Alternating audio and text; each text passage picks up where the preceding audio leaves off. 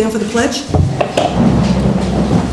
I pledge allegiance to the flag of the United States of America and to the republic for which it stands, one nation, under God, indivisible, with liberty and justice for all. Thank you. Thank you all for coming tonight. Okay, so Chief, what we have on the agenda is for you to do your reports. Jeff had asked me to have you do a little bit of an update on Plat Hill Avenue lighting because it's an issue that we've been talking about for a long time, and as the attempted rapes seem to keep happening on Plat Hill Avenue, we'd like to sort of know the status of the lighting, the DWI contract, the urgent contract, and then some dispatcher appointments. Correct. So why don't we start with your reports? All right, for the reports, I have 2 reports for October and November. We'll do the October report first. For the month of October, we had 4 defensive action reports. The defensive action reports, the first one involved 3 defensive action reports from officers. Involved a 22-year-old female, weight 5'7", 140 pounds, medium build. She was charged with disorderly conduct and resisting arrest. Upon arrival of officers attempting to take the individual into custody for disorderly conduct, the person became combative, kicking at officers. A late sweep was conducted, bringing her to the ground. At the time she was on the ground, she continued kicking at the officers, where the second officer put her in an arm bar and wrist lock. And the third officer assisting was the sergeant who threatened to use the taser as she was still kicking at the officers. He deployed the taser, advising her to stop resisting and comply with the officers, otherwise she would be tased. At that point she did comply. She was handcuffed, but then continued fighting with the officers all the way to the car, in the car. No injuries or no further action. The second defensive action, there were 2 reports filed. Had to do with a 26-year-old male, Hispanic, 5'7", 175 pounds, being charged with disorderly conduct, resisting arrest, and obstructing governmental administration. Subject was involved in a fight, ignored verbal commands to stop fighting. One officer used an asp to strike the subject in the thigh area. The second officer also used an asp and also struck at the lower extremities. The individual continued to fight and jumped on one of the deputies' backs. Another deputy that arrived deployed the taser, and you won't see a taser defensive action because that's not our agency using it, but we reported it's involved with us. They used the taser. The subject was eventually handcuffed.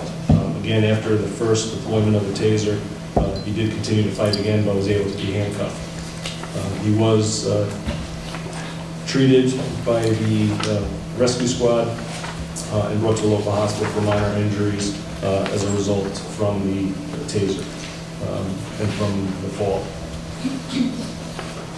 The next one has 1 defensive action report. Has to do with a 21-year-old male, 5'11", white, 165 pounds, medium build. Subject was charged with disorderly conduct. The initial call for the gentleman was a mental health call where we were waiting for rescue for transport. He became combative and punched the officer in the face, at which time he was taken to the ground and handcuffed. He was transported, but not for any injury, but for the original mental health call. The fourth defensive action, 1 report filed, a 22-year-old male, white, 5'5", 160 pounds, small build. Individual was charged with attempt to kidnap, reckless endangerment of property, and disorderly conduct. This was one of the attempted abductions on the Plat Hill Avenue and Hadbrook Avenue area.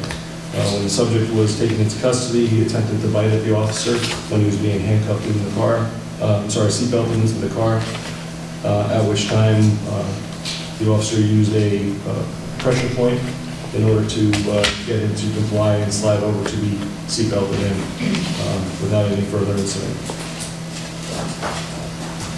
We have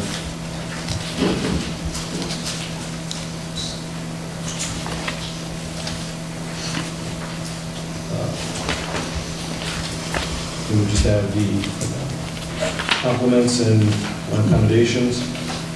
First one is for Officer Rizzo. I'm sorry, Dan, can you please just turn the microphone towards the chief? I just realized that, is that one dead?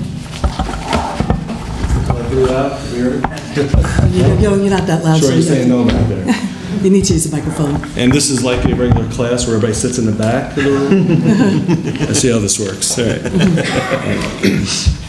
We had 5 compliments for the month of October. First one was for Officer Rizzo. I received a call, an email from a resident. Just wanted to give a compliment to Officer Rizzo, who responded to her house for a medical issue for her daughter. Basically, he said he was terrific. She had a hard time breathing. The officer was calm, kind, helpful, and very, very pleasant. Made a scary morning more easier to manage, and was really grateful. So I sent that to the officer, as well as thanking him and expressing her gratitude. The next one was Officer Bernhardtson. Again, we just passing along a heartfelt thank you from an individual in town who was called to express his appreciation for his professionalism and how great he handled his daughter's accident that she encountered. Some of these are just very brief, but I think it's very important to share with the officers as well when we receive them. The other one is from the Agribusiness Child Development Center. Along with other agencies, we conduct the seatbelt safety check for child seats. And 2 of our officers, Officer Brianne Quigley and Officer Robert Sisko, was part of that and assisted in one of their events that was conducted. And it's a letter just of appreciation to everyone that assisted on that event. The next one is from a resident that had, as you recall, a car turned over in her parking lot. Wanted to take a moment to thank all the officers that helped during this case. It was Officer Knoth, Officer Quigley, and also Officer James. They couldn't have been more reassuring, informative, and helpful in what was certainly a bizarre early morning experience. Please thank them all on her behalf, and keep and share the gratitude for yourself and the fine department that we've created. That was the car that was overturned when the students came back at the beginning of the semester? Correct, yeah. They a lot of energy in the middle of the night. The other one's for Officer Brianne Quigley, again for another child safety seat installation. Just wanted to send a little note to say thank you so much for safely installing both of our car seats. Always such a pleasure to talk to her and have all their best. Great. That's it for October. In November, we have 3 defensive action reports, and again 5 accommodations. So it's nice when we have more accommodations and defensive action. Which has, I think, been more common than not, which is nice to see. The first one has 4 reports filed involving 3 different subjects.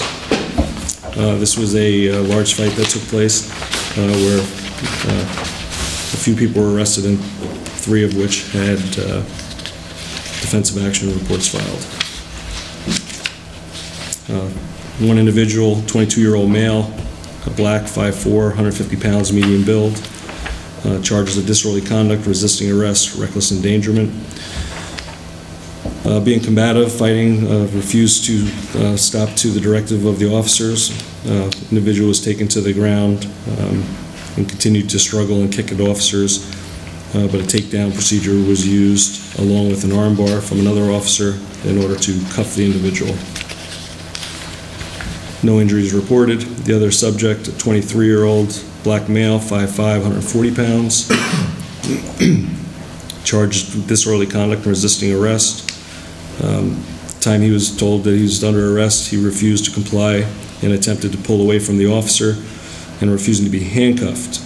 A wrist lock was deployed, and the subject was eventually handcuffed with the assistance of a sheriff deputy as well. The third individual, a 21-year-old female, 5'3", 120 pounds, small build, disorderly conduct, resisting arrest. Attempted to place her into custody for disorderly conduct. She pushed at the officer and tried to walk away. The officer grabbed her arm, attempted to bring her to the ground, where she continued to pull away until taken to the ground and eventually handcuffed. Again, no injury on that. The next defensive action, 2 reports were filed.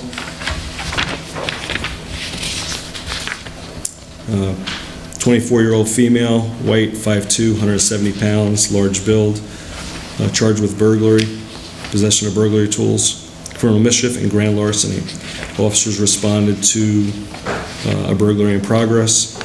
2 officers that arrived at the scene, hearing the person coming down the steps of the location, drew their firearms, ordered the person to put their hands up, and once secured, guns were secured, and the subject was taken into custody without any further. The last defensive action, 2 reports filed. 21-year-old male, Hispanic, 5'6", 150 pounds, medium build, charged with unlawful possession of marijuana. The officers responded to a report of a fight with a knife. Again, when the officers arrived, observed the subject trying to flee the scene with handguns drawn, ordered him to drop anything in his hands and put his hands up, and the person was secured and arrested without anything further. No knife was found, just the marijuana. And then we have the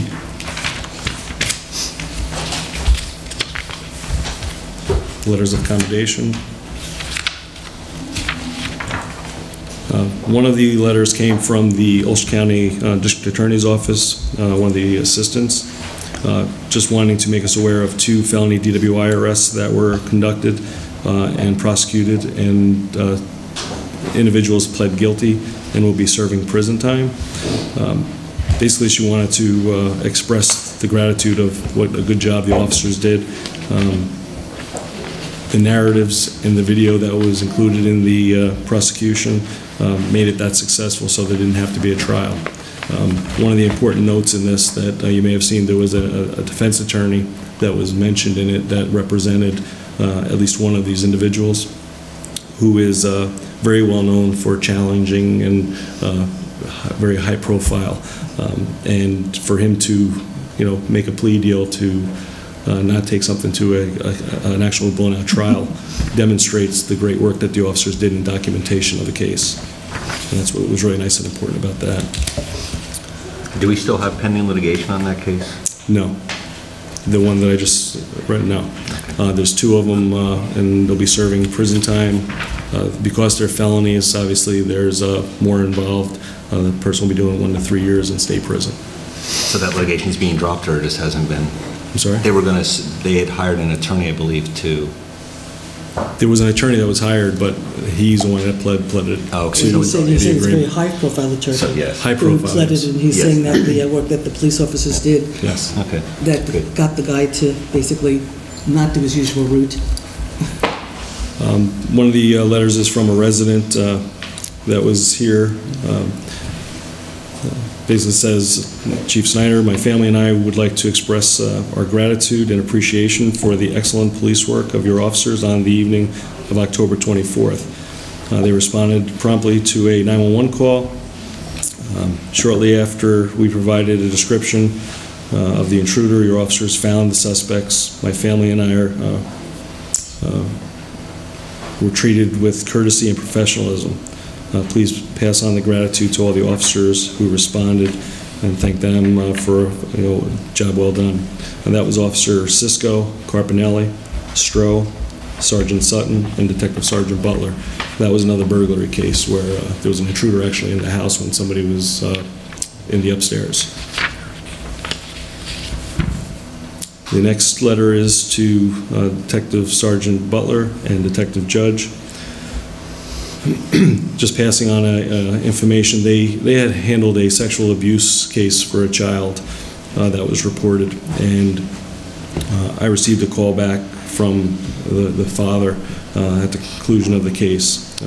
Fortunately, it wasn't as it was appeared to be based on some of the statements that first came in, but through the investigation, it was found actually to be unfounded. But during the course of the time and the professionalism of the officers, he was relieved. He was relieved that the case did not occur. However, he wanted to contact to say how professional, helpful, and comforting both of the officers were while working on this case. Their actions, I said, made their process much easier to manage. Working on cases involving kids is always more difficult, not only for the families, but also for us as investigators as well. Staying professional, conducting our job to the best of our abilities is crucial. It is apparent to me, based on this investigation, the outcome of the words of the parent, that both of Detective Sergeant Butler and Detective Judge served our community well, but reflected very well on our agency as well. And so it was a great job that they did on that. There's a letter here from the New Paltz Lions Club, just thanking us for the assistance that we did for the Halloween parade. That's an annual parade that takes place in New Paltz that is put on by the Lions Club, and just wanted to say thank you. And I like their last paragraph. The Halloween parade has grown into a true product of an entire community, which it has, and one of which you and the entire New Paltz Police Department are a vital part. Your assistance is deeply appreciated. The next letter is a compliment for that one of our dispatchers wrote up for Officer Benjamin. She received a phone call from a longtime resident who just wanted to call and compliment the good deed that was observed in car 340, which was Officer Benjamin. Officer Benjamin stopped traffic at an intersection of Plat Hill Avenue and Main Street to assist an elderly lady cross the street. He was happy to see this type of generosity taking place in our community with our department. Again, it's just one of those things that a little above and beyond of our usual police work, but it's again serving our community the best we can. Okay, thanks. Okay, so next, if you could just do a little bit of an update about the lighting situation on Plat Hill Avenue. I know that way back I guess it was like maybe last year when there was an attempted rape, we had a meeting, I think it might have been a town gown meeting possibly, where you and I and Chief DeGakin spoke about the need to get more lights on Plat Hill Avenue in order to make it safer for the students. And you actually went out with the mayor and Sally, I think, or was it, and Dave DeGakin, or it was just Sally at that time, I think. Well, it was over a year ago. I believe it was October of 13. We started the conversation at a town gown meeting, right. And I believe we even went to a village board meeting, if I remember correctly. Yes, we did. I was at a village board meeting, correct. And we spoke about the lighting and the need for the lighting and how we had to get acting on this. Correct. You know, one of the issues that we spoke about that would help deter crime would be to light up the street a little better.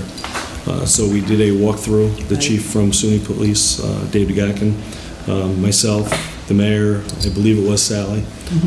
We identified 5 telephone poles. I think Shirley Wright might have walked with you also from the college, possibly. She may have, because that was right after a meeting where we actually walked up the street, so it's possible. And it may have even been the president from the college, too. Yeah. It was a while ago. Well, we had a town gown meeting at the village, which is rare. Yes. And we talked about it at that meeting. And so right after that meeting, you guys, I had to get back here for a meeting, but you guys went out to actually walk the street to identify what lights belong to the village, what lights belong to the college, where we could put more lights on so we could get a handle on how to move forward on this. Correct. And there were 5 telephone poles that we saw between Main Street and Oakwood, where we walked, that we suggested including lights. It would be an easy fix because it's inexpensive for a light, generally speaking, you know, rather than putting in a whole new system. As we did at the police station, and that's one of the things that I said. We added a light in our parking lot on one of the telephone poles, and it's only $6 a month, I believe, or something of that nature. So I think what it is, and the reason I brought it up with, and Joe and I had met about this, is we're now going into a second year of, I went back and found articles of the mayor and the trustees saying they're going to get something up and nothing's happened, and now we've had 2 more attacks. So what can we do to get more lighting to make it safer for both you, the residents, the students, I mean everyone that's there, and for SUNY? Yeah, I would say, you know, if the town has the ability to get them installed, I don't know if it has to come from the village or not because it's located in the village, but if the town has the ability to do it, for what we're talking about cost-wise, I think, you know, it would be, you know, a waste not to. But as I understand it, the poles are there. Correct.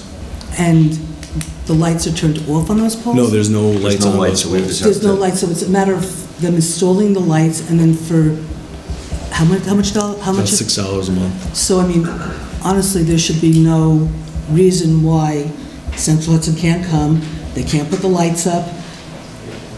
I mean, I know from us with our town hall move, when we explained the situation to Central Hudson, when we thought that we would lose 2 months to get the heating up and running, and we thought we'd lose 2 months, when we explained the situation to Central Hudson, what was going on with the health and safety of the town hall employees and how we needed to get out, we couldn't wait 2 more months, they put a crew on that was on round the clock, that was there at any given moment when we got our deliveries to be there. So calling Central Hudson to say that we're trying to protect students and women walking back and forth to the college who are victims, Central Hudson would do it, right? So actually, Joe, and then I guess the easiest thing would be, could you send, and if you want me to help, perhaps I could do it with you in the morning, is can you send an email to Susan in the morning, and then maybe Susan, you and I could call tomorrow. We'll call to Central Hudson, and then maybe we have a contact there.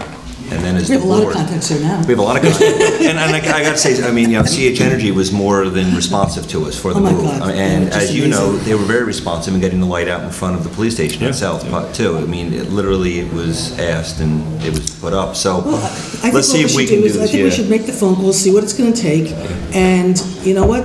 If the we have village the board wants to support. get mad at us because we said we're going to get the lights and put them up to protect the kids, let them get mad at us. But if you support it, and you know this I think board, it's a this great police idea. commission will support it. We can discuss it at our board meeting coming up in a couple of minutes, and then we can support it also as the board, and then we can call tomorrow and see if we can get one up sooner than later. Well, Right now they're all on break now, or going on break now, so it'd be nice to have it return from break and actually have them And have up. the lights up. Be I know nice. the village spoke about, you know, wanting to do, you know, economical lighting on the street, and because that's down the road, they decided that they would, you know, put these lights in. I'm actually surprised that they didn't go forward to get it done, because that was my understanding on the last meeting we had about a year ago. Yeah. So it has not been done. My guess is if we call Central Hudson, they'll send somebody out to look at the poles to make sure lights can be attached to these poles. And I know Dave DeGakin supports it, and I'm sure we can check, does Don Christian support it, but I'm sure he does. Because I know the past You know president what, did. actually, what we could do is we could make the phone calls, see what the cost is going to be, and if we have the police, I mean, you would say that this is needed for the health, for the safety of the student, for the people who walk on Plat Hill at night, right? Correct. So under the auspices of the Police Commission for the protection and the safety of this community, the Police Commission might authorize putting these lights up, and we'll deal with the repercussions at another time. So we'll talk to you tomorrow more about it. Sounds good. Okay. In regards to the DWI contract, so the DWI contract is basically the same as it always has been. The only thing that has changed is the dates. Correct. And you've reviewed everything, and nothing's changed, there's no... Nothing's changed. That is just, it's an annual contract that they issue out. The only thing that's changed is funds amount, which that changes based on how much funds the county gets, and then they distribute it to different agencies. And are they giving us more or less? I'm sorry? Are they giving us more or less? This is for the crackdown Right. that we're speaking about. So Well, this we have the, okay, wait, this is the task force agreement, Yep. and I have the DWI crackdown enforcement Yes. agreement. Correct. We're getting a little bit less because funds have been cut. But, you know, this year, DWIs are up a little bit again. Funds are down, but, you know, we're managing. And do you want to just quickly explain the difference between the DWI task force agreement and the DWI crackdown enforcement agreement? Yeah, the task force is generally something that's been in effect for a long time. Right. It is funds that are given to the town for reimbursement for officers doing specific DWI patrols. We get a certain amount of money per year. We schedule officers to work weekends or the busy nights, that whatever it may be. If it's a holiday time, we'll select those days as well. But that is a general contract that's been out there for many, many years. The crackdown is a little newer. That is specifically, it's funds that are allocated to the town. Same concept, it's a reimbursement for when you schedule officers to work, but it's based on an agreement that certain holidays or high-risk times we will have patrols. So it's only, I believe it's like 13 days out of the year, where the other one we can schedule anytime we want depending on the busyness of your community. So that one will be like New Year's Eve, Halloween, St. Patty's Day, things where there may be a high possibility of people drinking and driving. Do they allow for Newport specifically, like when school starts? I'm sorry? Do they allow for Newport specifically when school starts? No, it's not scheduled just for schools in session. Or like but Labor Day, Thanksgiving. Labor Day, Memorial Day, the night before Thanksgiving. Any one of those nights where it's usually a high volume of people out in bars and or at parties and things of that nature. Okay, so can I have a motion to authorize the supervisor to sign the task force contract? So moved. Can I have a second? Second. Any discussion? All in favor? Aye. Motion so carried. Can I have a motion to authorize the supervisor to sign the crackdown enforcement contract? So moved. Second. Any discussion? All in favor? Aye. Okay, motion so carried. Okay, we'll get these signed and get them out. Okay, next we have the urgent contract, which it's been in place for quite a while. I mean, we actually approved this back when I was a legislature, my first term back in 2003 or something, which is when I think it started. So we've been, as a town, a member of the urgent task force for a long time. So again, you read through this contract and nothing's changed, and it's a matter of just agreeing to be a part of urgent for another. Correct. This is an annual agreement. We've been part of this, I believe it was 2002. 2003. 2003. And we've been part of it ever since. We have a member that's been assigned on a part-time basis based on our availability. We have a quarterly meeting with Urgent. We just had a quarterly meeting again, and it's just, you know, other than dates changing, nothing else has changed. Now, the only thing is last year, I think was the first year, that Urgent actually started giving money back to the local communities. Yeah. So now we're actually even benefiting from not only Correct. the work of the Urgent Task Force, but the fact that we're actually now getting revenue back from the work. Yes, I believe there were 2 years we actually received some funds back. One was a startup money that I believe we put in $1,500 initially to contribute. It's pretty much self-running now. The money, because there's a waiting period too when there's seizures. You know, if you get it from Department of Justice as well as from the feds, so some are a little faster than others. But you know, we get our quarterly reports, and depending on the funds and stuff, if they have a good seizure where they have a decent amount of funds coming in, they will distribute them out. And it may not be always at the end of the year; it may be mid-year, depending on how the funds are flowing.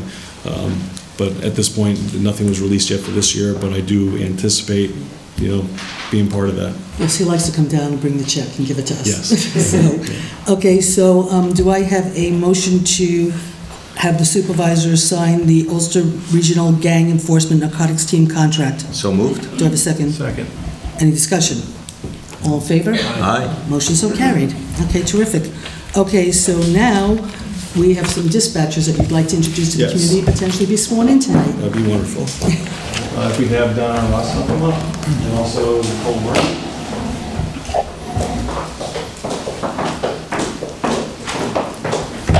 These are two candidates for part-time positions that we have open. We've conducted some backgrounds, and we have successfully passed. Unlike some backgrounds or background checks that some people do in certain organizations, they'll say they write you a check, they're in. That's not the case. We actually do backgrounds. Nicole has been a resident here for her entire life. Her dad actually worked for us part-time. Which also. one's Nicole? Nicole is right here. Thank you. Hi, Nicole. I thought you would know. So her background was success, and I think she's going to be an asset to our agency, and we look forward to being part of our team. Next is Donna Rosso. She has been a resident of Highland for her entire life. She did take a little hiatus for a few years moving out of state, but she is back, and she wants her residents to be here, hopefully for good. While she was away, she did have an opportunity to work as a dispatcher. And I'm sorry, I was talking to Nicole. Nicole works part-time in Village of Walden as a dispatcher already, so she has some experience. Donna has worked in out of state at another police agency and has been a dispatcher, and I think she's going to be a great fit for our agency as well. So my recommendation would be to proceed with hiring both of them on a part-time basis. Okay, so I need the names again. Sorry for the motion. Nicole Morrissey. 1 second. Nicole Morrissey. Okay, and to her right, Donna Rosso. Donna Farasso. R-O-S-S-O. Rosso. Okay. Do I have a motion to appoint Nicole Morrissey and Donna Farasso to part-time dispatchers for the New Paltz Police Department? So moved, and I am sorry to also say, Nicole, I remember coaching you in softball when you were about this tall, so you're making me feel my age. Thank you very much. Second. Okay, any Appreciate discussion? that. All in favor? Aye. Aye. Motion so carried. Welcome to the New Paltz Police Department.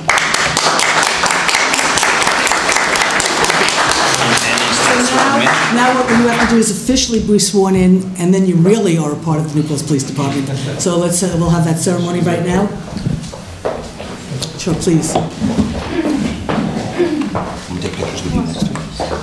You want me in the picture too?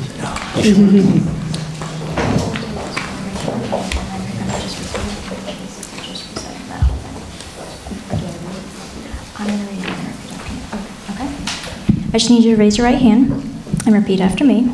I, Nicole Morrissey, do solemnly swear do solemnly swear that I will support the Constitution of the United States that I will support the Constitution of the United States and the Constitution of the State of New York, and the Constitution of the State of New York, and that I will faithfully discharge the duties of part-time dispatcher and that I will faithfully discharge the duties of a part-time dispatcher according to the best of my ability. according to the best of my ability. Congratulations. Should you sign it there? Okay, that's up.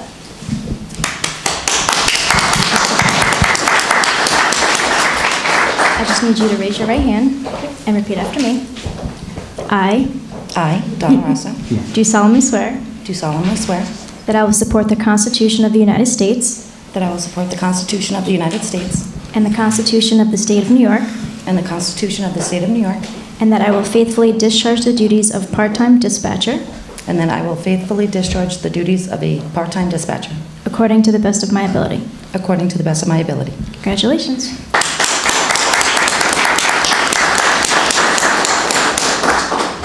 You're all set. Okay, welcome. Okay, that's terrific. And I would like to once again thank Jeff Logan for suggesting that we bring our new hires to the Police Commission meeting and that we do the resolution and swear them in so they can meet the board, the community can meet them. It was a great idea, Jeff, and thank you for suggesting it. It's been wonderful. And I appreciate our clerk being willing to come and swear them in. Right, thank you, So Roseanne. thank you for very being much, so, Roseanne. It helps us out tremendously. We make these decisions, and then you've got to live with our decisions, and thank you for being such a good team player. We really appreciate it. Okay, so with that, Chief, is there anything else left, or anything you want to say about New Year's Eve, about...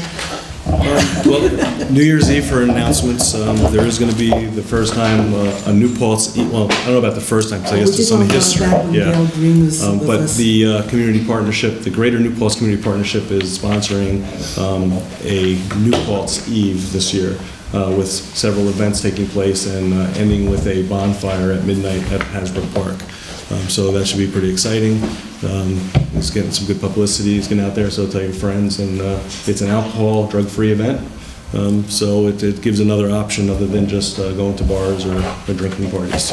So we're looking forward to that.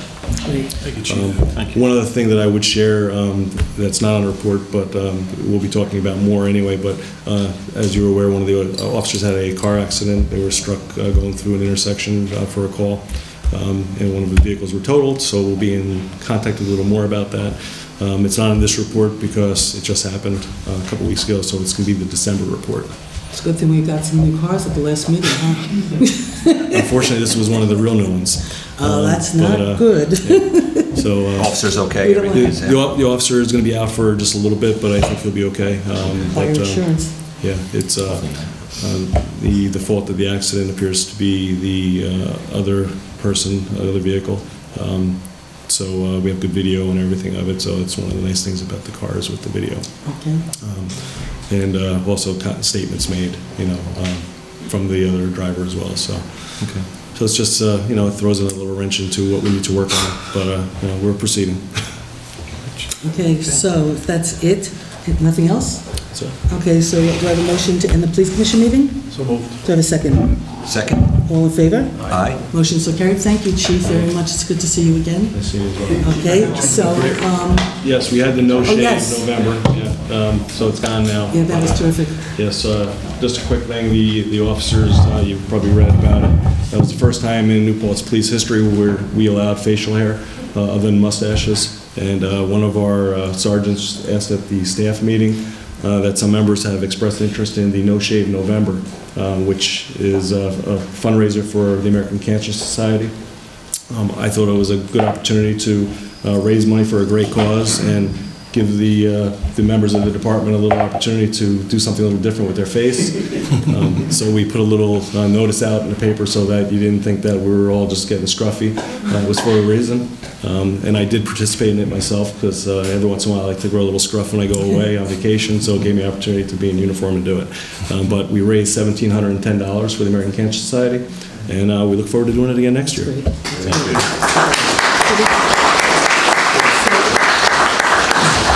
Just to make sure, we made the motion, and did we vote to close? Or did the chief start talking? Yes. We did vote? Yes. Yep. Okay, so now officially, the meeting is over. Thank you very much, Chief. Okay. For a while, visiting. Okay. Just a 2-minute break, We're because I gonna think take a some 2-minute people break. want to leave. Right. They don't need- And if anyone needs an agenda, we have agendas up here. If anyone needs that. If any students need signatures also.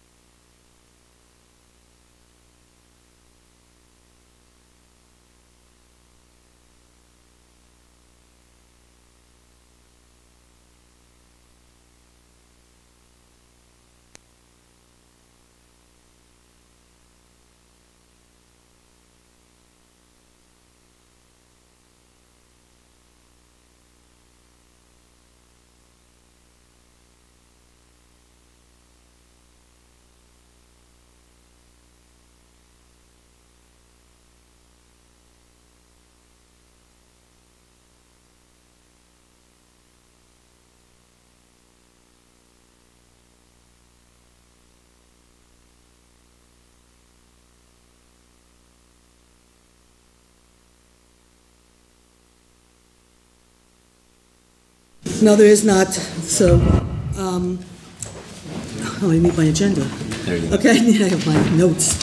I'd like to call the town board meeting to order. Do I have a motion to open the town board meeting? So moved. Second? Second. All in favor? Aye. Let's stand for the pledge again. Okay, get everybody please stand for the pledge? Yeah.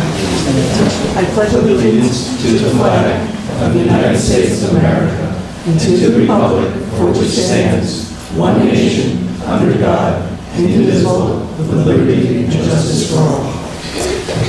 Okay. We don't really need the approval of the agenda because I'm not adding anything to it tonight.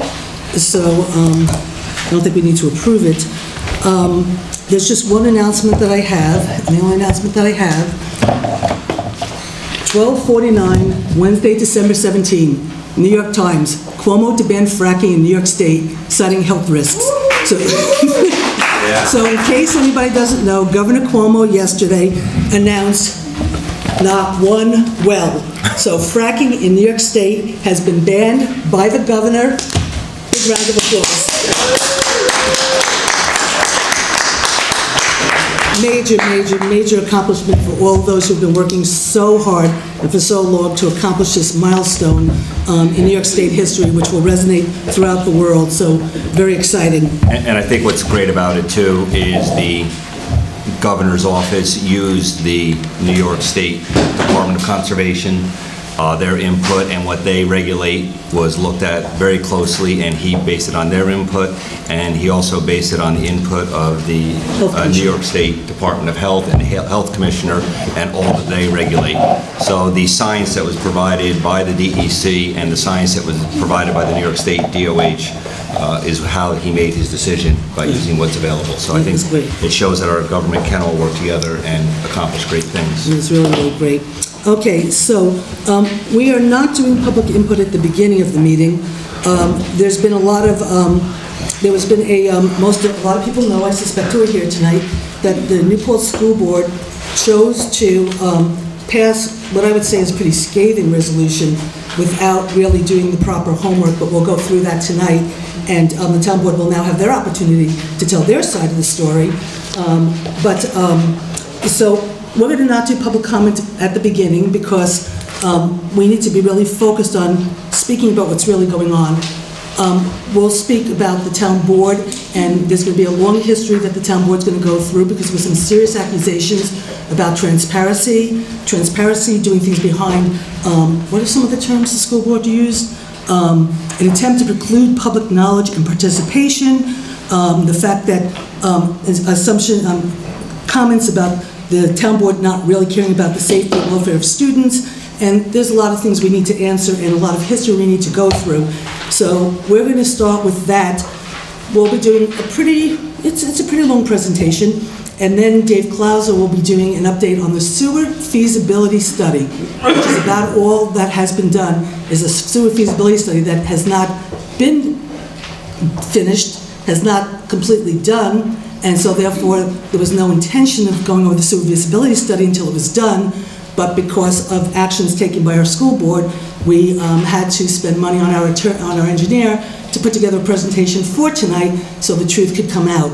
And so we will then do public comment afterwards, and then the town board has a lot of work to do even after that. So what I would like to do is first open it up to our Councilman Dan Torres, who seems to have a resolution he would like to bring forward. It's yours, Dan. I'd like to hold off on the resolution since we're holding off on public comment. I will present it later in the meeting. How does the board feel about that? Well, your meeting. I guess we can hold off. Okay. So I guess what we will do first, let me start with there are packets that were handed out if nobody got them. Okay, so there's packets there which has a lot of documentation that we're going to be going over, and so if you haven't gotten it, please get a copy of it. Okay. So first, what I'd like to do is, and I'm sorry, this is going to be probably about an hour and a half, maybe, before we even get to Dave, possibly, because we actually have some film we want to show, some conversations, but, well, it's too important not to take the time. So first, what I'd like to do is read the New Paltz Central School District Board of Education resolution that was sent to us by the superintendent of the school the day after they did it. Let me just preface it by saying there was never a phone call made to the town board in regards to asking about anything, about any plans, about any documentation. No attempt was ever made to reach out to us. It was just brought up at a school board meeting. That's not true. And, well, you all have an opportunity to talk. This is our opportunity, okay? Yeah, and I'm a member of the board, and that's an inaccurate statement that you just made. Well, it's not, Dan, but you'll have the opportunity to talk after I finish saying what I have to say, okay?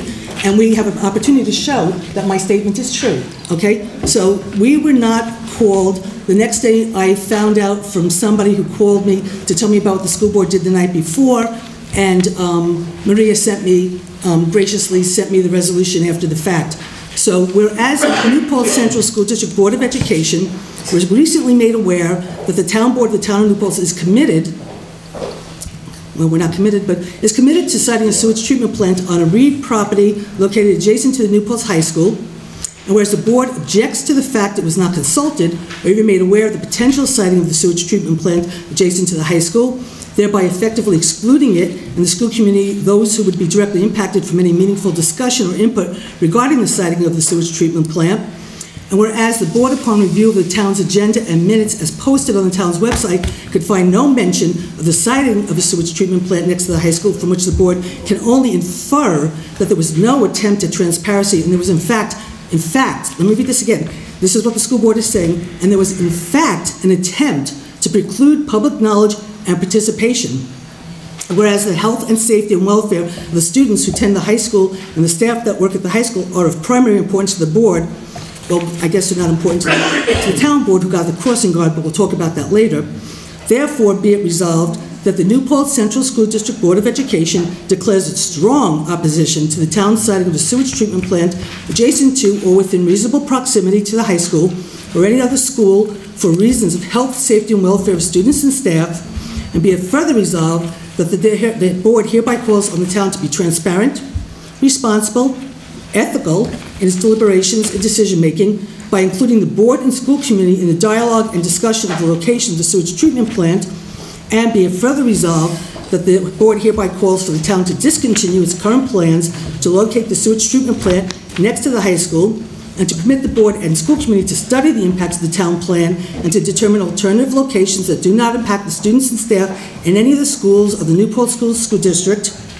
And be it further resolved that the board requests the town provide to the Board of Education as soon as possible all of its environmental studies, engineering studies, site plans, and specifications and alternative locations of other possible sites considered, as well as any resolutions, local laws, or ordinances adopted by the town that are related to the siting and operation of the sewage treatment plant. We'll have to ask us that we haven't done yet, but be it further resolved that the board demands that any discussions of this matter be conducted at a duly convened open meeting of the town board with appropriate notice given to the media and the public as required by law, and an opportunity for the board, the school community, and the general public to participate in discussion and voice its opinions, and be it further resolved that the board directs the superintendent of schools and school attorney to explore all possible avenues by which the board may prevent the siting of the sewage treatment plant adjacent to or within reasonable proximity of the New Paltz High School or any school in the district. Okay, so that's the resolution. That's what we will be responding to right now. So let's start with a little bit of a history. Okay, the school board alleges that the town board excluded the school board and its community from any meaningful discussion, that the school board reviewed the town's agendas and minutes as posted on the town's website and could find no mention of siting of a sewage plant next to a high school. Accordingly, the school board infers there was no attempt at transparency, and there was in fact an attempt to preclude public knowledge and participation. The school board calls on the town board to be transparent, responsible, and ethical. I guess we're all not transparent, we're not ethical, we're not responsible, but so be it, we're all entitled to our opinions. It's unfortunate that we've elected some of the people who say this about us, but regardless, and that in some ways they're basically saying that the health, welfare, and safety of the kids of this community is only cared about by the school board and not by the town board, which I will just have to stop here right now for 1 second and inject, because this is really offensive to me. Because when I came back to the town of New Paltz back in 2012, The raging issue at the time was a crossing guard. And the school district and the village, whose responsibility was to get a crossing guard, they couldn't do it, they couldn't agree. So I decided to get involved when I came back, and the first thing I did was ask the town board to get involved in the crossing guard. I'll just give you the fact that Councilwoman Kitty Brown called me up and begged me and said, Susan, please don't do this. It is not the town board's responsibility. I don't want to get involved. We're going to be doing this for for all the time. And I said, Kitty, I said, we're doing this. And she said, I'm not going to be able to talk you out of it. And I said, Kitty, the way you care about wetlands, the way Marion DeBar cares about animals, if anybody knows Marion, they know how Marion cares about animals, is the way I feel about kids. And I said, we're doing this. And the town board did it. So for the school district to say that this town board doesn't care about the kids, Kevin, do you have kids in the school? I do. Jeff, do you have kids in the school? Had 3, got 1 still here. Okay, and I had 2 kids who went through the school. I think some of the town board members are very, very caring about kids and have been very involved in things that happen in the school and trying to help promote the education of this community. So pretty offensive. Okay, so let's do a little bit of history. Okay, South Park Corners was zoned industrial in 1960. I think that was during Pete Sevago's time. Now let me just point out really quickly, when I came in as supervisor in 1996, I didn't even know what an industrial corridor was. I found out what the industrial corridor was. It was South Park Corners Road. And Dave Clauser will probably remember my reaction was twofold. Most beautiful road in New Paltz, I can't believe we're doing this. And my second concern, Dave, if you remember correctly, it was about how could we zone an industrial corridor where we're going to have trucks, 16-wheelers, is that what they are, Chris? These big 18-wheelers driving down South Park Corners where the high school is, and the kids are learning to drive for the first time. So you have 16-year-old kids driving on South Park Corners Road, going to school, driving for the first time, and they're going to be on the same road with trucks. So I didn't agree with South Park Corners being zoned industrial from the very beginning, but I came in, it had been done in 1960, there was more work that was done, I just moved forward with whatever it was the town wanted. So let's just put that out there first. Okay, so 1960 South Park Corners was zoned industrial. In the prior administration, Tony Hokinson's administration, on 4/21 in 2011, the town board basically, let me get to those minutes. Okay, this is David Lewis, Jeff Logan, Kitty Brown, Jane Ann Williams, Tony Hokinson. Okay, at that meeting, what was it again? It was 4/21/2011 before I came in, or Kevin Barry came in for that matter. In that meeting, there was an Ulster County shovel-ready grant application. And the minutes say, Supervisor Hokinson was authorized to get cost estimates from Dave, how much it would cost to get him to prepare the shovel-ready grant application. Cost is $700. Councilwoman Brown, this is the place to put money in economic development. Town engineer Dave Clauser is worth every penny we pay him. Supervisor Hokinson authorized up to $700 for Dave Clauser to prepare the shovel-ready grant application. Seconded by Councilwoman Williams. Councilman Logan was the only one who voted no. All others were aye. The motion was passed. I don't remember why you voted no, Jeff. If you want to comment or not, it's... We got along so great as a board back then. Okay, so anyway. It wasn't against you, Dave. Okay, so anyway, so that was 2011 when this was first done. Okay, next, May 2011, that was 4/21/11. On May 2011, the feasibility study for the sewer service for South Park Corners Road was approved by the board, and the supervisor was authorized to sign and submit to the IDA. So those are the minutes from the next minute. Okay, so now let's take a few minutes, and this is going to be a little long, but I'm sorry, it's really important. You all have, if you got your packet, the Ulster County shovel-ready application for a feasibility study of sewer services for South Park Corners Road Industrial Corridor in the town of New Paltz. So what you first have is a description of the project area. When? When what? When was this done? May 2011. Prior to my administration, prior to Kevin Barry, Susan Zimmett, or June Gallucci joining Jeff Logan I was here. and Kitty Brown on the board. May 2011. Ulster County shovel-ready application for a feasibility study of sewer services for South Park Corners Road. So first we have the project area. Next, on page 1 of 5 pages, you have things talking about the boundaries and the existing infrastructure. Let's go to page 2. We talk about traffic. Now, let's start here. As stated earlier, Current zoning throughout the proposed sewer corridor is light industrial. All of the existing businesses within the SPCR sewer corridor, except for the Consolidated Fruit Facility and the NYSDEC office, use individual on-site septic systems, which occupy valuable acreage on each lot. Current occupants of the study area include a public storage facility, Frito-Lay distribution facility, a funeral home, Consolidated Fruit Packing, Newport's Police Department, Newport's High School, right here in the feasibility study. Woe is me. C2G Environmental Consultants and a few pre-existing homes. The undeveloped land within the SPCR sewer corridor is active farmland, orchards, or reverted farmland. South Park Corners Road is also a County Road 17, a 2-lane road that runs north and south for almost 8,000 feet through the length of the study area. Due to some recent improvements at the intersection with New York State Route 299, a northbound left-hand turn lane has been added to improve traffic flow. On and on. Okay, so now let's talk about the project description. The town of Newport is requesting funding for a sewer feasibility study for the South Park Corners Road sewer corridor. The feasibility study would provide a detailed analysis of the current sewage disposal issues within the study area, which includes the high school, and evaluate the feasibility and cost of constructing a new town sewer district throughout this area to facilitate light industrial development. A cursory sewer feasibility study was prepared for this area of the town in 1990. The study recommended 3 alternatives for sewer service, which include 1, discharging wastewater in the existing Village of Newport sewer system, 2, discharging wastewater across the thruway into the Ohioville Sewer District Treatment Plant, which would be upgraded, and 3, developing the wastewater collection system and construction of a new sewage treatment plant near the high school. The recommendations in the 1990 sewer feasibility study were based on several assumptions that are no longer valid and did not consider future development in this area to the extent analyzed by the South Park Corridor Development Plan, GEIS, which was completed 5 years later. Okay, let's go to page 3. I don't know if I should let you read some, Kevin. Well, I'll keep going. The restriction of undischarged additional wastewater into the village sewer system makes the first alternative no longer feasible. The second alternative, to upgrade the capacity of the Ohioville Sewer District Treatment Plant, would be very difficult due to present New York State DEC permitting concerns regarding wastewater treatment discharge into the wetlands.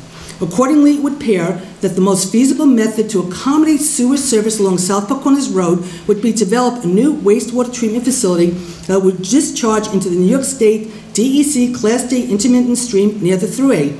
This alternative will be the focus of the proposed sewer feasibility study. Okay, scope of work. The sewer feasibility study would comply with the following scope of work for the study. Evaluate existing water and sewer facilities in and around the study area. Evaluate topographical and soil conditions. Identify the presence of fresh water wetlands, floodplains, and other natural resources in the study area using the latest available GIS information. Develop wastewater flow estimates for the existing users. Prepare sewage district mapping indicating a conceptual sewer collection and treatment system on the town GIS system and in scaled AutoCAD format. Prepare a capital cost estimate for the conceptual collection system and treatment plant design. Applicant's capability.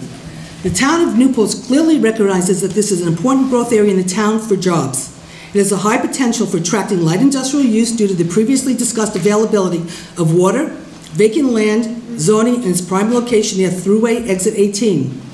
The town's January 2010 final draft comprehensive plan, and how much did you spend on that, Jeff? $75,000? Yes. And how many public meetings did you have? Oh my gosh. A lot? Lot. Okay. It's 9 months, 10 months, 12 months. Okay, a year. meetings that were broadcast and covered. A long time, yeah. Okay. The town's January 2010 final draft comprehensive plan updates an endorsed balanced strategy of protecting and enhancing the open space and environment of the town while encouraging sustainable economic development within appropriate zoning districts. The start of the sewer feasibility study would be dependent upon receiving the requested funding. However, ideally, it would start in the middle of 2011 and take approximately 3 months to complete. Well, I guess that's pretty far off estimate. The town, through its board of consultants, is fully capable of preparing the proposed sewer feasibility study and implementing its recommendations. Page 4. need or problem to be resolved. According to the January 2010 final draft comprehensive plan for the town of New Paltz, this is a really interesting point. The top 5 employees in the town are tax exempt. Employers. The 5 top employers in the town of our town are tax exempt private entities or governmental entities. The plan also states that 7 of the top 13 employers are tax exempt private entities or government entities. Thus, the demands on the town's tax base disproportionately falls on the residential properties within the town. Town is also heavily dependent upon tourism-based employment, which has seasonal fluctuations and which can be severely affected by extended economic downturns. Expanding the number and variety of jobs in the community would greatly benefit from sewer services availability in the town's light industrial zone. Based on the above described attributes of the South Puck Corners sewer corridor, the last component needed to be prepared the infrastructure for new business or industries is the installation of municipal sewer system in the study corridor, which I'll remind you included the high school. All other requirements for attracting new business industries to this location, water, roads, electricity, are already in place along this section of South Puck Corners Road. As far back as January 1990, sewer feasibility study, now outdated, the lack of municipal sewer was known to be the final limitation on light industrial development in the South Puck Corners Road corridor, which I remind everybody was designated in 1960. This is in 2011. So we designated our industrial corridor that was supposed to bring taxes into New Paltz to alleviate the taxpayers with all the property off of the tax rolls. It was designated in 1960, and it's now 2015. Do we have sewer 14. on South Puck Corners? Okay. Not yet. Okay. Project impact. Funding in this SPCR sewer feasibility study would provide the town with an authoritative plan that would be a basis for funding the formation of a new or expanded sewer district, and later provide an impetus for funding the construction of such a district. It would result in the opening of this light industrial zone to a larger and or regionally oriented industries which can make best use of the larger lots that are available in this corridor. These industries would be attracted to the opportunity to make use of greater percentage of land on each of these lots by eliminating the need to set aside significant acreage for individual on-site sewer systems that are not suitable for light industrial use. Although completion of the sewer feasibility study itself will not create or retain any industrial jobs in the study area, implementation of its recommendations is expected to have a positive impact on future job opportunities. The earlier referenced tourist industry jobs can be low-paying and seasonal, leaving those job holders underemployed. And I think in reference to that too, it's also important that over the years of myself sitting on this board and yourself, Susan, and this current city board, is we have had a group of people that are doing study. I know Don Kerr is on it. Several others there were doing economic development study of the South Puck corridor, and they came to us asking us to please complete the study multiple times in public, and to this very paragraph speaks to it. And they found that it is, if you build it, they will come. And this completely prepares that if you build it. I'm sorry, Ray, were you also with that group? I can't remember.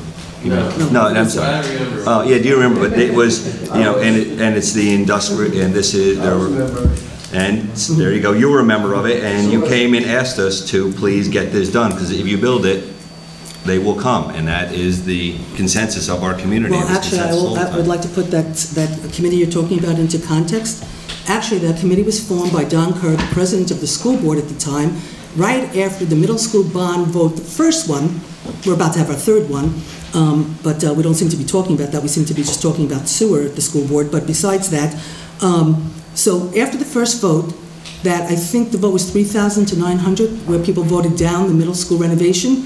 It was right after that vote that Don Kerr on the school board had decided we need to bring tax ratables into this community in order to help alleviate the problem of trying to fix our schools.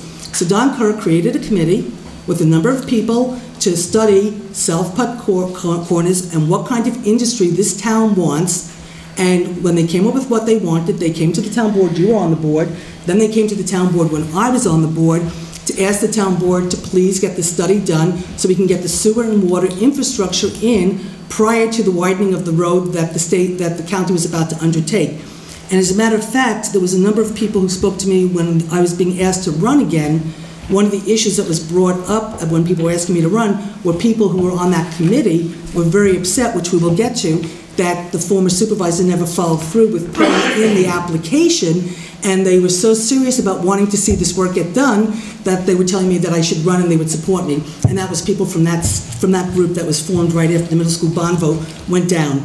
Okay, project impact. Funding this SPCR sewer feasibility study would provide the town with an authoritative plan. Did I just read that? Yeah. Yep. Okay, project benefits. Due to the fact that this feasibility study, the town cannot identify any specific employers who would directly benefit from funding this study. However, businesses or industry in the town or in the surrounding area or elsewhere in the mid-Hudson Valley might want to expand or relocate in this newly sewered area, which would result in a significant and needed tax revenue source and employment benefit for all residents of the town. And then it goes into the funding about the town doing a 50% match and getting $4,250 from the Ulster County IDA. And that resolution was passed on May 2011, okay? So, in this, if you go to 2 pages later, also included in the sewer feasibility application is a map of the proposed South Puck Corner Road Sewer District. It's a map, and it shows the district that was in the study.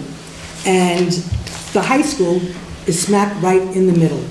No secret that the high school and the land next to the high school, around the high school, on South Puck Corners Road, up and down, were all in the study. No secret, no hidden agenda, nothing behind everybody's back. Right in here in an application that was sent to the Ulster County IDA, okay? That was approved and voted on, but unfortunately, the former supervisor never followed up and never sent it in. So on April 26th, let's now move to, I'm now back, April 26, 2012, there was a town board meeting, and we will show you in a minute the actual meeting and actually some of the people who were in the audience, interestingly enough. Okay, so on the 26th, there was an Ulster shovel-ready application for South Puck Corners. It's in the minutes, 2012. Rosanna, do we have all our minutes on the website since 2012, since you've come in? So if anybody wanted to find these, they could find this on the website? Oh, okay. Do we have to hire a lawyer to find these on the website? Okay, thank you. Okay, Ulster County shovel-ready application of South Puck Corners Road.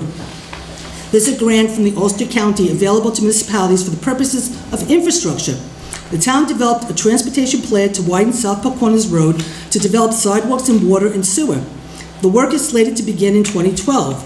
The application for a feasibility study was prepared by Dave Clauser in May 2011, but was never submitted to the Ulster County. The cost of the feasibility study is $8,500 split between the town, and UCDC.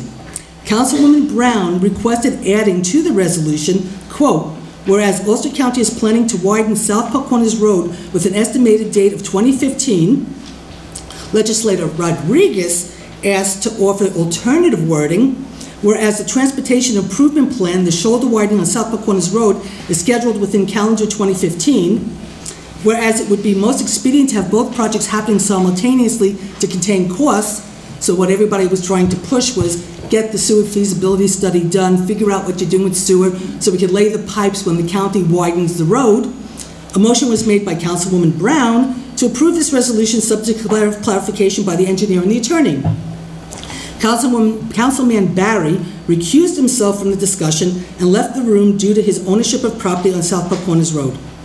Councilwoman Gallucci would like the resolution to include the appropriate language for the next meeting in order to find the budget line in which the $4,250 will come. Dave Clauser provided the board with a memo dated April 6, 2011 that was sent to the previous administration relative to South Puck Corners Road. Supervisor Zimmerman indicated that now is the time to come up with a plan to move forward. The item was tabled until next week. And I think we have a video of that particular meeting, just in case anybody doesn't believe our minutes. Let's see it with our own eyes, the lack of transparency of this town. So what this is about is the county, and I don't know if you want to talk to me. We're just going to come and join us and talk about the shovel-ready money. I guess I have to stand and wait around. Well, come join us. So the county has shovel-ready money, available for communities to get infrastructure on the projects done. Sure. I mean, the way it works is that the county passed a local law, and it was actually signed into, we had to get state enabling legislation for this to create what's called a shovel-ready law. But what it becomes is actually a grant from the county to a local municipality for the purposes of infrastructure. And normally that comes down to water and sewer, although we have actually used it in the past for certain paving. But it breaks down to $1 million in total, and it's about $500,000 for water and $500,000 for sewer. And we actually used it last year for a small project in Marlboro, but in previous years we've actually committed the full $1 million to a water and sewer project. The one that we did was Kings Highway, which you and I worked on when we were in the legislature, and that was a full $1 million.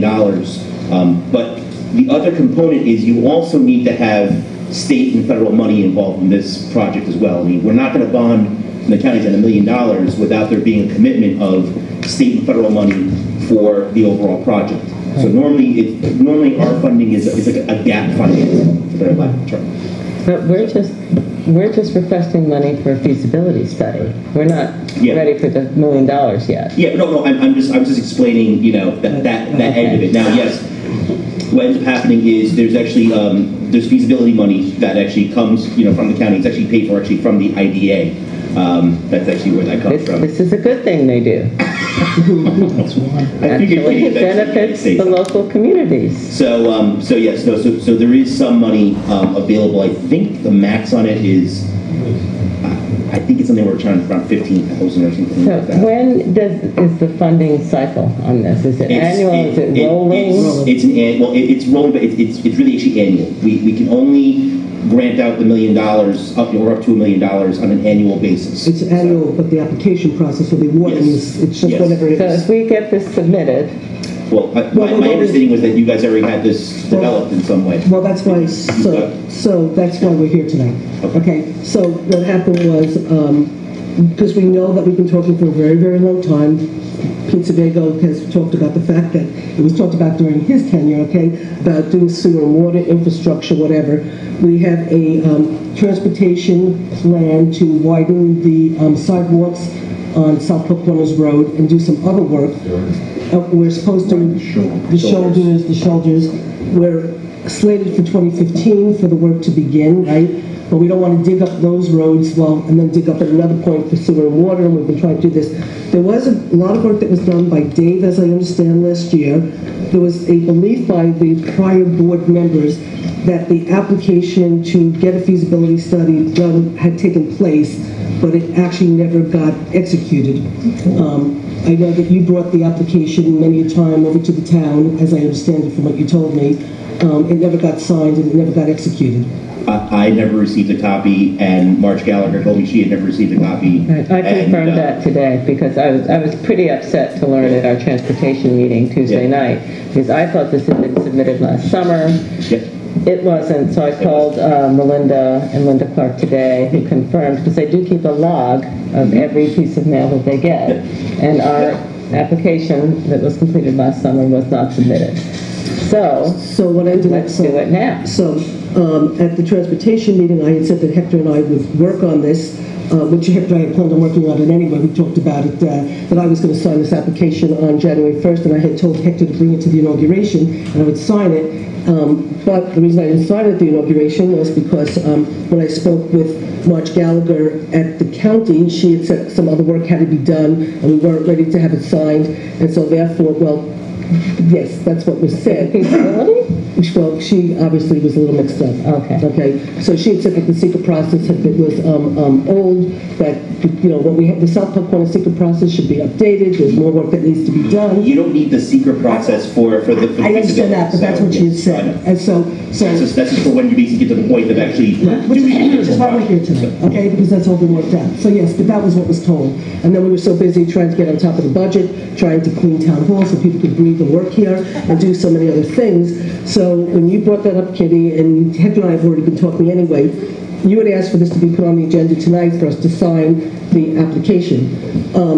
I am not willing to sign anything and take on anything that's just handed to me from last year without the new board having the opportunity to look at it, vet it, and see what we're signing on to, because it's unfair to ask us to just accept blindly what was done last year, because that's not going to happen. So I called Dave and called Joe's office. Joe wasn't there, but I spoke to his secretary about what needed. I called Dave. Dave did say it's just a feasibility study, that it's too soon to worry about the secret process. That comes later.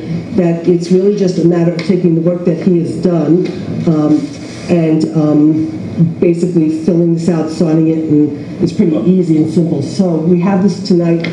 I'm going to let Dave speak, but Dave looked at it, Joe looked at it, and then I wanted them to come here so we could try to get this done. So I'll turn it over to Dave for a second, and then you could jump in, Hector. Go ahead. Okay. Just talk a little loud. This is the first step. This is the application for the shovel-ready money. We did this last year. We actually picked this up in 2009 and heard that there was no money. And talked to Dennis Doyle, and Dennis said last year there was money. So it's still back up again. This is the application. It's based on what the shovel-ready application needs. It's got the purpose of the study, some details, why it's needed, the location would be in the South Putt I-1 district, the application and a resolution for the board. The cost of the study is $8,500. There's $20,000 that's allowed. Yeah, it's somewhere in that range. 50% of that is the town's cost, so the town's cost would be the $4,250. Okay. And what will the town get for this? Okay. You knew I was going to ask. And actually, Dave, just because it says I-1, but parts of that is still agricultural, or they can be changed over to I-1 with no problems? This is all... I know the proposed boundary, but I mean, it's some of that agricultural is just, it's no longer used as ag, so just change over to I-1 without any major problem from us. I believe, Jeff, that this goes down to the boundary of I-1 now in the south. Okay. As I remember. Okay, that's fine. I just don't know the boundary. This is all I-1. Okay, good.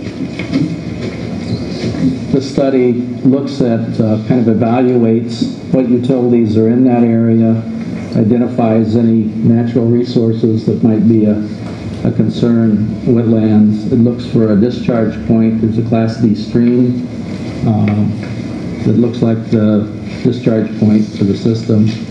It estimates the flow requirements based on the build-out that's in the GEIS for South Putt. It also would look at the information of the draft comprehensive plan.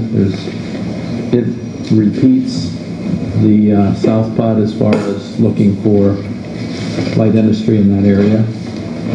And the final thing would be just preparing the cost estimate, a really conceptual layout of what the sewer would look like without getting into detail, and the type of plant that would be used, treatment plant, would be a rough cost to go to the next step. It's not detailed engineering by any means. That's not needed for feasibility. So this is the first step for us to try to get into the queue for the shovel-ready money, which has been sort of sitting around for a long time. So, but one thing that, while you're here, what happened Tuesday night was that we were discussing the plan to widen the shoulders as part of our transportation plan, and the county has committed funding for that. So it seems, and what we want to do is make sure that the county's left and right hands know that both of these projects are slated for the same place. Mm-hmm. So in our resolution, could we add a whereas that says, whereas Ulster County is planning to widen South Putt Corners Road with an estimated date of 2015, I don't know, Joe, help me out here, but somewhere we just need to let the county know that we have two great projects in one piece of land and we don't want to dig up the land twice. I think the phrase it would be whereas Ulster County, the TIPS program, how do we? Well, the way that it works is that, whereas on the transportation improvement plan, the shoulder widening on South Buck Corners Road is scheduled within calendar year 2015. And then I guess, whereas it would be most expedient to actually have both projects, happening simultaneously to contain costs. Maybe that might be what we're looking to do. Okay. For language, right? And probably add in to contain costs, and whereas something about the county and the town coordinating their efforts, the county and town coordinating their efforts. And the engineering. On expediting this, because I think there's a sentiment of the town, the town wants to move this forward as expeditiously as possible, and I'm assuming you'll be, working with our state and federal representatives on securing, the necessary money for the entirety. Well, we have to try to do all of this as fast as we can while Congressman Hitchie is still still in office. Sure. What we want to do is make sure that the engineering and design are complementary to each other. Sure. So that we don't come back to put in our infrastructure and find out that we have, widened these roads but not allowed for infrastructure. Permitting of treatment plants takes about a year. So you got to back up from that 2015 by, it's... Well, you're not plugging into the village's system? Possibly not. We're looking at that as part of the feasibility. So, can we somehow have a motion to approve this subject to finessing by the engineer and attorney for the town? Clarification of the final whereas by our engineer and our attorney. I have a couple of questions. Sure, but I mean... So that we remain factual on the record. Well, I mean, in terms of this particular initiative, Mr. Klauser, when was this initiative hooked into? When did you first start this initiative? It was in May of last year. May of last year? Right. Under the prior administration? Right. And this is the first time I've seen this tonight? I expect it is. I see that it identifies establishing a sewer district on South Putnam. And it appears that included in the sewer district is property that's owned by my partner and I. So for purposes of this discussion, I have to recuse myself from the discussion. Well, I mean, you can ask the attorney if he thinks you have to or not. I'll ask Mr. Moriello. He really doesn't have to ask me. It's his call. Okay. All right, that's what I'll do. Okay, so why don't you leave the room while we continue discussing it? Okay. Thank you. Yes. Play that card. We never let you leave the room. You ever try looking to play in that card and ain't gonna happen? Trust us, brother, letting you do it. Okay. You know that Kevin left the room? Thanks. Okay. Jean, do you have any questions about this? I do not, but I will give my opinion. Well, why don't you give your opinion before we move forward? Okay.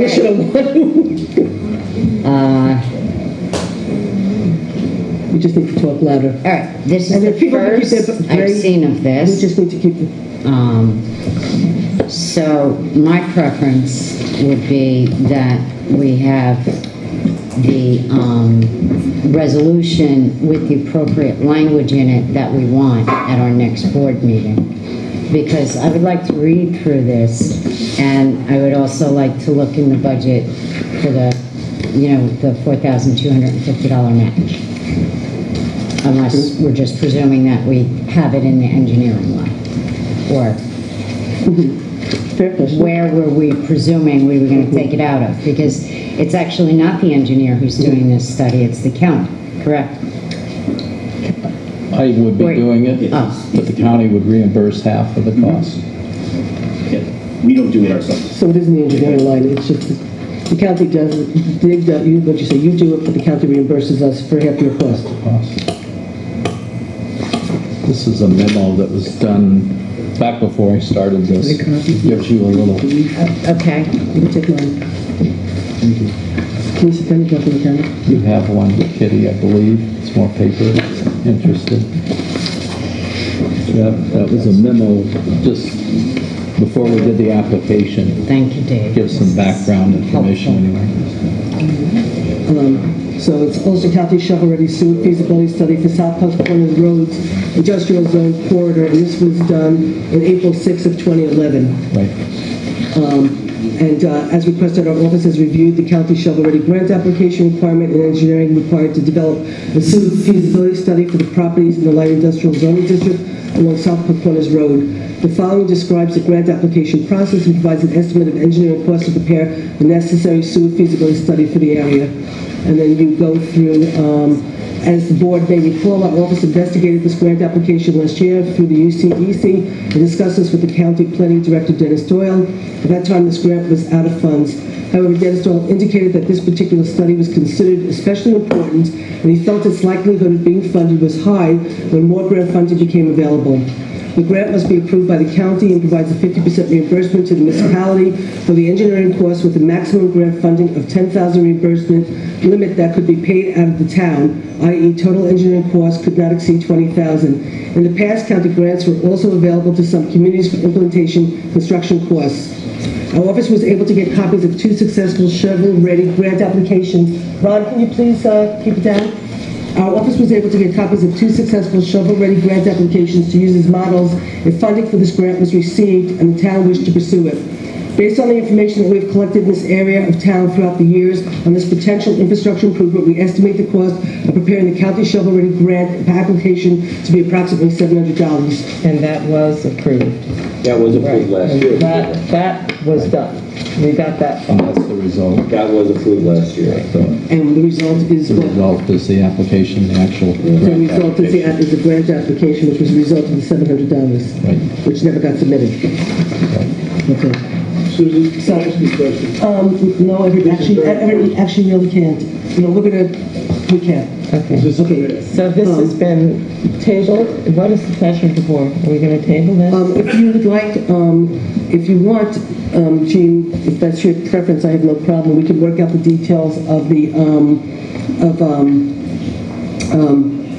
we can work out the details of the language and the budget. And the budget. Well, the budget's out of the engineer's line. All right, but I haven't read this in its entirety. It's fun. But something Dave just said about, Hector brought it up about kind of like piggybacking on the village's system and not necessarily, I know, I'm just saying randomly, but in the room, but I'm just saying what I picked up in this because it's the first time I'm seeing it. After the South Corners Road sewer feasibility study is funded and completed, and any proposed sewer district infrastructure is constructed, an established town sewer district would own, operate, and maintain the sewer system. So it sounds to me like the intent right within this, and like I said, I'm not thoroughly enough informed on this to, I would need more information. I'm sorry. And Jean, but you have 3, so. No, but I do remember from last year, though, Jean, you're on target, because from last year, it went from, and Dave, I believe this is directionally correct, it went from slightly less than $1 million to over $1.5 million based on connecting first to the village, which was considered not an alternative. Then the next one was looking into connecting to Ohioville, which also has a lot of concerns. Then the last one, which was over $1.5 million, was developing our own sewer system to go into that Class D stream out there. I think each one had exponentially went up by about $500,000.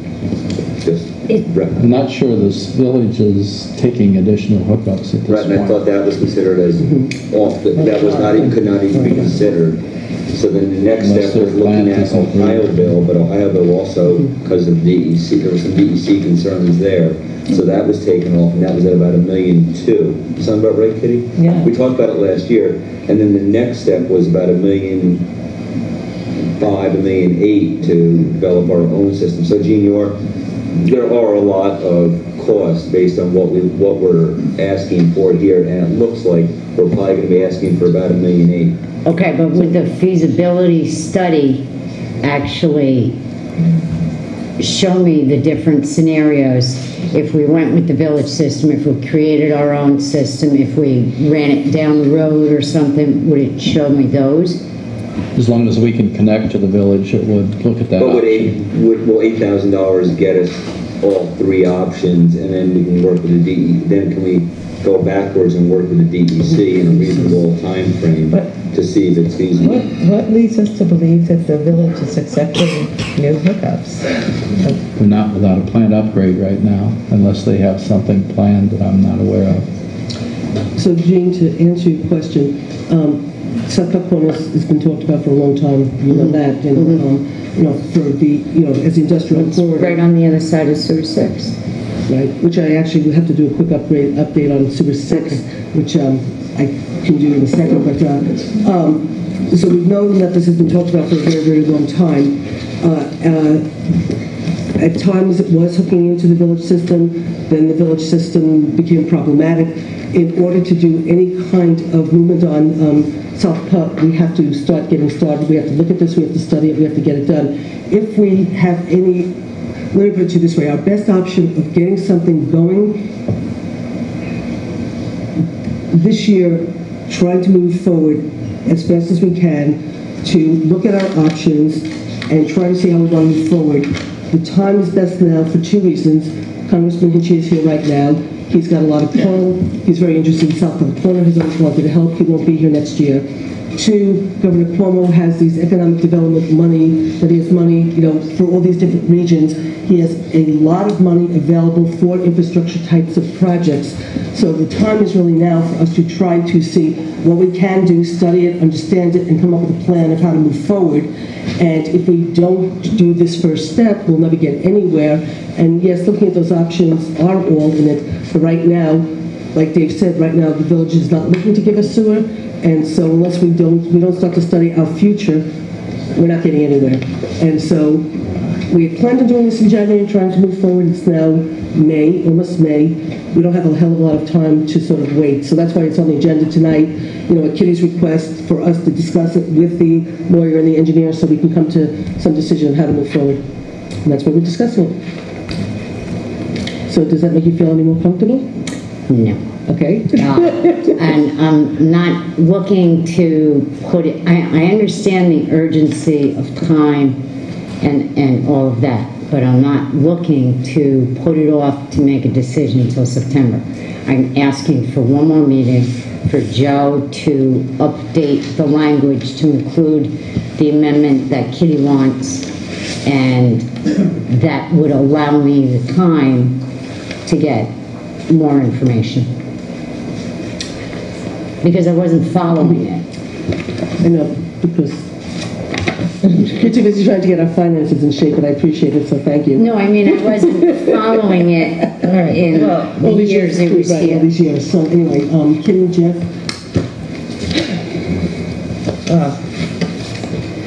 I will defer to my new colleague on the board. I think that's fair to ask for more time to review something. But really, first meeting in May, okay, even though it's a workshop meeting. That's not a problem. We could also, if you want, I prefer not to. So we have a joint town village meeting, I think. No. The night before. The night before. Oh, so yeah, it's the night before, then let's do it at our meeting. I prefer that. Okay. So.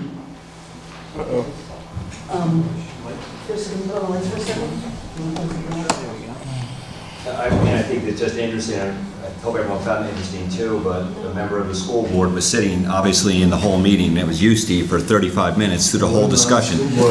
I know you weren't. You're on the school board now, and you made the accusation that... Well, you're addressing me directly, so perhaps you can tell me in what part of that video anybody mentioned the location next to the high school. Okay, so let's, it was in the feasibility study that we were talking about, that I read tonight. No, it's not. It is in the feasibility, I guess you weren't paying attention when I read the feasibility study that said, where did it... left out the location? No, I did not. I actually, Did not read it out loud? I did read it out loud. I can go back and try to find it. But it's right here in the feasibility study. I read it. Okay, so next, on, where is it, Kevin? Page 2. Okay, page 2 of the feasibility study, it says, Kevin, Jeff, what? May 2011, sub 3, page 2 of 5, number 3, developing the wastewater collection system and constructing a new sewage treatment plant near the high school, period.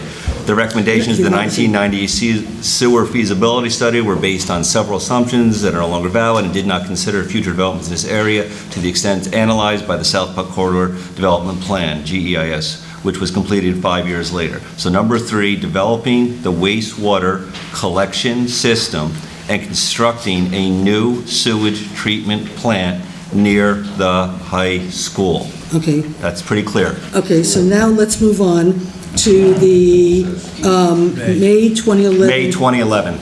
Let's move on to the May 2011 meeting where we actually, I'm sorry. Okay, May 2011, okay, I'm sorry. Okay, so, okay, that's that one. Okay, May 24th, 2012, that's when we introduced the resolution that we said we would do. Okay, so May 24th, 2012, South Park Corners Road resolution. Councilman Barry recused himself from the discussion and left the room due to his ownership of the property on South Corners Road. Motion was made by Councilwoman Galucci to approve the Town of New Paltz grant application to the shovel-ready fund for an industrial area sewer service feasibility study. Seconded by Councilman Logan. This time you voted for it. Because I knew where the money was coming from. Because now I knew where the money was coming from. All ayes vote cast, motion carried. Councilman Barry was not present during the vote. Okay, so we have, those are in the minutes, and you want to play a copy of that meeting? Sure. Please don't. No, I'm sorry. Excuse me. The school board accused this town board of being not transparent, trying to do things behind everybody's back. I'm sorry, and unethical. The town board has the opportunity right now at our meeting to present our side of the story, to challenge the accusations, and a lawyer that was hired to threaten to sue the town. I'm sorry. We have the right to defend ourselves. Can you please show the meeting? I'd like to see the meeting. I'd like to see... Thank you, John. Thank you. This is us doing the shovel-ready fund.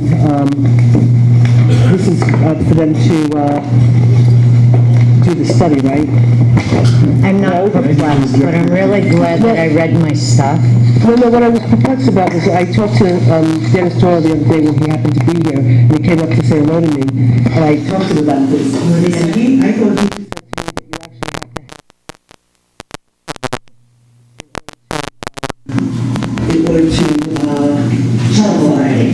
in order to qualify. So that's what's perplexing me. That I've been, talked about this, and this application was before the supervisor, recognized by the supervisor, Legislator Rodriguez. A lot of people were asking for this to get done. Everybody thought it was supposed to have gotten done. Everybody thought it was submitted. And then when I said something to Dennis about the fact that we're getting this in, he said, well, it's going to be associated with the project. So that's why I feasibility study for sewer. I mean, that's the first step. Understanding? I think so.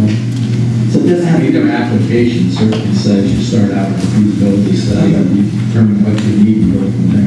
But we have enough projects that are looking in South Park right now anyway, so... Okay, so I'm not confused anymore. All right, I just get this made me confused. Yes? Consistently. Yes, you're going to even though this initiative was started in 1990 or so, the fact that in 2012 I have a financial problem at South Park. I'm going to recuse myself and abstain from voting on this matter. Okay. If you want, I can leave the room again. Well, I think if we can, why don't you leave the room? Joe, can you say to the camera that you told Kevin to leave the room, so we're very clear that you understand? No, Kevin volunteered. I know, no, I understand that Kevin volunteered, and I want, and Joe concurred. Yeah. Concurred, he didn't tell him, he concurred. Joe was, I concur. Joe concurred. Joe did not tell him to leave, Joe I concurred. understand that Joe was, but it was in the paper that Joe told him not to leave, and that he didn't have a conflict. So I would like to Joe to just make the statement very clear that Joe understands conflict of interest in the town of New Falls, and he's very well versed in it, and we don't need people in the community telling us that our lawyer doesn't know what he's talking about. Okay. Okay, can I ask? When you get called in front of the ethics board, you can bring a copy of the tape too. Go ahead, Jean. Okay, so I know that 2 meetings ago, I was like, village resource, sewer 6, and this. But it seems that the most feasible study would be on generating our own plans for South Putt Corners Road. The village doesn't have the capacity for sewer, we know that. And the cost factor for improvements to sewer 6 to include South Putt Corners Road were higher than just creating a sewer plant, looking into a sewer plant for South Putt Corners Road. We would have to look at taking sewer 6. We could pump that to whatever plant that showed up on South Putt. Okay, but are we going to have the capacity at sewer 6, or are we going to wind up? No, we can't pump it back to sewer 6. We got to take sewer 6s and bring it over. Dumps. So you got to bring it over to South Putt Corners Road. Right. And dump it into the DEC tributary or something like that. No, we didn't say that, did we? What did you say? You said something else? What am I talking dirty? It goes into a plant before it goes into the tributary. Well, I knew that day. Thank you. That's how it's supposed to work. Jean, we talked about that today, as a matter of fact. I'm just a girl. No, he knows you're a brilliant woman. He knows you're a brilliant woman. It's cheaper if you do it just in the tributary. Okay. We did talk about that today, Gino, because of the fact that there's this new project that's very interested in coming in, and they met with Dave today to talk about the infrastructure that I said to Dave, because we're trying to do sewer 6, but because we have 2 projects that want to need sewer for South Putt. Right. And we have a town that's interested in partnering with them to get this done. But now we're talking about sewer 6, so Dave and I talked about, could we take everything and bring it to sewer 6? Dave said no, because we can't. Okay, so I said to Dave, can we take it from sewer 6 and bring it to here? And he said, possibly, but it still might be worth it to try to proceed to do the 2 different plans. Okay. But that doesn't mean at some point they couldn't possibly be joined or whatever. But right now we have the opportunity to go down this road with sewer 6. Meanwhile, we have the other opportunity to go down this other road with these other developers to create another sewer plant for South Putt Corners Road and just keep moving forward. Okay, so are those the 2 options we're going with? You're not going to waste your time looking at the village as a sewer option for South Putt Corners Road? Unless something has changed for the village that I don't know about. They were out of capacity and would have to build onto their plant before they could take it. Where? That's Are they moving it from Huguenot Street? Right. So we saw that. But I did have one question in here, Dave. Okay. It might be for Joe. Joe wrote it. All right, then. I don't know where she got that from. Sorry, So we're ready. It's attached to my stuff that I got on the list. I didn't attach that. So we're ready. There's a resolution that I put Is that what together, you and there was emailed us some today? additional information that Joe I printed out what Dave sent me today, which is just the memo, right? Joe, this 2 stuff I handed you. Oh, okay, so there's just this one little thing it says in here. The town board is willing to support infrastructure construction and site marketing. In the business of marketing now? trying to bring businesses to South Putt. Is that you? That was me. Okay. Okay, They're going to promote South Putt is what that payments for businesses. Okay. I make a motion to approve the Town of New Paltz grant application to the Shovel Ready Fund for an industrial area sewer service feasibility study. Second. Is there any discussion? All in favor? Aye. Motion so carried. Thanks. Okay, so next in the packet is the resolution. Afterwards, you'll see again the resolution about the comprehensive plan, South Park Corners Road, on and on.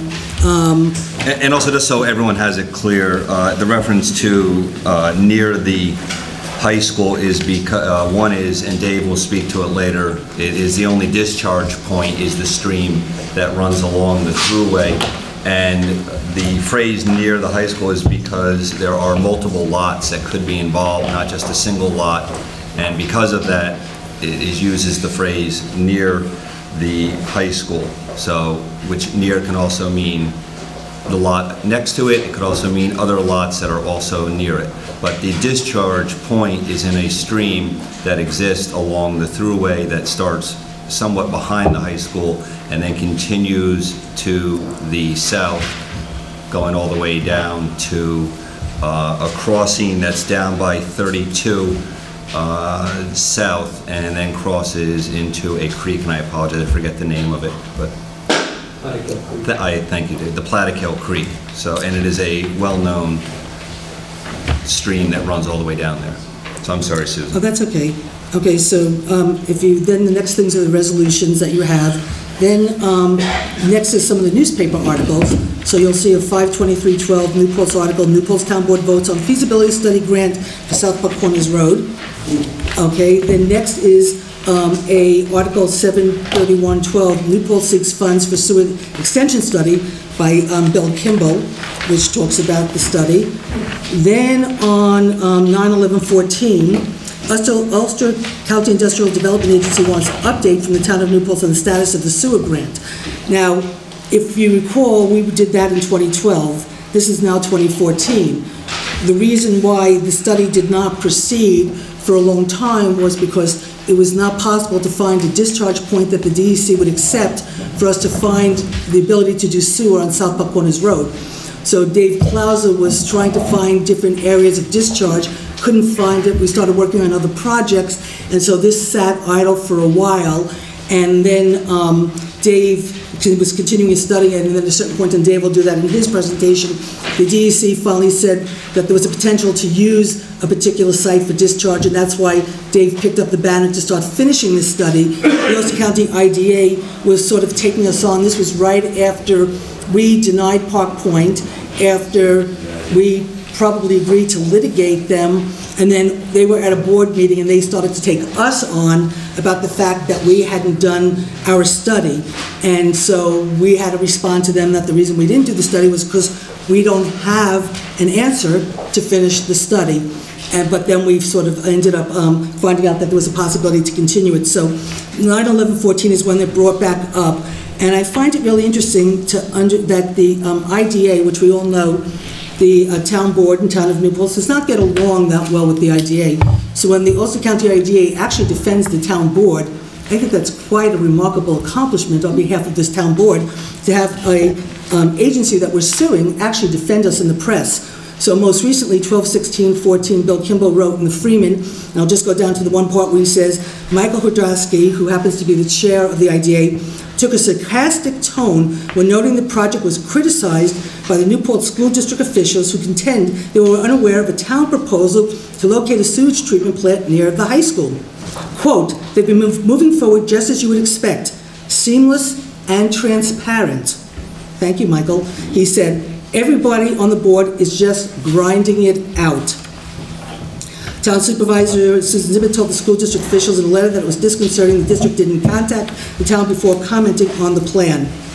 The New Paltz Town Board began discussions about treatment plants in 2011 as a part of an effort to attract business to South Park Corners Road. Over the past 3 years, several meetings have included discussions about either constructing a plant or seeking grant money for a feasibility study related to the sewage treatment plant. So these are all the articles that were in the paper. That article also state that although it wasn't clear where the site would be located? No, it doesn't. It says The Ulster County Industrial Development Agency next month will review the status of the planned town of New Paltz study regarding water and sewer needs along South Buckwanus Road. Agency Board Chairman Michael Hodowski said the town has provided information about a study of the issue that was conducted with a $4,500 grant awarded in mid-2012. We received a letter from the town lawyer indicating they were moving after 28 months, Hodowski said at a meeting. And I do have the letter to give the town board tomorrow. Joe sent the letter out about 3 weeks ago. In the middle of our move, we weren't getting our mail, so I didn't have it to share with you guys, but I will get it to you tomorrow. Agency officials in September noted there was no deadline for filing a report, but also said policy changes are needed that would set limits on how long a grant can go unused. Then I proceeded to read that same paragraph again. I'd be more than happy to read it again. They have been moving forward, just as you would accept, seamless and transparent.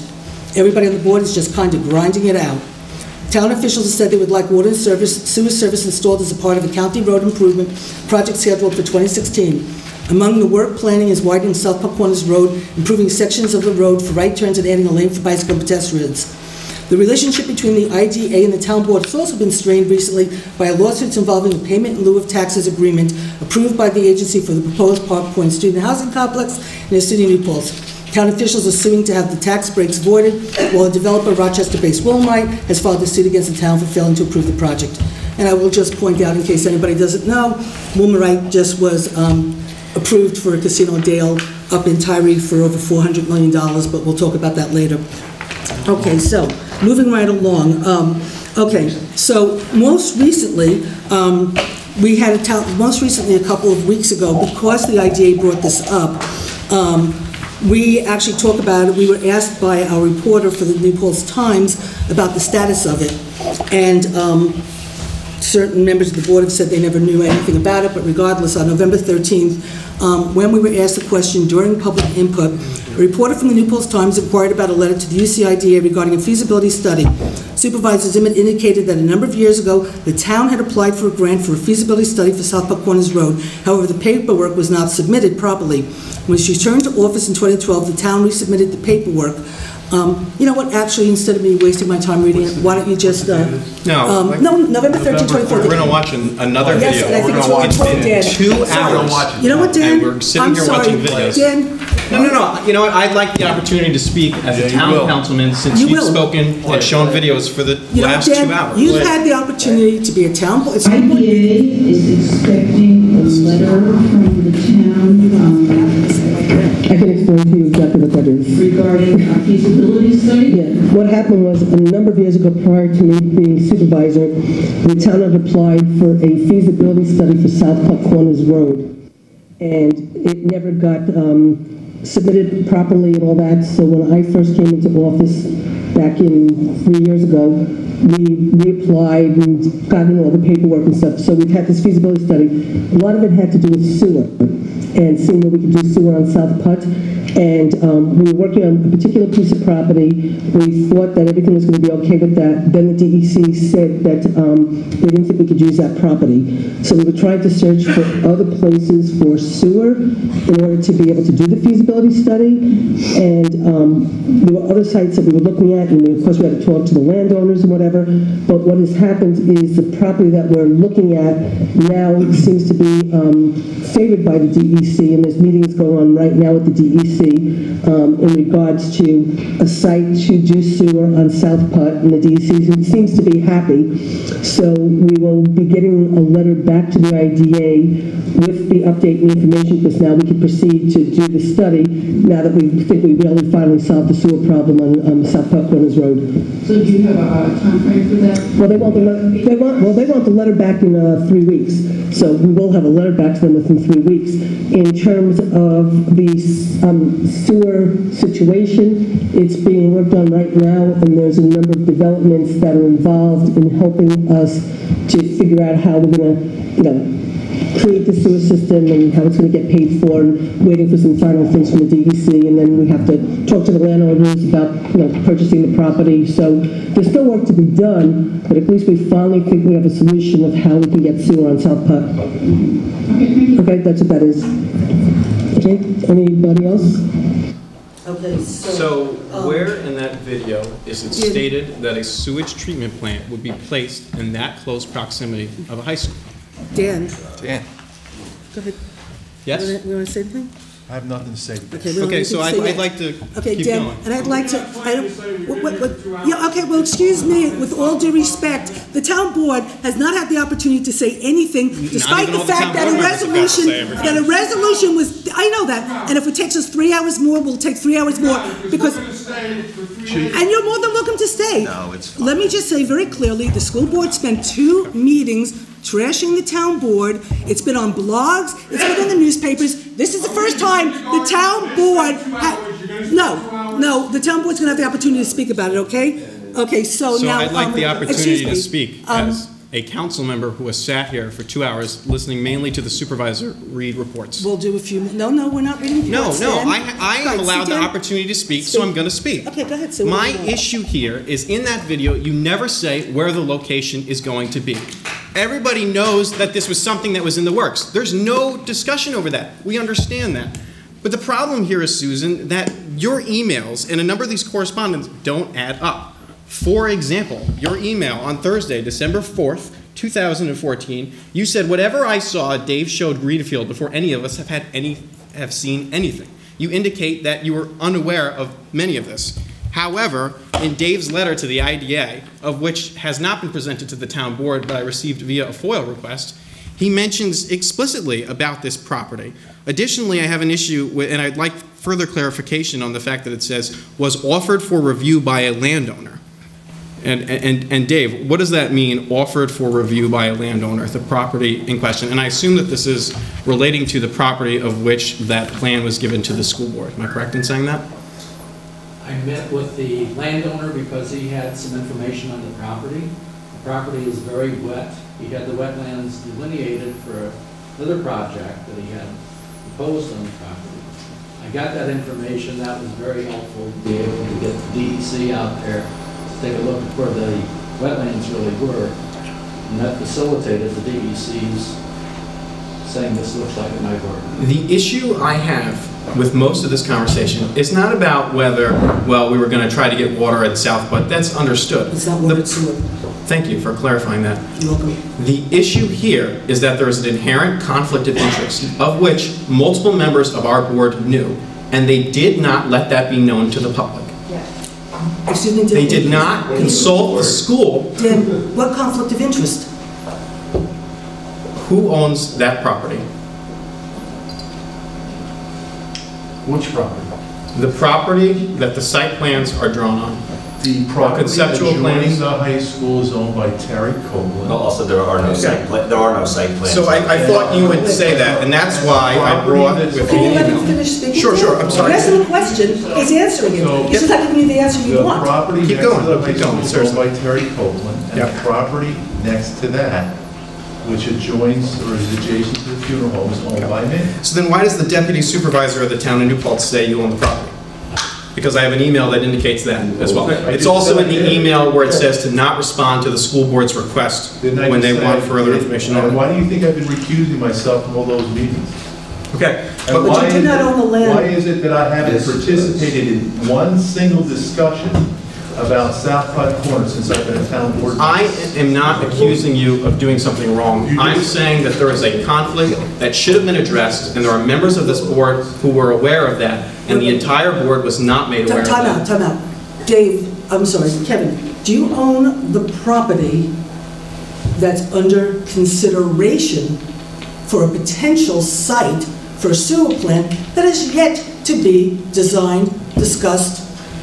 Do you own that property? Was it ever part owner of the Excuse me. Listen, I own the property that's next to the Copeland Funeral Home, okay? I've never met with Dave Plowser to discuss any of this. I don't know what he presented to the school board. So no, I haven't participated in any discussions about any of this. And I did not accuse you of that. Okay, so what's the conflict? Do you own the property that Dave is looking at? I have no idea if he's looking at one or the other. Okay, but the problem with doing that is members of the board were aware that that was the property in question, including the supervisor. Dan, with all due respect, okay, this particular piece of property has been discussed long before I became supervisor, okay? They've been talking about South Park Corners Road. They've been talking about doing a sewer feasibility study and possibly locating sewer. And the Copeland property is the only property on South Park Corners that has the discharge available, where the DEC said they couldn't do it. Then now I think the DEC is considering, but I don't know. We have, quite frankly, we have not had an update from Dave on the sewer feasibility and what's going on for quite a while, because he's been working on the water. He's just gotten started. After the school board had their meeting and passed the news, and let me just ask one question. As the school board says that we've already developed sewer plans and we're already negotiating, okay? Dave, this is the map that you gave, that I got from you after you showed it to the school board. None of us saw it beforehand, okay? And what my understanding is as you're trying to do your feasibility study, you needed to understand whether or not we've known that the school has had a lot of problems with its sewer, and we're going to talk about that because I think a lot of people need to understand how does the school district dispose of its sewer right now. And as the school district talks about the horrific thing the town board's going to do, decide a potential sewer plant next to the school district, nobody's talking about how the sewer is disposed of at the school district right now, or about the retention ponds that, you know, that things are discharged into that have no fences right next to the baseball field and the soccer fields that the kids could go into. So let's talk about the sewer, which we will do in a few minutes, okay? Yeah, however, Dan, okay, so this, from what I understand, you asked, the school board used, the school district used to have a lot of problems. We know they used to have a lot of problems. We've since learned they've done some upgrades. You were asking Tim Rogers if, to get you what flow or capacity the school district might need if they would ever sign in, okay, or, you know, become a part of it. That was your question. What do you need so you could do your feasibility study to come back to the town to say what we might need, what we might want to look at, what we might not want to look at? You asked that question. Next thing, Steve Greenfield showed up in your office. You went over a bunch of stuff. He presented that to the school board. The school board did a resolution based on it. Well, whatever it is, and you had a meeting. You had a meeting with Steve Greenfield. Okay? You had a meeting with Steve Greenfield. You showed him this map. We had never seen it. And oh, by the way, this map is not a site plan. This map is a property overview that I understand you put together just for the DEC to give them a sense of where you were looking to possibly site a potential sewer plan. This is not a site plan. That's not a site plan. Okay. These are site plans, right? That's a site plan. Okay. These are site plans just for a sewer system. Those are what project? Design plans for a sewer system. Okay, how come we don't have any plans for this particular site? I haven't been authorized to do any design. Excuse me, what did you say? I haven't been authorized to do any design on any treatment plant. Oh, okay. Okay, thank you very much. Okay, but no, the school board is already... I have another problem, though, because Jeff says in an email, I've been in meetings on the proposed site with Susan, engineer, Chris M., proposed developers for at least the last year, dated Sunday, November 30th, 2014. Additionally, Dave says to you, Susan, in that email that eventually went to Steve, it says that you have a copy of the concept Steve saw. What, and this is exactly... And actually, wait, if I can reply to part of that too, Dan, it's absolutely a fact. And I have met with developers, and we have development meetings. Since I'm the liaison to the planning board, I do meet with developers frequently. I meet him with the engineer. I met him with Susan. The meeting that took place a meeting that took place that involved that piece of land, Dan, there's actually 4 landowners out there. A single member of one of the landowners, of who also owns a lot there, is representing all 4 lots. So actually, the lot that the proposed wastewater treatment plant could go on South Putt Corners Road, may go on 1 of the 4, 2 of the 4, 3 of the 4, and 4 of the 4. Do I have that? Is my memory of that correct? Potentially it could affect. It could affect because of access road, because of the discharge point, because of where the stream goes and where the lands are. So absolutely I was in a meeting, and Dan and I indicated that to you in an email. That's exactly what I said to you. I also Excuse me. I also indicated that Kevin Berry, in that same email, is one of the landowners. You did, and I'm trying to see where my conflict is here, though. I also indicated that Kevin has never once asked me about it, and actually the 2 other landowners have never once asked me about it. I know both of them personally. They've never once spoken to me about it. I've never spoken to them about it. The only meeting I ever had on that, Dave Klauser was in attendance with. And again, I have these meetings frequently. And when I say frequently, there's a couple a year. and they are with people looking to develop in our community who have applications in front of our planning board and or ZBA, and because I am the liaison to both the planning board and the ZBA. These are not unusual meetings. These are normal course of business meetings. So what I wanted to say, to be perfectly clear, but you don't report to the board. I'm not. You don't report items to the board though, where it can involve a potential piece of land, because you would put that piece of land potentially into a very compromised position. It could change the value of the land. So you don't discuss pieces of land publicly when it could involve changing what the value of that land is, or where it is going to be, or what's it going to be used for. Unless the landowner was aware that we were looking into it, which is indicated in Dave's letter here that he saw this DEC plan. But there's one point I do want to make, and that is that I want to make it crystal clear. I'm not accusing Kevin of doing anything wrong. My issue here is this and solely this, that there is an inherent conflict. Again, I'm not saying you did anything wrong, but members of our board were clearly aware of that. Where's the conflict? It was never publicly disclosed.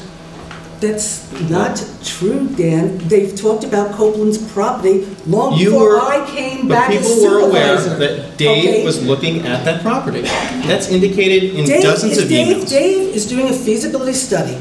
In the feasibility study, Dave is looking at options for a possible way to find sewer for South Park Corners.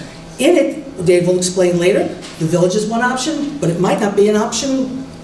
The village is not a possible option, okay? If the village gets out from the consent order, if the village this, if the village that, whatever, if the village doesn't have to annex in South Park Corners, all sorts of things, okay? There's the village. But Dave will go through this.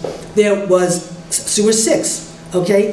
There is one other piece of property possibly across the South Park Corners Road that Dave has just begun to investigate. And then there's the property on South Park Corners Road, which is Copeland's property.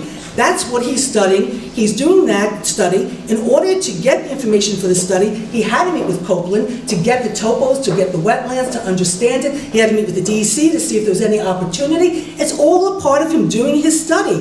This board has made no decisions, doesn't even know. Quite frankly, when we were doing the grant for Sewer 6, okay, when we spent money on Dave to fix Sewer 6. We met with the Sewer 6 people. We spent $5 grand to come up with a new plan for Sewer 6. We brought all the Sewer 6 people in. We met with them and talked about that. We told them what we wanted to do. Dave and I went to the DEC. We said to the DEC, this is our plan for Sewer 6. They said to us, we don't want you to fix Sewer 6. We want you to go down to the village plant. You've got the piping underneath the ground, under the thruway. We want you to go to the village. We would like the village to build a new state-of-the-art sewer system that the town and the village could both go in on together, high up on Huguenot Street, all the way back out of the wetlands, out of the gardens of nutrition, and we'll even lift the consent order if you do that. We were like, okay. So I go back to the mayor, and I talk to the mayor about it, and the mayor says, well, you got to annex everything into the village. I said, Jason, you're going to annex in Sewer 6 all the way down to the village? I said, how's that going to work? I said, Jason, we have this opportunity to basically solve the sewer problem for the community. We have all the sewer, we have the infrastructure in there, we could pipe everything down to a brand new sewer plant, state of the art, the DC wants us to do it. He said, no, thank you. Okay? So you're saying that this is all very conceptual and was not very far along? Dan, it is so conceptual and so not very far along that is why, thank you very much for understanding now why we are so damn upset with this resolution by the school board, lawyers being hired to investigate minutes on the board, on the thing. We haven't talked about it in a year. There are no minutes except for the 2 minutes, the ones that I read tonight. Okay, so yes, Dan. Are we going into executive session tonight? We might go into executive session at the end to talk about something with the Teamsters, yes. Okay, because originally there was an email that was sent out that said we'd be discussing land acquisition. What happened was, okay, I will address that in a second, but not to go in for that. Okay?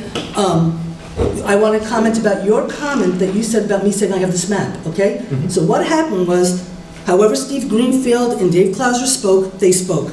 Next thing I know, I get an email, I can't remember, quite frankly, because we were in the middle of the move and it was pretty damn hard, working with no heat, no electricity, and trying to run the town and be responsive to the public, but despite that, I think you sent out an email about, if I remember how it began, about us building a sewer plant next to the school, and whatever you sent out that first time, I called Dave the next day and said, Dave, what are you talking about? What's going on? What are you talking about? Can you meet with me? I'm about to go away on vacation. What's going on? I met Dave for lunch. It was after the meeting with Steve Greenfield. When I first got this property overview map, and he said, this is what I gave to Steve Greenfield. So you and were it says right here, property overview map, okay? So you were And unaware what land it was when you were CC'd on this message? I've always known that they're talking about the Copeland property. It's the only place that has a discharge stream on South Paltz Road. So you've always known that was the property? They've talked about this property before I even came back, and when they were doing the feasibility study the first time in 2011. Dave, okay. Dave, let Dave answer that. Maybe I can help in this. In 1997, one of the town board... Steve, can you please go ahead. No, Steve, please stop it. Go ahead. Point of chair.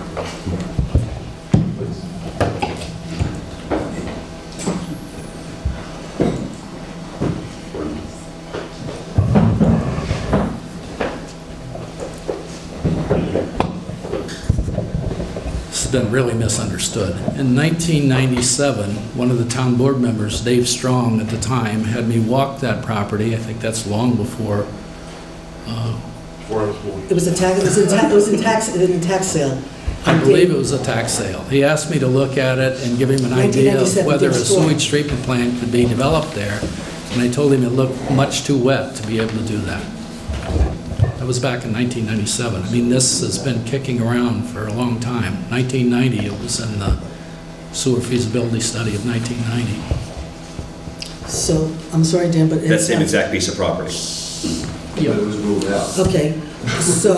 there's so many issues. It was ruled issues. out at the time because the DEC said that you couldn't discharge into the stream, if I remember correctly, right?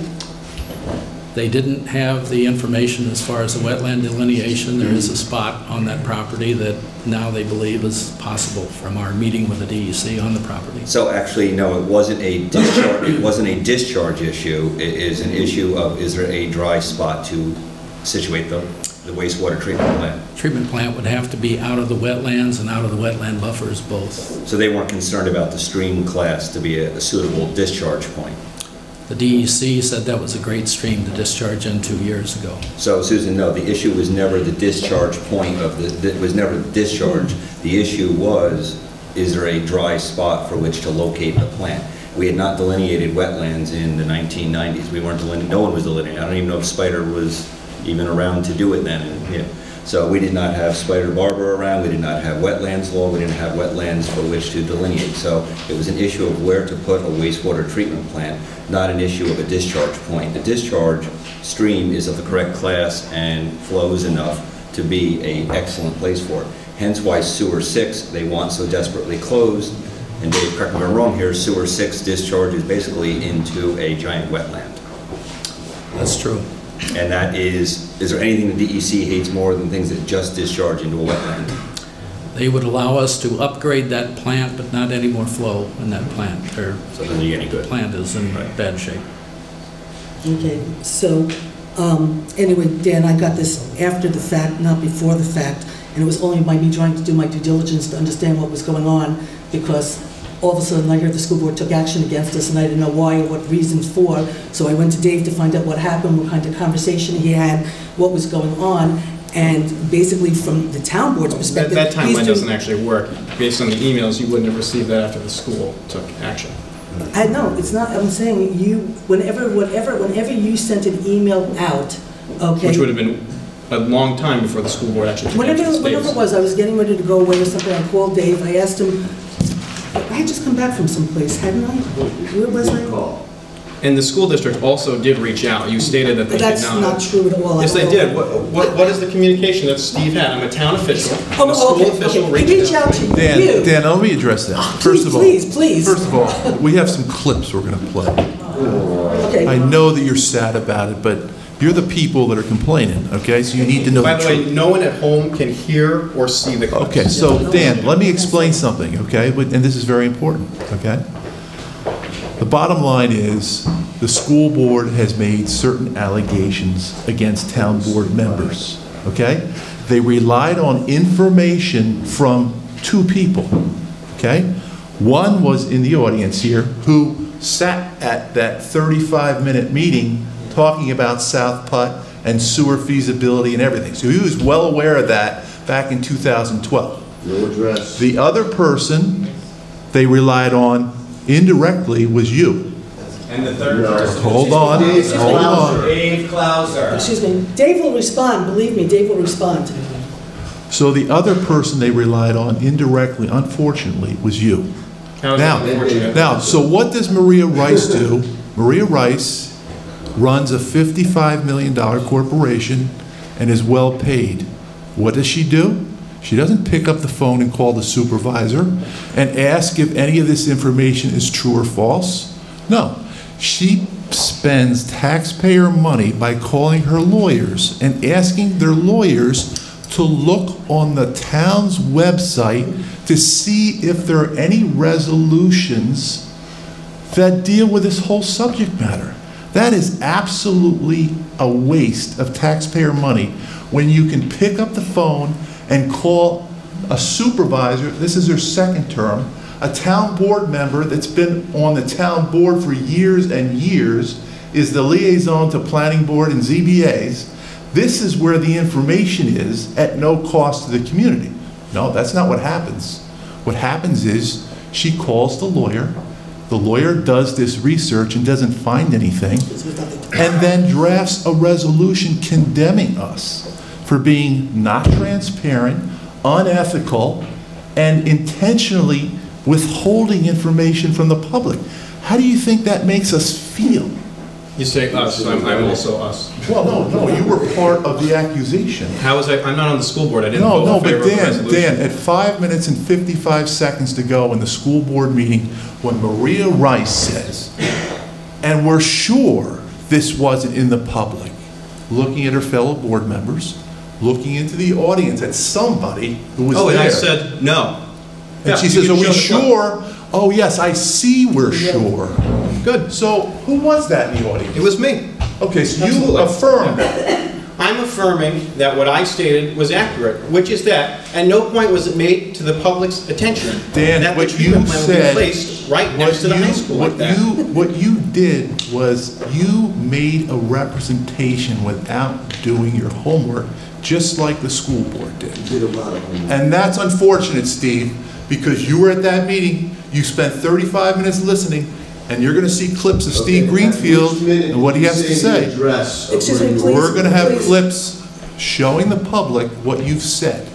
Okay, so anyway, just to go back to the timeline, Dan, you're right, it was before the resolution. When you wrote the first email after Steve Greenfield got in touch with you and said a bunch of stuff, I responded and I was like, Dan, I don't even know how we can respond. You have not sent the email of what Steve Greenfield is saying, okay? And so I wrote back to you and said, how are we supposed to respond until I see what you are being asked, okay? You're having the conversation, now you're all of a sudden telling us. As soon as you told me you had a conversation, how do you need to respond?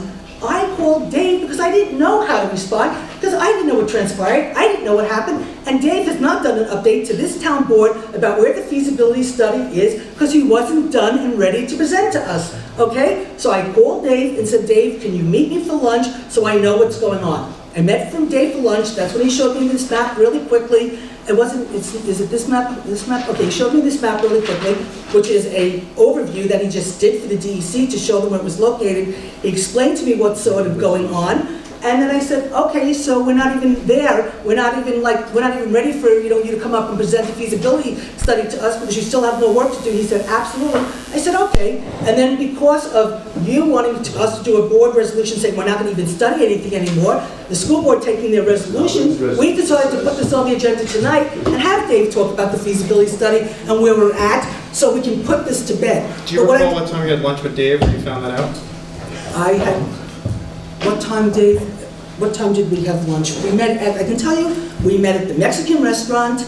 We met on a Monday because you didn't know if it would be opened, okay? And we met probably 1 o'clock, 12 o'clock, 12:30, 1 o'clock. So you left me a voicemail on December 1st, which is that Monday at 11:03, where you indicate you know the property. And I've always known the property. That's not a secret. We just talked. He just said in 1997 David Strong had him walk the Copeland property, Dan. No, I'm you're good. sorry, if, Dan, if you, No, I got what I wanted. excuse me, with all due respect, that is not, the whole town, you know what, excuse me, with all due respect, that's not true. But anyway. Prove it. Show me Anyway, the okay, so, let's. Yell at my meeting. Joe, please. When you're talking. Just calm down. I'm trying to listen to it. Excuse me. Let's just, I understand this could be a heated topic. All right, we'll give opportunity to let the board talk. When they have opportunity to allow the community to do their input, they will. We really don't want back and forth arguments in the audience. Not going to be anything getting involved. So they could just make these accusations. Steve, come. Go. Joe, thank you. Thank you, Joe. Which I have here. I call a reproduction of it with the technical specs drawn out on it, so I'm going to pass that around so everybody can take a look at it. And what's happening, it was really quite a surprise. Obviously, there's been no information about this, prior to now from the town board about the planning of this, but what Dave told me, the New Paltz Town Board, yes, I'm sorry, yes, to be more specific, the New Paltz Town Board. So apparently this plan has been developed all the way to almost the point of purchase of the property in it's seemingly, I'm not going to allege anything specific, but seemingly in some kind of very private way, because not even all the town board members knew that it was going on without any notification or consultation with us as the people responsible for the safety. I received absolutely no calls about this. I just want to make it clear. But I think we can all agree that that this is outrageous. It's outrageous. There's no other word to call it. It's not simply an error in judgment and what could they be thinking, because they've clearly been planning this in secret on purpose. And so there was intent to not have people find out about it, to not have us find out about it. Are you sure that this was not in public? I mean, yes. We're sure. We are absolutely sure. We're sure. I can see we're sure. We are absolutely sure. As I said, they didn't even tell everyone on the town board. That's true. So, what I'd like you to do, guys, is can you show the pictures that you took today? Because what I'd like, just before we have Dave do the presentation, I would just like to have a little bit of conversation about the sewer at South Polk at the high school right now, about what kind of sewer is there. Now, Dave, what kind of system is there right now? Please come up and use the microphone.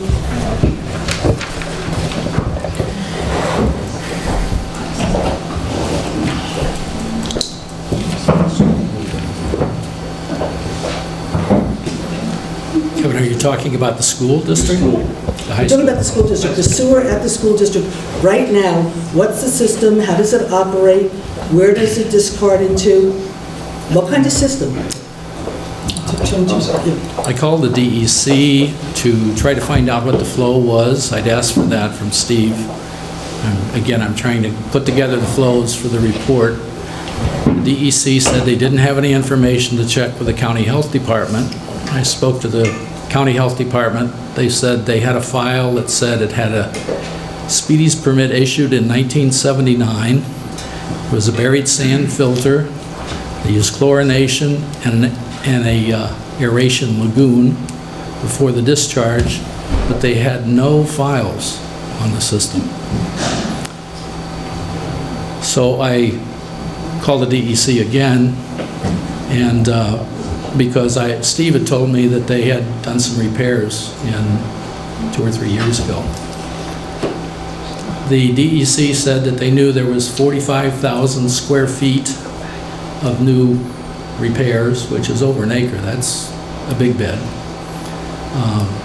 There's a chlorination that happens there for disinfection, and there's also a Does a chlorination happen on at the school district? Yes. So they bring the chlorination trucks into the school district? It's a system. So Okay, it's a system. They have okay, to. so they do the chlorination system on the school district property. So there's chlorine on the school district property. That's according to the DEC's Speedies permit. Okay. They also said that the Speedies permit is expired. It's ran out 3 months ago. They're expecting our engineering report from the school district within the next few months. And there's going to be an inspection of the system. They said that they don't have a record of any inspection for the last 10 years, and they don't have any samples for at least 5 years. That's according to the DEC's file on this. Now, a Speedies permit, and this is just coming from my memory, a Speedies permit, there are 5 and 10 years, so theirs is a 5 or 10. I don't know. So it's one of the, it's either a 5 or a 10 year, and you're required by law to renew your Speedies permit, I believe, 6 months? That's correct. It's 180 days, I believe, prior. So we are now working on 9 months of an expired permit virtually then, because no application was received, so we now have a 9-month expired Speedies permit. So and we have no record of what's being discharged, if it's being treated properly, or how it's going into the system and how it's going into the DEC's records are very thin on this. This is also which is interesting too, because this is also, wasn't this also the same water that our school district managed to pollute with several thousand gallons of fuel oil not that many years ago? It's probably 10 years ago or so. So since the 10 years since that was polluted by the school, they have not gone back and to check to make sure that they're not discharging improper waste. I don't know. There's no records of it. Right. Okay. There's no records. Okay. So explain the school district sewer system, the solid waste, where the solid waste goes, how they deal with their sewer discharge. They don't have records more than, it's 1979 is when the Speedies permit was issued to begin with. Buried sand filters have a very bad habit of dying in about 25 years, so I'm not surprised that there was a repair on that system. I was a little shocked that you could replace an acre of sand filter bed without getting plans approved from either the health department or the DEC, but evidently there wasn't. I'm sorry, say that again. You're saying that there were no health department approved plans. Can you say that again? For this latest repair, there was no plans, and a 45,000 square foot repair is a huge repair. Okay, so now, as I understand it, they take the solids from the school. This is not topical. Excuse me, it's topical for us. Let the people speak. They ship it out. They come on with the truck, they take it out, right? I expect there's a septic tank that they pump. Is my. Okay, so now behind you, what is that? What's that picture behind you? It's a sign. It's a water. It is a green sign. Looks like an outfall permit sign. Can you guys explain what this picture is? It's just, can we play the clip? Yeah, please, sure. Which clipping is this one? There was no plans for such a fence, that there would be a security fence around the tanks themselves, but there would be no barrier between. Are you kidding me? No, I'm not kidding you. He said there was no plan for a physical barrier between the end of the school property line and the waste treatment site, but that there would be security fence around the tanks themselves. You get a little bit outraged about, really, they're not even thinking of putting a fence so that kids can't go walking in there, but the fact of the matter is, yeah, they were thinking that because they thought nobody was going to find out about it. Okay, so, go ahead.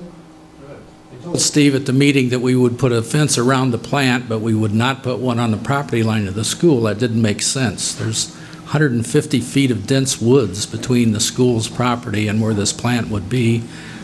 The plant also has buried tanks. They're practically invisible, and one small filter building.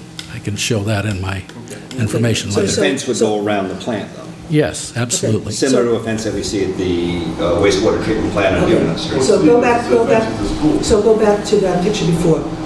That picture is, why don't you tell everybody what these pictures are? All right, today I went back to the high school where I can easily access the sewage output or the leach fields, whatever your term you'd like to call it, the water that's discharged from sewage, and I can just go right in it, access it whenever I want, clearly. So that's where they discharge the wastewater into that pond? Yes. So that's where, after they take the solids out, they treat it, they discharge it into that pond, right? There's no solids. Okay. Right? No, Can you explain? you're misrepresenting. It's not I didn't say it was solids. works. I said it was... You just said after the solids are taken out. Go ahead, It's a Dave. septic tank. Go ahead, Dave. It's also chlorinated for disinfection after it comes out of the sand filter. Okay, so that's chlorinated. It's a pond with discharge, right? And where's that located? And where's that located? It's on the school property right next to the fields. Right next to the soccer fields and the football fields where the kids play. With no fence around it. Oh my God.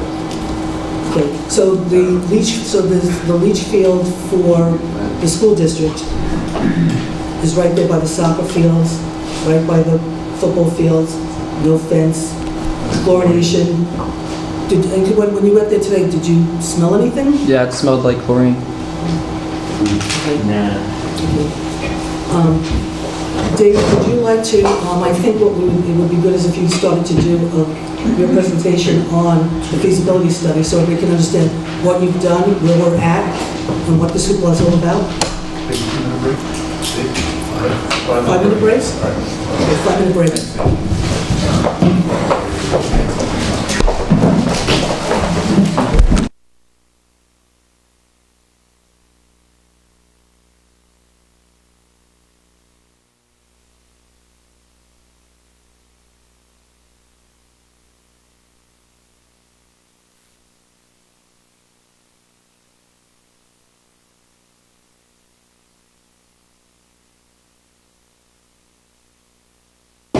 If you want to talk, you're welcome to go out into the vestibule and talk, or let's all take our seats. Thank you. I want to get home before 1 a.m. Okay, we have a lot of work still to do. Okay, what was I going to say? Okay, Dave, you're going to do an update on where you're at with the sewer needs feasibility study. So I turn it over to you. Thank you. I'm going to try to fly through this. I know everybody wants to get home before midnight. No problem. I do. So this is an update of what we've been doing. This has been an interesting project with the starts and the stops and all along the way. I want to give you a background of the feasibility study, a little summary of the scope of the study. A lot of this has been already said tonight, so I'll try not to repeat too much here. I want to give you just a summary of the study's findings, where we're at right now, the build-out alternatives as far as how much sewage flow is on South Putt Corners, discharge requirement considerations, and some wastewater treatment alternatives that have been considered. Our purpose was to identify the potential sewer needs for the future development of South Putt and qualify options for wastewater treatment and disposal. The basis was prior town plans, the comprehensive plan, previous sewer studies. We used the current zoning data criteria to be able to develop the build-out. We looked at the corridor's resources as far as the wetlands, that are development constraints.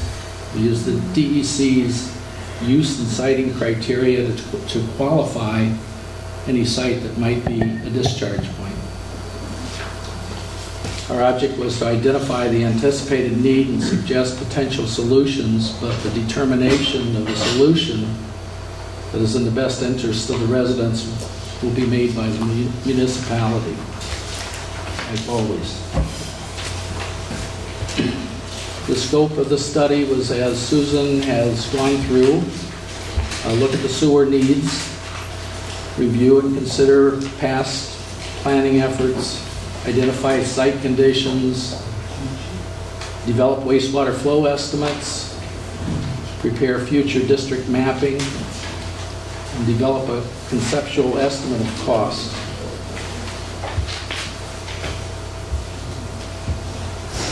This shows the South Platte Corridor Study Area. There's a total of 435 acres in this area. It includes the I-1 zone. There's 149.4 acres of the land that's presently developed. There's 285.8 acres of land that's potentially available. And of the land that's potentially available, there's about 175.5 acres that has to be deducted because of zoning requirements. That's building setbacks, buffer requirements, open space requirements, wetland buffers, stormwater management, and utilities. This is just a slide of the wetland constraints there. There's quite a bit of acreage there, but you can see there's quite a bit of wetlands also. We looked at two scenarios, and this was primarily guided by the GEIS that was done on South Putt in 1995, and also information in the comp plan of 2010. The GEIS suggested a combination of light manufacturing and offices in the area. So we looked at what was possible to build out. The yellow here shows buildings. And again, this is really a maximum build out. You're never going to see this quite this intense. And then there's some shaded areas there that show where parking would be. For that building alternative 1, which has the light manufacturing and offices, there's 2.83 million square feet of building footprint. Parking takes up 52 acres. Footprint is equal to about 58 acres. The flow that would be generated by that, and that flow includes the flow of 2 projects and Sewer 6. We just back up and talk about that a little bit. Sewer 6 went through a grant. There was 5 steps of approval. We were approved all 5 steps of that grant, and we haven't seen the money yet. It hasn't been awarded. We were hoping to be able to take the Sewer 6 grant money that's available and pump Sewer 6 over to another site instead of trying to repair the old plant that is at Sewer 6. That flow is pretty minor. It's about 15,000 gallons. Another project is a workforce housing project that is located on the east side of the thruway. It's looking for sewer, basically. It doesn't have a solution on that. Another project is the new Wildberry Lodge project that has 60,000 gallons of flow. If that project were to be approved, and again, timing is everything here, they need to have sewer by mid-2017. If the town sewer plant wasn't available at that time, then they would build their own plant on their own site. They would be a big customer, but they're in the secret process. Don't know where that's going.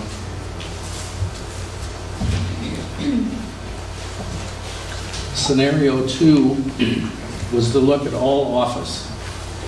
And all office has a smaller footprint, 20 acres compared to the 50 acres of the manufacturing, light manufacturing. Has about the same number of square feet, 2.62 million square feet of office space. The parking is quite a bit more because there's much more parking for offices than there are for warehouses, basically. The flow, including the contribution from east of the thruway, would be 281.7, which is considerably more than that 140 that we looked at a minute ago.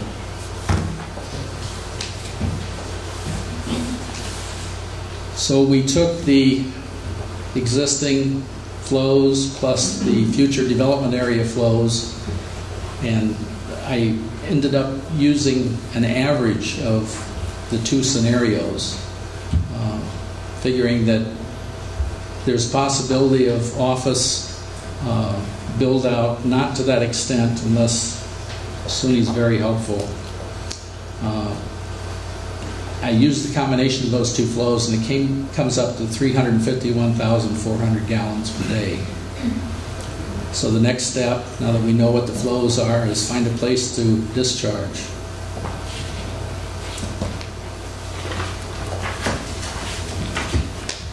Considerations on the discharge was we wanted to look at prior options.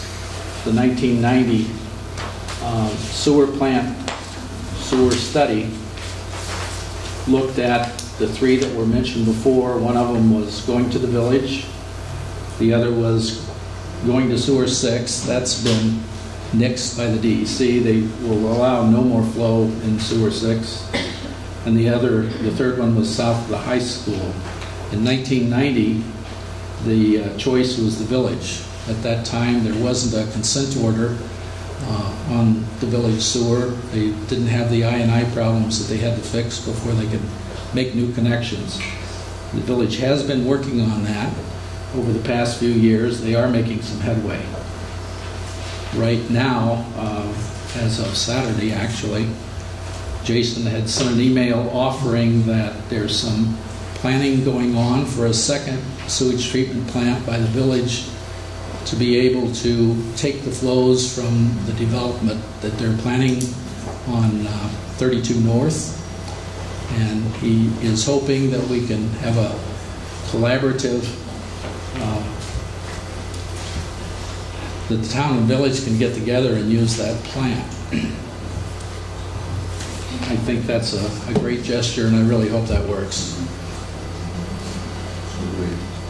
We also looked at the synergistic opportunities that I talked about with the Wildberry Lodge and also the workforce housing project.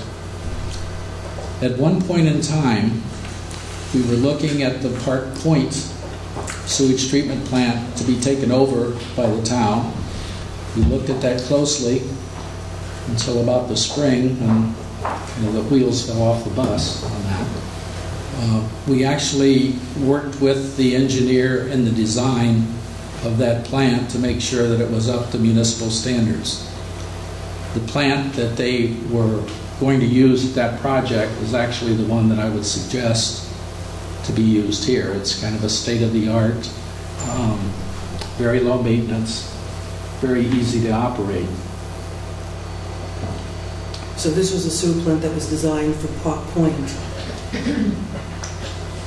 This is the one that I would suggest. So you're saying the one that was designed for Park Point that was approved by our planning board would be a similar one that you would recommend if we were to consider doing this? Yes, we looked at, with that engineer, we looked at about 3 different types of systems, and this one made the most sense. Okay. As far as overall and low cost for the town. If, depending on what happens with Park Point sewer plant could be an option.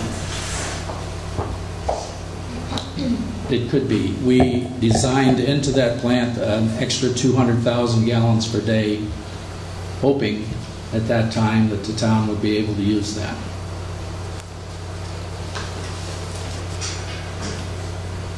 We looked for locations for a discharge. One of the places that we looked for was the old property that's been around for some time, the Copeland property. We had talked to the DEC about that some time ago, and they were not so interested. They knew it was wet.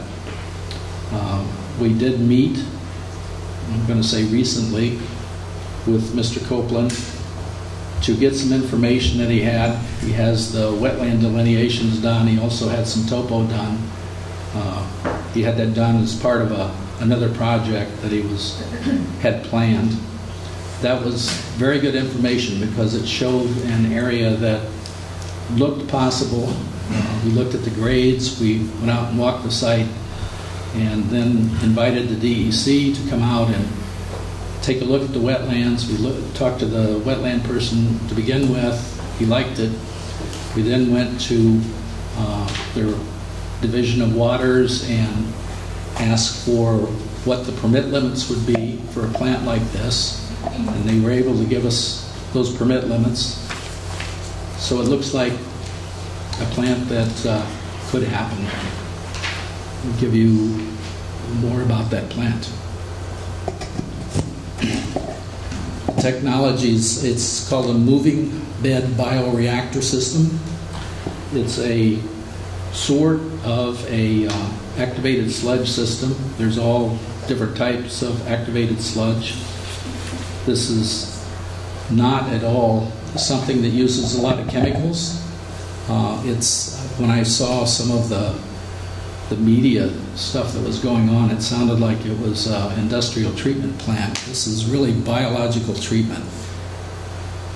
We have to maintain, to get the best results, we have to maintain the pH at a neutral level, and so one of the chemicals, there's 2 chemicals that are used in this. The rest of it is all biological treatment. The one chemical is magnesium hydroxide, which is milk of magnesia, and that keeps the pH steady. The other one is aluminum sulfate. It's an alum. It's used in water treatment plants. It's something that we wouldn't have had to use, except that the DEC has recently required phosphorus removal in all streams, so that's an add-on to this plant. This plant works really well with removing phosphorus.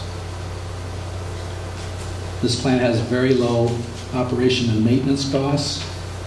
It's expandable. Each of the tanks is 50 to 75,000 gallons per day, so as the district grows, you put in more tanks, you build the control system at the initial part so you're ready to expand.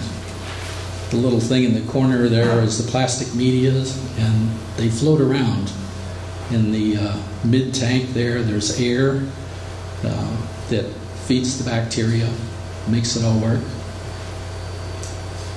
The disinfection on this plant is not chlorine, it's ultraviolet disinfection. This is just a rendering of what a typical MBBR plant would look like. The tanks are below ground. There's some control structures on top. The little building has a filter and the disinfection in it. But it's basically, you're going to see that little building. There's not much to it. Being in the ground, the temperature is more constant. It really works well. Tanks are all covered. There's no odor.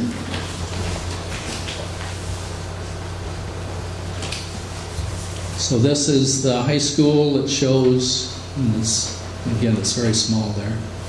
It shows the treatment plant located down in an area that is out of the wetlands and out of the wetland buffers. This Dave, can you point this? I just want to see the thing that's in the orange circle. Is that where the leach field is now for the school district? Leach field's right here. The aeration pond lagoon is right there. Okay, and where's the property that you're talking about? It's over here. Plant is here. If that's what's selected, it fits in the dry area. There's 150 feet of woods between the property line of the school and the plant. The closest the plant is to the school building is 900 and some feet.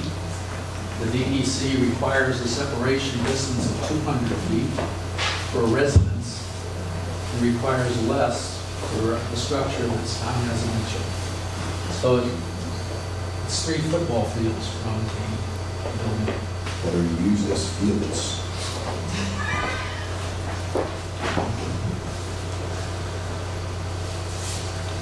This particular plant based on this layout, could treat up to 350,000 gallons a day.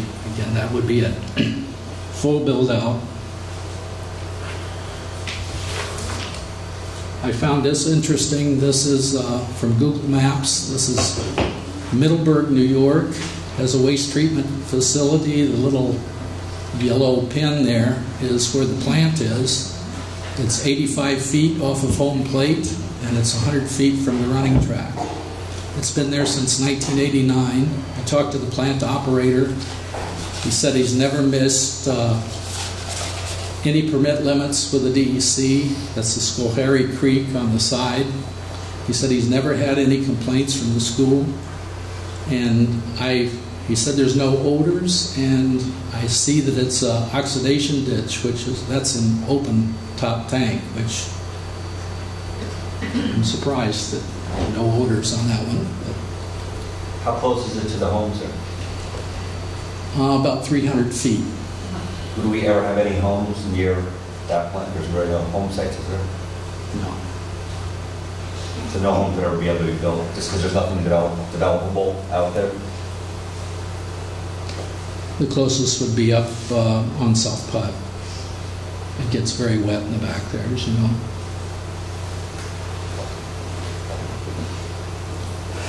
The next steps is to finalize the investigation for the qualification. There is another potential plant site. Right now it doesn't look good, but we have one more thing to do to make sure that it doesn't or does qualify. We'd like to suggest that you explore that collaboration with the village.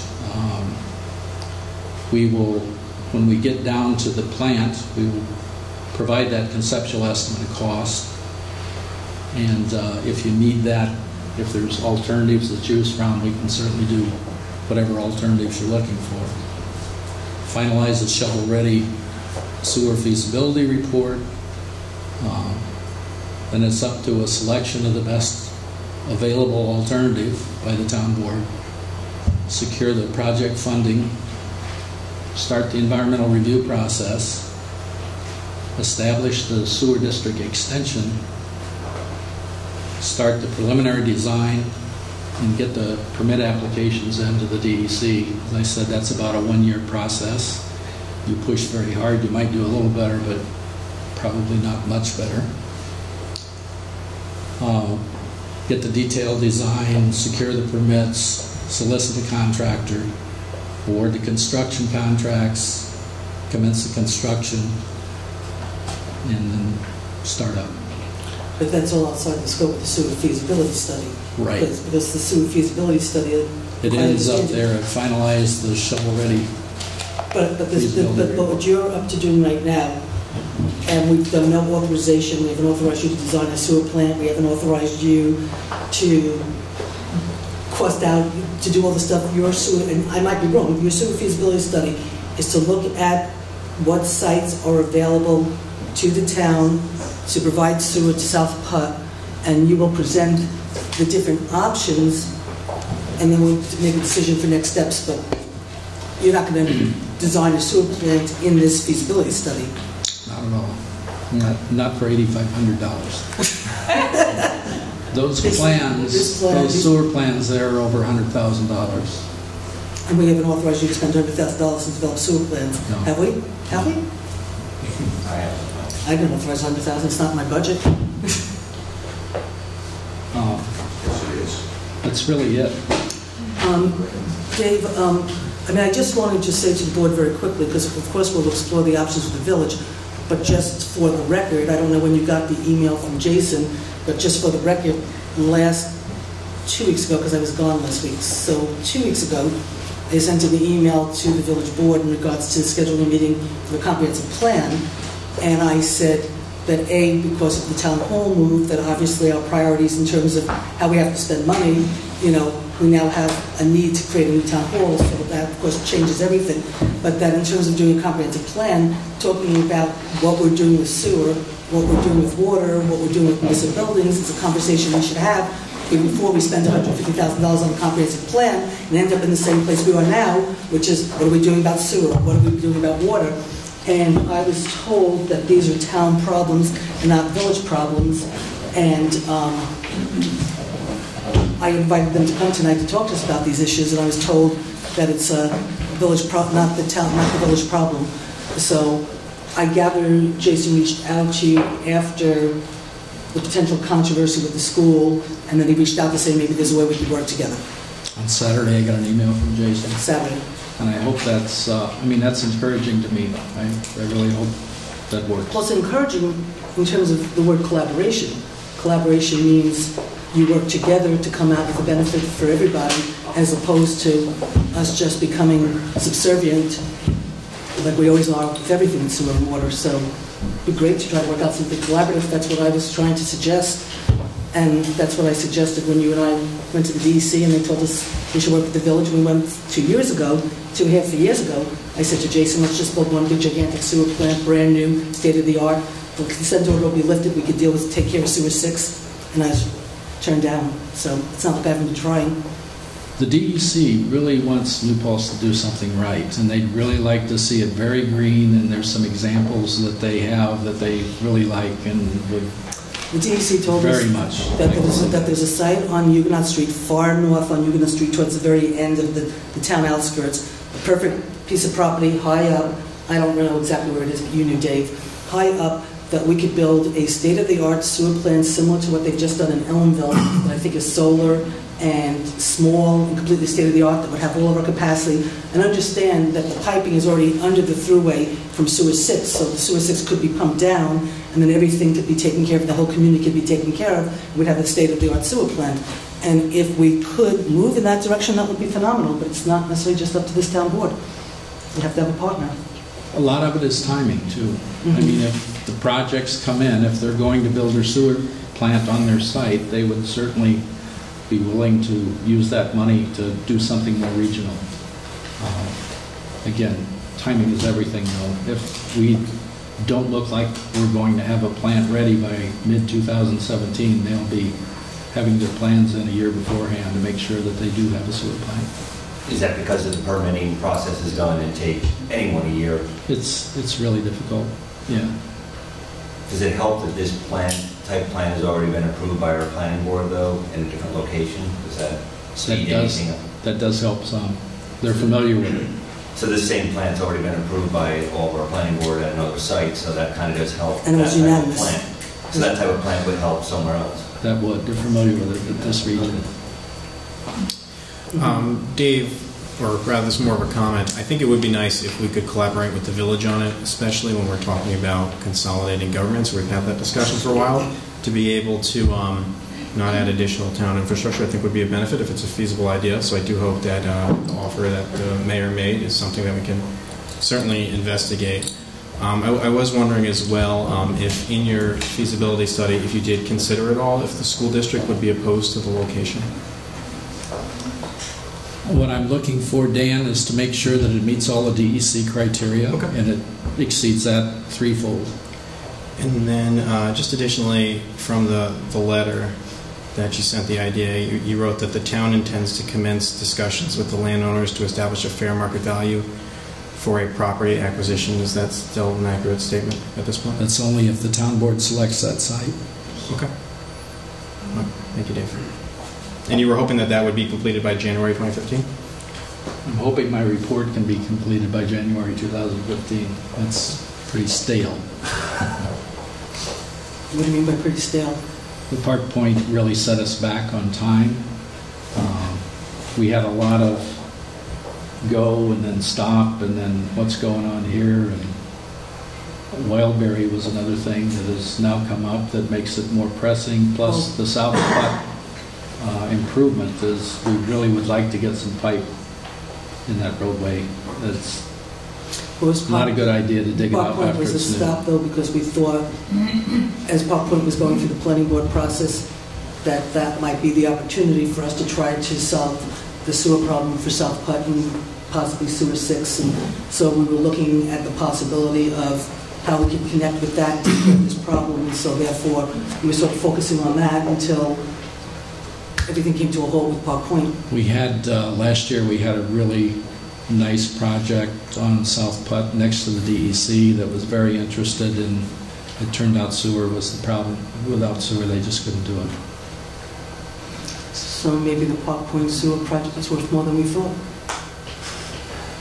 No comment. Does any board member have any questions? Okay, thanks, Dave. So I guess the board, I'll ask the board, does the board want Dave to continue finishing this study, or do you want to stop it right now? Well, we need to submit it to get the money for Dave. Yeah, we won't get reimbursed. We won't get reimbursed unless we send it. Unless you only want to give us half your bill. Well, we voted for him to do it, and we'll finish the project. Okay, I guess... Well, I'm sorry, but you submitted a letter a couple, we got it pretty close to the deadline. They wanted it in 3 weeks, and I think we got it. Well, what happened was, they obviously wanted it a long time ago, but what happened was, I honestly, I really think because of what happened with us suing the IDA, that this was their way of like needling us back, but they talked about it at a board meeting about how we've been lax with the study, we haven't gotten it back, the newspapers wrote about it, I got phone calls, and then it was just around that time when you started to say the DEC got in touch with you about the potential of using property on South Park Corners Road, and if I remember correctly, right, so you started getting back on it, so that's when we were able to, for you to write that letter that Joe sent off 2 weeks ago, somebody saying that you could finish the study because you have options, right? Now, the IDA, I guess, sent a letter or called Joe, and Joe called me and asked if I could give an update on where it was at. Were we informed that we were going to be placed on the agenda of the IDA? I was not told about this at all. Again, I only found out the IDA talked about it because I got a call from the press. So that's how I knew about it. So they never reached out. So when they talked about it the first time, I got a call from Bill Kimball, who told me they had talked about it the night before, and so I gave him an update telling him as much as I knew. Then I read this newspaper article where the IDA said that they got our letter from Joe, and that they were going to put it on the agenda for the next meeting to talk about it. I only know that because I read it in the paper, and so I'm going to try to find out when the next meeting is because I plan to go. Okay. But no, they have not contacted me directly in any way whatsoever. I just read it through the newspaper. Okay. I have no objection to Dave's. Because I have Naples Google Alert. I have no objection to having Paltz and Associates finish their feasibility study whatsoever. I don't know. I have an opinion on that. Yeah, no, we're not taking a vote. We're not taking a vote. We're not taking a vote, but I said, yeah, you asked us, and I'll answer. I don't have any. Okay. I'd like us to get half our money. Right, exactly. I would like us. We don't have to do anything. We don't even have to build sewer. We could just keep going along the way we're going. Newport's forever, but at least we'll get our money, right? Okay, thanks. So what we'll do is, if there's no questions from the board for Dave, we'll do public comment. I know there's a lot of people not very happy with us, and I'm sure we're going to hear it. All I say is that please try to manage your anger, and the chief won't have to remove you. Thank you. My name is Doug Gilmore.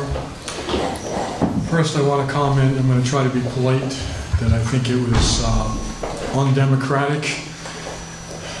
I'm trying to hold my tongue here, that we've been here for over 3 hours. If the goal was to stifle the taxpayer input, it was achieved because numerous people have left over the last 3 hours.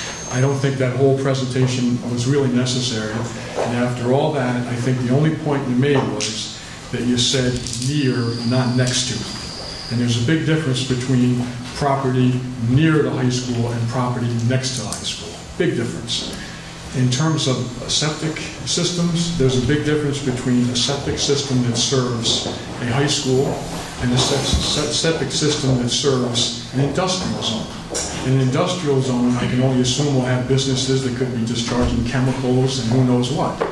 So it's a little bit more than comparing what's there now and what could be there. And no matter what, I think it's a lousy idea to have a new septic system. The ethics law states that board members are supposed to function, they're supposed to act in a way to be above reproach. And I think, as you can see or you will hear, that people are not feeling as though the board functioned in a way that was above reproach. This is the second time this piece of property has caused a controversy because the owner of the property in question is a town board member. So you can say whatever you want, but the question remains, did you handle this in such a way that it's above reproach? Obviously not. There was an ethics violation filed about this issue before. I'm sitting here wondering, if the property does not go for the sewer system, is the town going to try to buy, to put a town hall on it? I mean, are you going to have a plan D and an E and an F? How many times are you going to come up with plans to buy this property? So you may feel that people are being unfair, but you have to understand taxpayers have a right to feel as though they're being represented of reproach. You criticized the school board, town board member Barry. You're an attorney. You think that you handled this well as an attorney? This is the second time you've caused a controversy.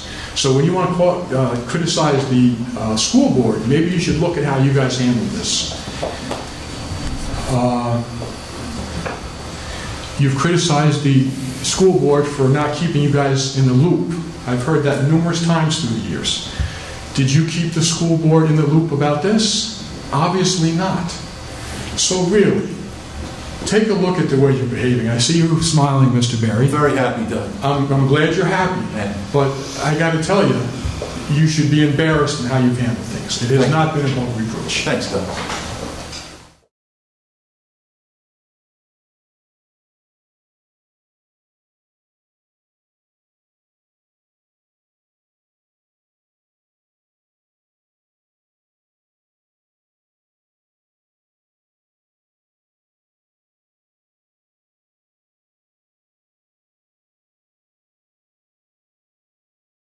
Name so the reporter can accurately reflect who is speaking.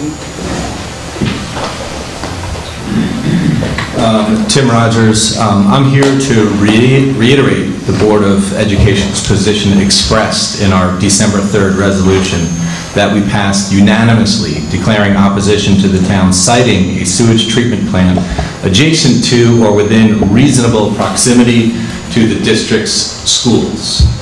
Additionally, the Board of Ed also wanted to share with the town board that last night we again voted 7-0. This time, it was to show support for the draft resolution Councilman Dan Torres composed for the town board to commit to protecting the health, safety, and welfare of its constituents in relation to siting sewage treatment next to schools. The Board of Ed is not just speculating about why siting sewage treatment next to a school is a bad idea. Our board colleague, Nick Pravacci, has over 15 years experience as a licensed engineer specializing in water and wastewater treatment plant design, process control, and operation. He was also licensed with the highest level certification as a wastewater treatment plant operator. Nick has significant experience in wastewater treatment plant odor control and assessment. His experience spans facilities from small package plants to those well over 100 million gallons per day. He had responsibility troubleshooting facilities throughout the US and parts of Canada. Nick has offered some detailed comments about various hazards that I was planning to share with you tonight, but considering that it's nearly 10:30, I'm just going to forward them to you.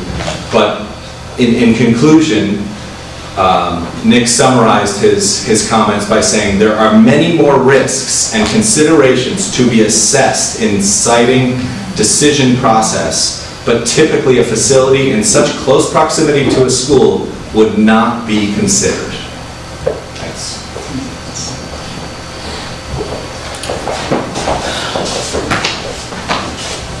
Steve Greenfield, Town of New Paltz. Absolutely not speaking on behalf of the school district. We already had our chosen representative speaking now exclusively on behalf of myself. not only as a citizen and a property owner and taxpayer in this town, but as someone whose name and even I just saw myself in movies that have been spoken about all night here. I appreciate the effort that the people who put together this packet and this video that we watched and everything else that was put up on the town website went through to assemble it and present it. Probably appreciate less so all the time that was lost tonight for no reason going through it in this forum. The fact of the matter is that nothing in this packet, nothing in those videos ever mentioned the two properties adjacent to the high school. I will read now exactly the one section of the grant application, and it is repeatedly referred to throughout all of these documents and all of the videos, and nothing ever more specific than this. The South Put Corners Road sewer corridor consists of a major portion of the town of New Paltz Light Industrial District. It comprises approximately 360 plus acres of land on both sides of South Put Corners Road.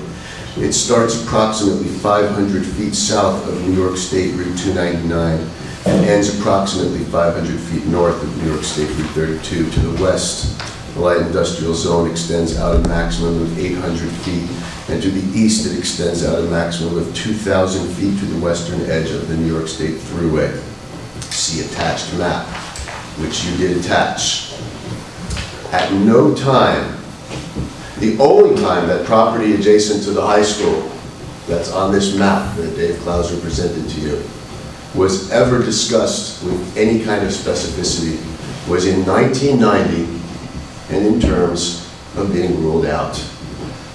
I'm almost embarrassed that it was being presented on the website in this forum as evidence that there has been ample public record of discussion of this location, when the only time it was ever discussed was 25 years ago and in the context of being ruled out.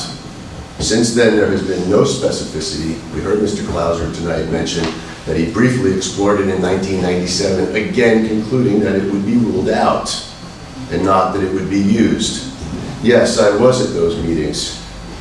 That's exactly what's bothering me. Yes, I did read all these minutes. Yes, I watched all these videos before you put them together for tonight. But you know what? I'm an amateur. It seemed reasonable that a professional would double check it and make sure that I wasn't overlooking something. And it turns out that I wasn't. There has never been a single mention of this location. Just now I sat here and listened to Councilmember Torres mention a phone message that was left for him that was prior to a meeting that the Supervisor Zimmet had with Dave Klauser, in which she made it clear on her message to him that she knew the exact location, whereas she has been denying that and saying that she didn't get it until after she had heard from me. And then she answered Dan Torres by saying that she's known about the location for over a year. Well, why didn't we? And I don't mean the school board, again, I'm speaking only myself as the public. But since I'm the person that brought this to the attention of the school board, that's really a very serious question, because clearly you would think that we would be an impacted agency and that we might have some kind of opinion about that. So this has been, I'm also very, very perturbed about two elements that have been asserted over and over and over again. I'm going to clear that up right now. It's been said that we adopted this resolution without approaching the town board to get clarification about the information. That is most assuredly untrue. This action was taken at a Wednesday night meeting. I sent a message to Dan Torres. Anybody who knows Dan Torres and I know that we know each other since he was in school. And I don't mean college. He lived diagonally across the corner from me. He was a colleague of mine on the school board starting in 2009. We know each other very well. It seemed a normal thing for me to just say, hey Dan, what do you know about this? And I was quite surprised to find out that he knew nothing. So Dan, on his own volition, approached the rest of the board. He sent out a group email. What's this I'm hearing from Steve Greenfield? Eventually, Supervisor Zimmet, after conferring with Dave Klauser, actually sent Dan an email prior to the school board meeting saying, please send this to Steve Greenfield.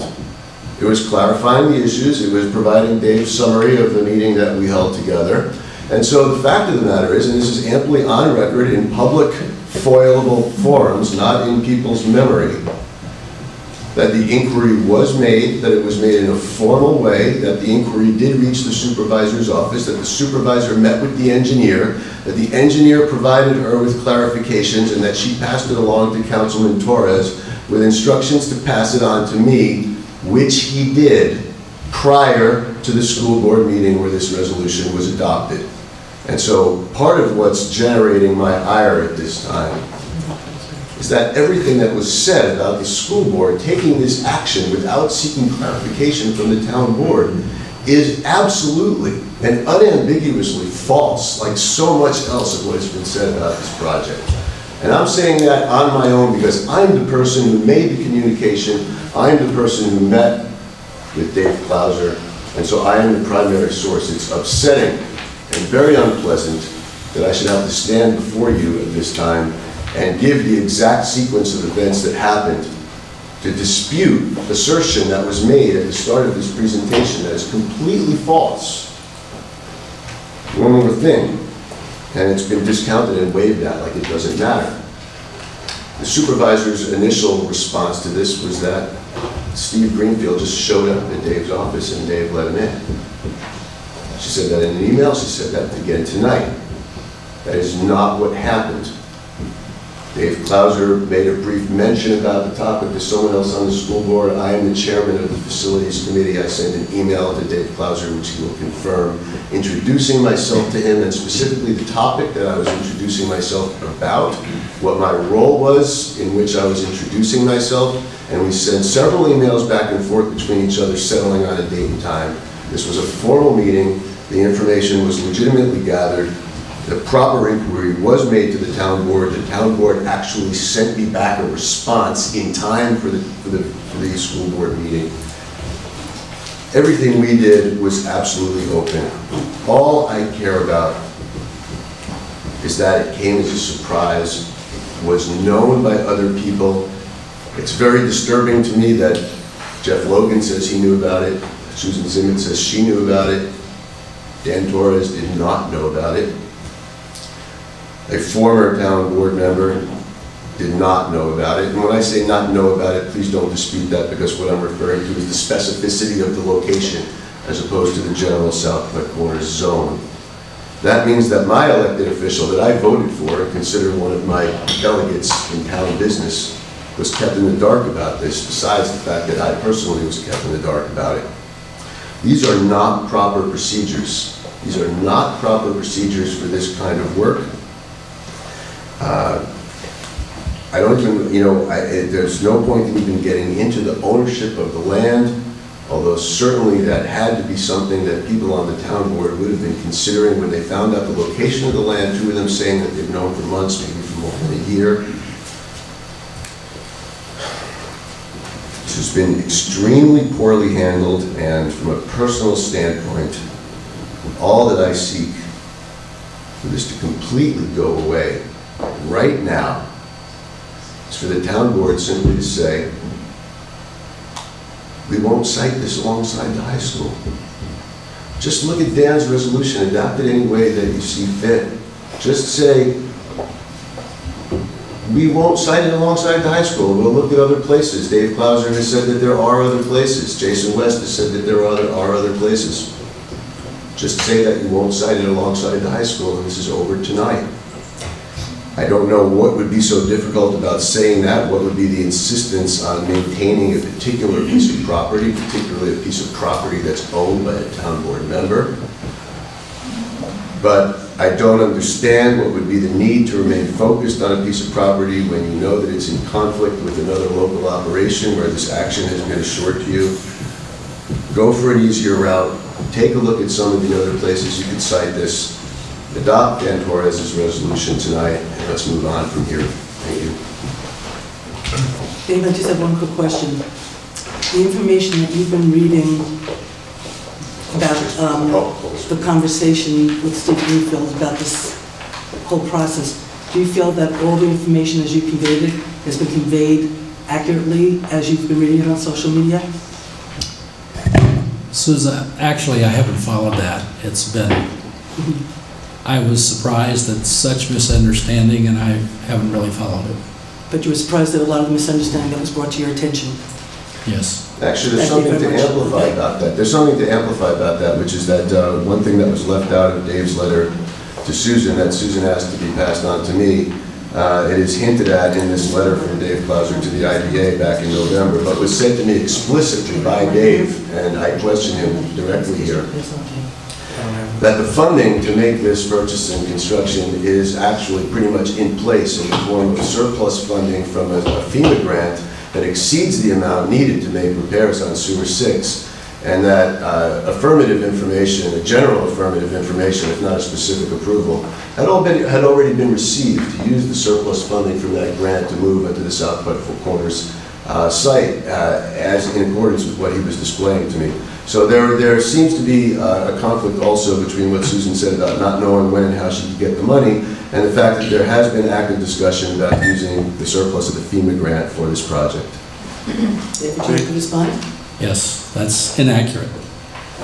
What I was trying to bring up in the presentation actually was the Sewer 6 grant, that we've made it through 5 steps and we haven't got the award. That's what I was talking about. It's not at all in place. No, not only is it not only in place, it was a FEMA grant to try to solve the Sewer 6 problem. It's the FEMA grant for Sewer 6 that's been approved through 5 steps. We've yet to been awarded it. So that's the FEMA money, that's Sewer 6. The conversation has been had because the DEC would like us not to fix Sewer 6 and would like us to pump the sewer down to the village or some other place that we've talked about, only talk, me and you having lunch, talked about if we were to build another sewer plant on South Plat Corners, could we not use some of the FEMA money, if we should get it, to help us maybe fund the sewer plant. We don't even know if that's legal, if we can, if we can't, because we haven't gotten the grant. It was for Sewer 6, to solve a problem for Sewer 6, which I will just tell you, the board, just very quickly, the Sewer 6 still owes the town $140,000, and I've been talking to the outside auditor about how to finally take care of that problem. It was for Sewer 6, FEMA money for Sewer 6, and that's as far as it's gone, and we've gotten awarded. The town's grant writer believes it may be movable. If they get that award for the Sewer 6 upgrade, they may be able to move it as long as you can solve the problem, basically. But that money's... But we haven't seen it in over a year. Okay, thank you. Okay, Josh? In the words of Monty Python, and now for something different. I'm Josh Honig. Since the IDA has come up tonight in discussion, I'd like to make those of you who aren't aware of something that relates to New Paltz in the IDA that has happened in the last 24 hours. The Lago Casino in Seneca County has been approved. You might ask, what does that have to do with New Paltz? The following couple of lines I'm going to give you are excerpts from articles that appeared in all the newspapers around the state, but also a little commentary from me. Wilmerite, that mom and pop corporation that says they can't afford to pay taxes on the Park Point housing development project that they want to build in New Paltz next to SUNY New Paltz, and claim they need a pilot to do it, is behind the winning bid in the Southern Tier Finger Lakes region. Thomas Wilmot, and he's the one of the owners of Wilmerite, the Rochester area magnate, won the Finger Lakes bid with a $425 million plan for the Lago Resort and Casino. He has sought a casino in New York for more than a decade, including one once for the downtown Rochester. Wilmerite worked, Wilmerite changed the name, they worked on the proposal for about 2 years, so that would mean that they were working on this while they were working on the New Paltz proposal also. So they changed the name of the proposal in June to Lago, and they bumped it up from $350 million to $425 million. Bingo, a winner. The Sitting Commission announced Wednesday. In the Southern Tier, this is another line from an article, in the Southern Tier, only Lago showed the financial wherewithal to have the viable project. Wherewithal. I'm tired. I said it with everybody else. And then the other interesting thing is the project will be the first privately owned casino in New York, and the stakes were high, with a $1 million application fee and up to a $50 million licensing fee.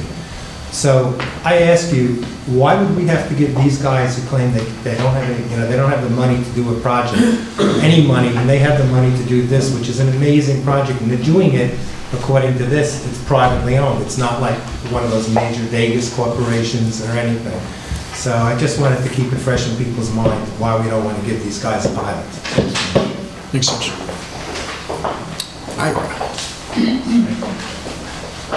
Just, Ira, say your name for the press. Yeah, I was going to. Thanks, sir. Ira Margolis. Boy, did I pick the wrong night.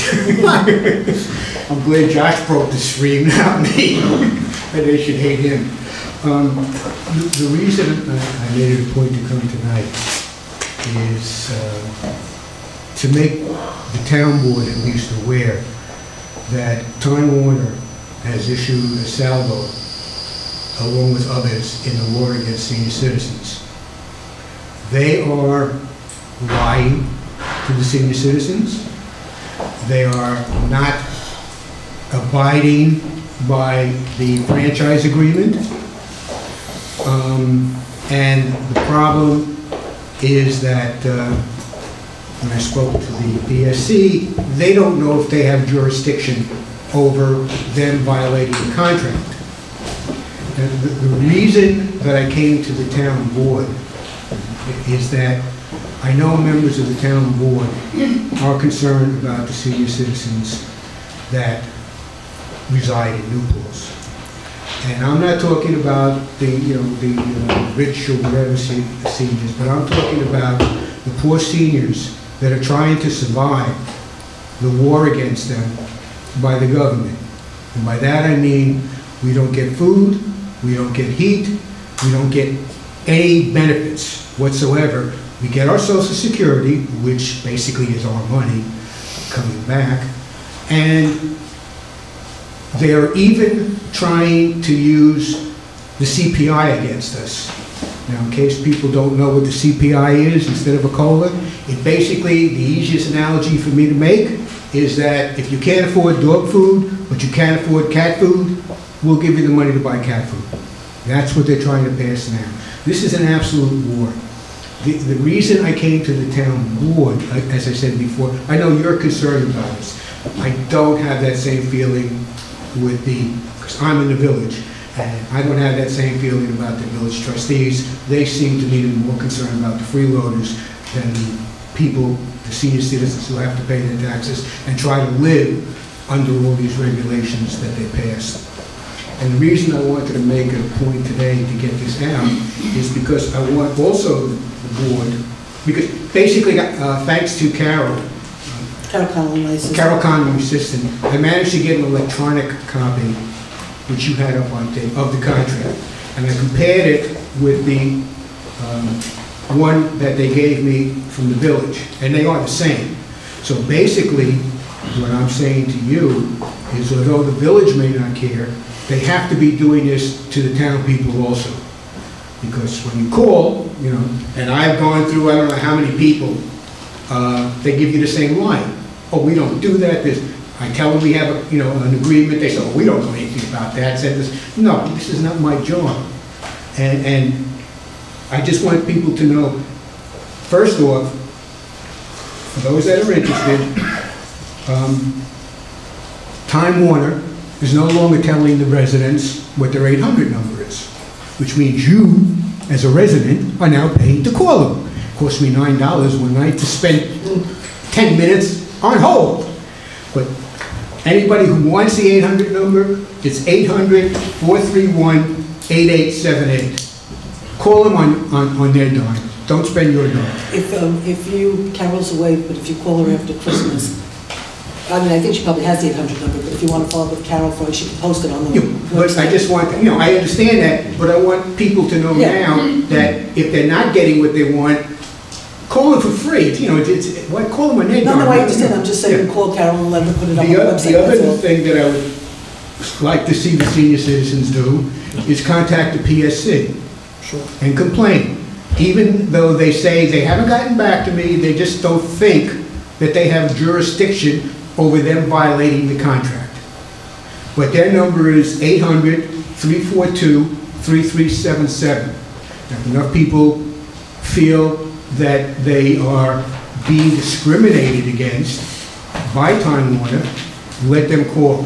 I said, my next step is the Office of the Aging, because I think this is age discrimination. But that's my next step. I just wanted to take the time tonight to put this information out, because I know the town board, I know, cares about this, and it's getting more and more difficult, particularly with, I don't want to go into the healthcare, but those of us who are casualties, if you will, of the war on senior, have to walk around in pain, suffering, and basically can't get the treatment we need and are scheduled to die. So I just want to thank you for at least this board looking out for this. Thank you very much. Thank you. Okay, this is, I'll be thank out you. in a second. Are you still have more? Huh? You still have more? I just said I'll be out in a second. I'm just putting my notice. I'm sorry, I thought, No, I said what I had to say. Now I'll let those people get back to what they do.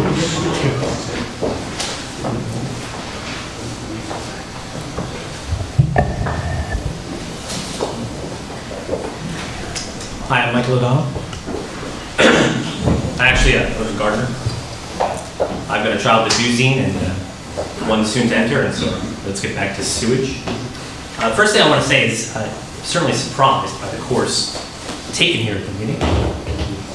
Switch directions. I'll tell you that I definitely don't appreciate the 3-hour-long propaganda campaign we all got to witness here today, especially the very I like everybody's honest, please. Everybody's honest. You don't need to take notes. It's not that important. Is this a dictatorship? excuse me? I was asking for honest, so that nobody's paying attention to me. I just wrote down exactly what you just said. It was 3-hour You propaganda don't need campaign. minutes. Yes, 3-hour propaganda. Okay, I'm listening. Especially the tangents that were very transparent attacks of contempt for the school district. It's disconcerting to know that we're going to live in a community where there's that kind of friction.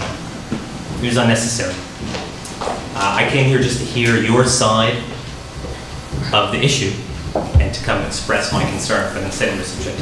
So let's move on to something different. I'm looking at a letter here that's from Dave Klauser to Joseph Moriello, town attorney.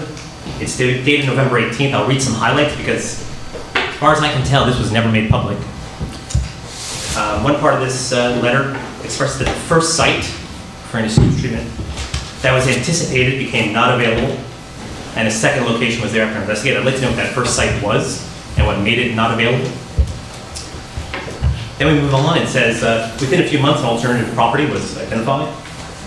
It was offered for review by a landowner, and an investigation of the site began. A conceptual layout of the facility was prepared and discussed with the landowner prior to engaging the New York State DEC's review with regards to its suitability. Recently, a site visit with NYS DEC personnel was conducted to conceptually confirm that the site would be appropriate for the intended purpose. Remember, this is November 18th. This letter, never made public. More highlights. It was also speculated here to incorporate capacity for wastewater treatment needs that would be conveyed from 2 proposed developments that are planned to be located east of the New York State Thruway. These projects include an apartment project that would redevelop the 87 motel property and the Wildberry Lodge. The town anticipates that the developers will participate with a proportionate share of the funding of the South Putt Corners wastewater treatment plant. So there we see some mention of this plan, which is apparently not very far underway, of already sourcing funding. More funding. The town has been qualified for a FEMA grant to make the needed repairs to this existing, outdated small treatment plant. The town is hopeful that grant funding might be transferred to and also assist in the funding of the South Putt Corners wastewater treatment plant. The town intends to commence discussions with the landowner to establish a fair market value for the property acquisition. We anticipate that the results of the South Putt Corners road sewer feasibility study will be completed by January 2015. It's December 18th. If not before then, pending property acquisition agreements being confirmed. It sounds like this is much further along than you've been letting on, and I'm wondering why this document was never made public. I will let Dave respond. I can just answer why it hasn't been made public yet. It was sent from Dave to the lawyer. The lawyer sent it. if everybody's forgotten, and I'm sorry that we're not perfect, we just moved an entire town hall in 2.5 months. Excuse me, you want me to answer it, okay? I'm answering it honestly. You don't have to believe anything I say. I really don't care anymore. However, okay, we have moved an entire town hall. We haven't gotten mail for a couple of weeks when we were in the process of moving and whatever. We haven't gotten through all of our mail. We haven't gotten through everything. We are backlogged, backed up. I'm sorry, it was an incredible process to move an entire town hall in 2.5 months. When we moved in there, we finally got started, we didn't have heat, we didn't have electricity, people were working in coats, our phone system doesn't work. I'm sorry we're not perfect. There's a bunch of stuff I have that we haven't even gotten through for me to start sending out to the board now that we can sit down and start looking at our mail and start getting on top of things and get on top of things and get things to the board members. It's not a secret, it's not hidden. It was sent to the IDA. If you watched that report, I talked about the fact that we now have a potential option. I sat there, I said to Fran, okay, I gave a whole update on where we're at, that we're going to be getting a letter out in 3 weeks. There was nothing secret. We watched it. It's in the minutes. I said exactly what was going on. We'd have a letter out in 3 weeks, okay? That letter went out. We were in the midst of the move. I'm sorry we're not perfect. The letter's here. I intended to give it to Dan and everybody else tonight. It's not a secret. We're not hiding anything. But I'd like Dan, I'll let Dave answer the questions. The first question was about what was the other site, and that was the Park Point site that dropped out. There's been no acquisition negotiations at all on this site. It has to qualify first, and the town board has to accept it. As I said before, there's one other site out there that we're still looking at. We're just not done with this report yet. But the hope had been to talk about land acquisition tonight originally. If it's private property, No. there's going to be land acquisition. It wasn't, no. When you wrote... The Millbrook Preserve. No. I know what Dan's talking about. No, he wrote something about this whole entire thing.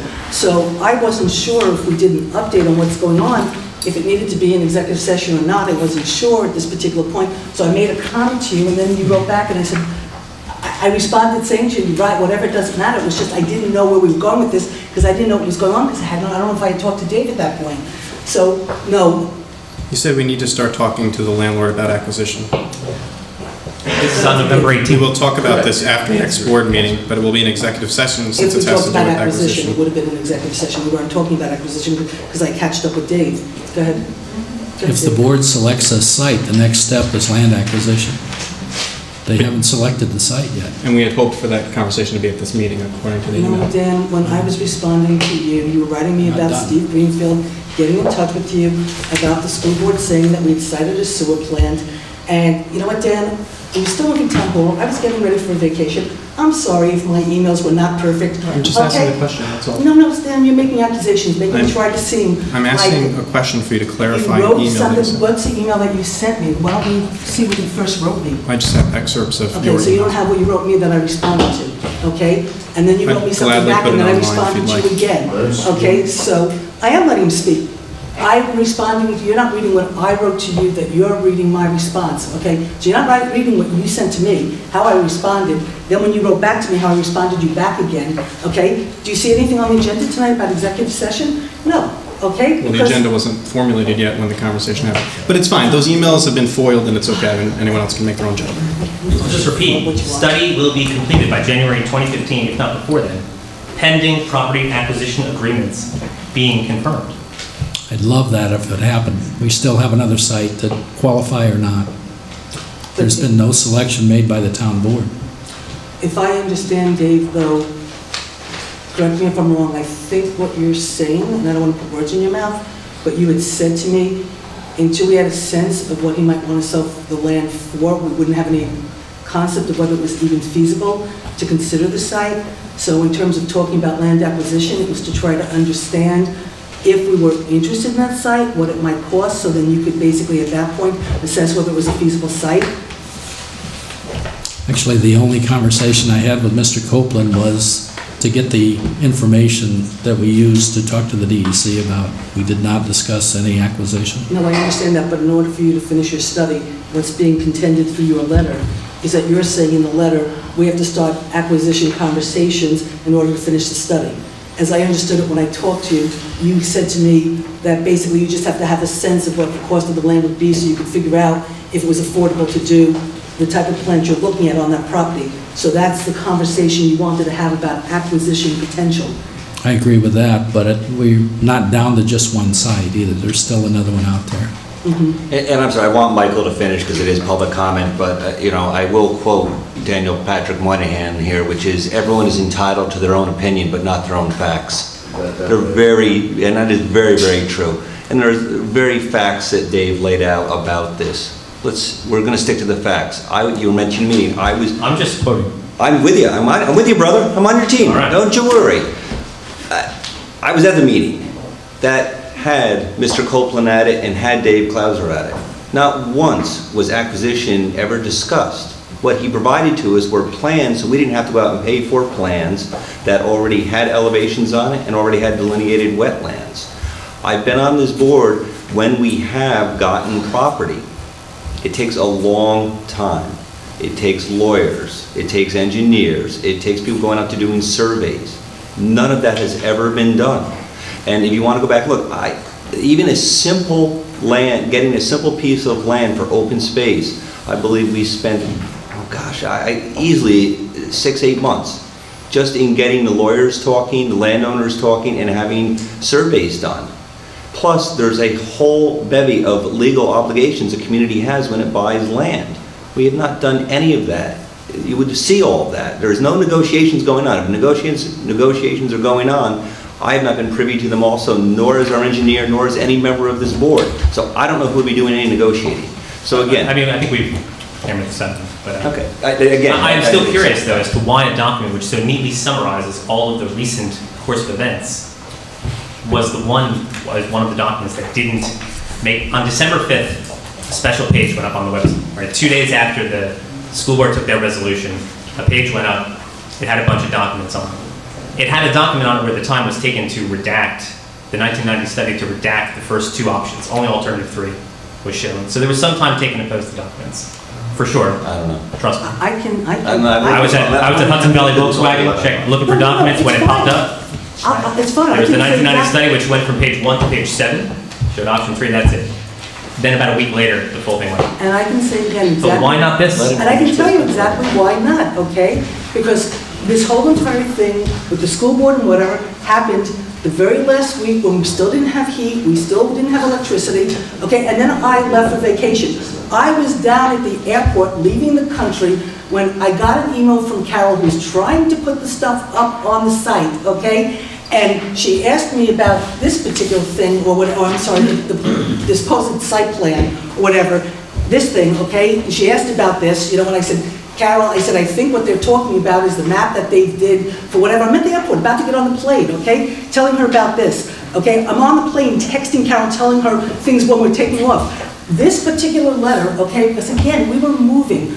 I'm sorry, we're not perfect. That letter was sitting on my desk with a bunch of other things. We didn't get the letter, I didn't see or open the letter until I got back from vacation and looked at it. I don't even know, actually, as a matter of fact, I think I had called Dave, I think I called Joe Moriello to ask him to get me a copy of the letter. And Ann Berkeley yesterday went through all the stuff on my desk and found it, and I said, I think here it is, Susan. And I called back the attorney and said, thank you, you don't have to get it for me, I have it. Okay? So I just found it on my desk yesterday.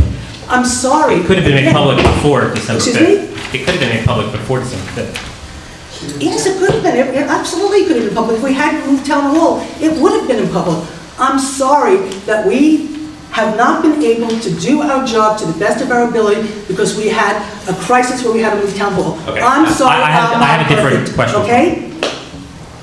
Why, you know, when it was even being considered that that location may be a possibility, why wasn't it run by the school board? Even just as a courtesy to say, why not? It was being considered as a possibility. You've known about this site for a long time. Why not say, listen, this is not the only thing we're considering. We're considering multiple sites. We have this project in play. What do you guys think of this? I can tell you that because Dave has not done a sewer feasibility study to us, we didn't know where the site was. We didn't know if the site was feasible, not feasible, whatever. It was just recent that Dave told us that the DE said they could possibly use it as a discharge. Dave probably told me that within the last 3 weeks while we were moving town hall. Quite frankly, Everybody and anybody who spoke to me about anything recently, it was the budget, it was the move. I'm sorry, But we just heard 3 hours about how we've been hearing about this since at least 1990. Sounds like one split, absolutely. But no contact? Michael, there's no conspiracy. It's not about conspiracy. There's no. It's not about. I'm not alleging conspiracy. But it sounds to me. I'm alleging there's no lack of communication. No, there's no conspiracy. All right, there's none. So why didn't anybody contact the school board to say? Because this is. Here's what we're thinking. This is a possible site. It's right next to the high school. This is my response to your question. It's a feasibility study that hasn't even been completed yet, until maybe even tonight. And even the engineer's saying it's not even done yet. He hasn't finished his analysis. So you don't need to finish it to know where it is. No. You know where it is already. You could have brought it up. Michael. That could have been part, by the way, of the feasibility study. Is it feasible to put a sewer plant next to a school? Did we address that? I'm going to let you finish. Very feasible, according to. But did you ask the board? I understand there's some. I don't even know where Middleburg, New York is, nor do I care. Michael, I understand that there's some school in New York that has a sewage plant. What does feasibility mean? There's one. That doesn't mean what we does have it to mean, Michael? Feasibility. Is it possible? Yes. Is it possible? That's all it means, right? Yes. He has to determine whether it's possible, and that's it. It's very simple. I think putting it next to a school is part of. Is it possible? If you look, it doesn't is it matter possible? if it's a school, might we show up at a town board one day with a bunch of angry parents and other people in the community saying, "Don't do this"? That might be a consideration you take up in a feasibility. It could be a church. It could be a farm. It could be a hotel. It could be anything. But is it feasible? That's the only question he was hired to answer. You should have told the board about it. Hey, guys, can we stop over there? You should have told them. I don't want to take up all this time. There's a lot of people waiting. You should have told them. So that would have been. That would have been the right thing to do. That would have been the responsible You're saying that Dave Klauser should have reached out and talked to everybody that could potentially be affected by any of the sites he ultimately picks? He'll never get his work done. He'd never get his work done. Michael, that's not a possibility. Steve? We'd like to wait for the supervisor to come back so she can hear our comments as well. Very good. Anybody want to go get her? Probably is in the ladies' room. I think she was right for them. I could be wrong, but I think she went out. It's been 4 hours, so I can keep rolling, if that's all right with you guys.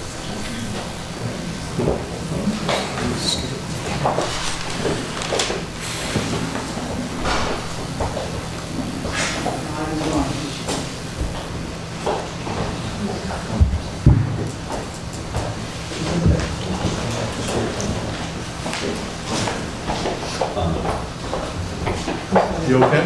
Yeah, he's definitely. Okay. They thought you left the building. I'd like to in a few minutes, but were you waiting for me to come back? Yes. Oh, I'm sorry, I just thought I was bathroom really quickly. We're just going to change the topic here a little bit. Excuse me? Oh, you didn't say anything? I will, as soon as I make this comment. We're going to change the topic from Sewergate to Watergate. My name is Susan Weber, with 2 B's. I live on 130 Plains Road in the town of New Paltz, and I am one of your constituents. I won't go into all the details of our water issues on Plains Road. Hopefully you have informed yourselves by reading the report by the village engineer, who also happens to be the town engineer. And that you will, more importantly, read the hydrogeologist report that we are giving to you tonight. So let's cut to the chase. The village wants to take the water from the wells of the Plains Road residents, put us on municipal water, which will cost us hookup fees of a minimum of $1,000 to $1,500, and then charge us year after year to use our own water. Does that sound like a fair deal to you? As our elected representatives, your considered opinions about what's happening on Plains Road should be conveyed to the village board before their vote in January. Thank you. Thank you. Do you have a copy to share? Great. I'm Carol Pryor. I'm a resident of Plains Road, and also a resident of the town of New Paltz. Thank you for this opportunity to speak. My comments relate to an issue upcoming in early January of 2015. I'm here tonight to appeal to each of you on the town board as my elected officials to seriously reconsider any planned use of the 101 Plains Road, David Rohr's quarry property as a potential municipal water source, either temporary or permanent, as a solution to the Catskill Aqueduct shutdowns and beyond. The residents of Plains Road, Shawangin View, Locust Lane, and Woodland Drive have come together as the Plains Road Water Watch. Due to the adverse impact that the May 54-hour step test and the July 72-hour pump test had on our private wells and our overall water quality, we hired an independent professional hydrogeologist, Paul Rubin, to assess the September 30th Village of New Paltz Phase 2 Backup Water Supply Investigation Final Project Report prepared by David Clauser, the Chase & Companies, and Ranier and Larios. Upon completion of Paul Rubin's analysis of that report and the data contained therein, as well as data obtained through FOIL, the following conclusions were drawn. 1. The test wells, PW1 and PW2, located at 101 Plains Road, have not been proven to be of adequate capacity nor sustainability as a temporary backup water supply for the village, town, and SUNY during the Catskill Aqueduct 10-week shutdown periods. 2. The test wells, PW1 and PW2, located at 101 Plains Road, have not been proven to be of adequate capacity nor sustainability as a permanent long-term water source for the village, town, and SUNY. 3. Use of the wells on 101 Plains Road, on the Plains Road site, will dewater wells on Plains Road, Shawangin View, Woodland Drive, Locust Lane, and beyond. 4. The aquifer, which supplies the water to test wells PW1 and PW2, may itself be dewatered. Then what do you do? 5. Hydrologic data collected to date on the 101 Plains Road site is insufficient to obtain a water withdrawal permit from the DEC. 6. A full seeker review is warranted. 7. Serious consideration should be given to the Walk Hill River as a permanent long-term solution to the New Paltz community's water needs. 8. The cost analysis of the 101 Plains Road site does not include the purchase price of that property, estimated to be $3 million. I have for each of you copies of Paul Rubin's report, his fact sheet, and the comments that he made before the village board meeting on Wednesday, December 10th, 2014. It should be noted that the cost of this report was invoiced at $5,000, and that was paid for by the Plains Road Water Watch, and it will be gifted to you tonight. I urge you to read it. Lastly, please remember, politics aside, that you have a fiduciary duty as our representatives to acknowledge our concerns and to support the conclusions that will ultimately benefit the residents of our village, town, SUNY community, and at the same time meet that community's future long-term water needs. Thank you. Thank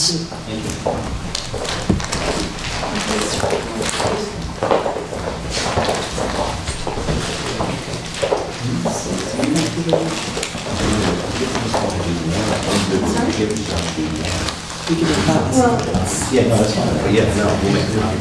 Do you have anything else? Everything. Yeah. Do you have one? No, I do not. We'll make one for us. Why don't we take Jean's copy and we'll make it? Yeah. She'll take Jean's copy. She'll take Jean's copy. She needs it as the clerk, and she'll make a copy for Jean. Great, thank you. Thank you very much. You got it.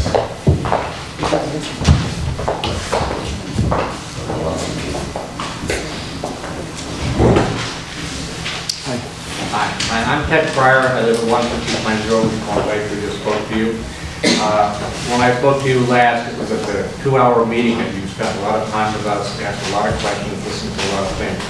And at that time, I discussed with you the various types of quality issues people on Plains Road have been seeing after the Phase 2 test in July. And those tests have continued, both in conjunction with associated with Dave Klauser and the Trading Company, and then people have done their own independent testing since then. We decided we wanted to collect as many of the tests from our neighborhood and pull together what kind of problems we were seeing, get some quantification from the data we would collect. And I wanted to share that with you, and I have copies for each of you so you can see that.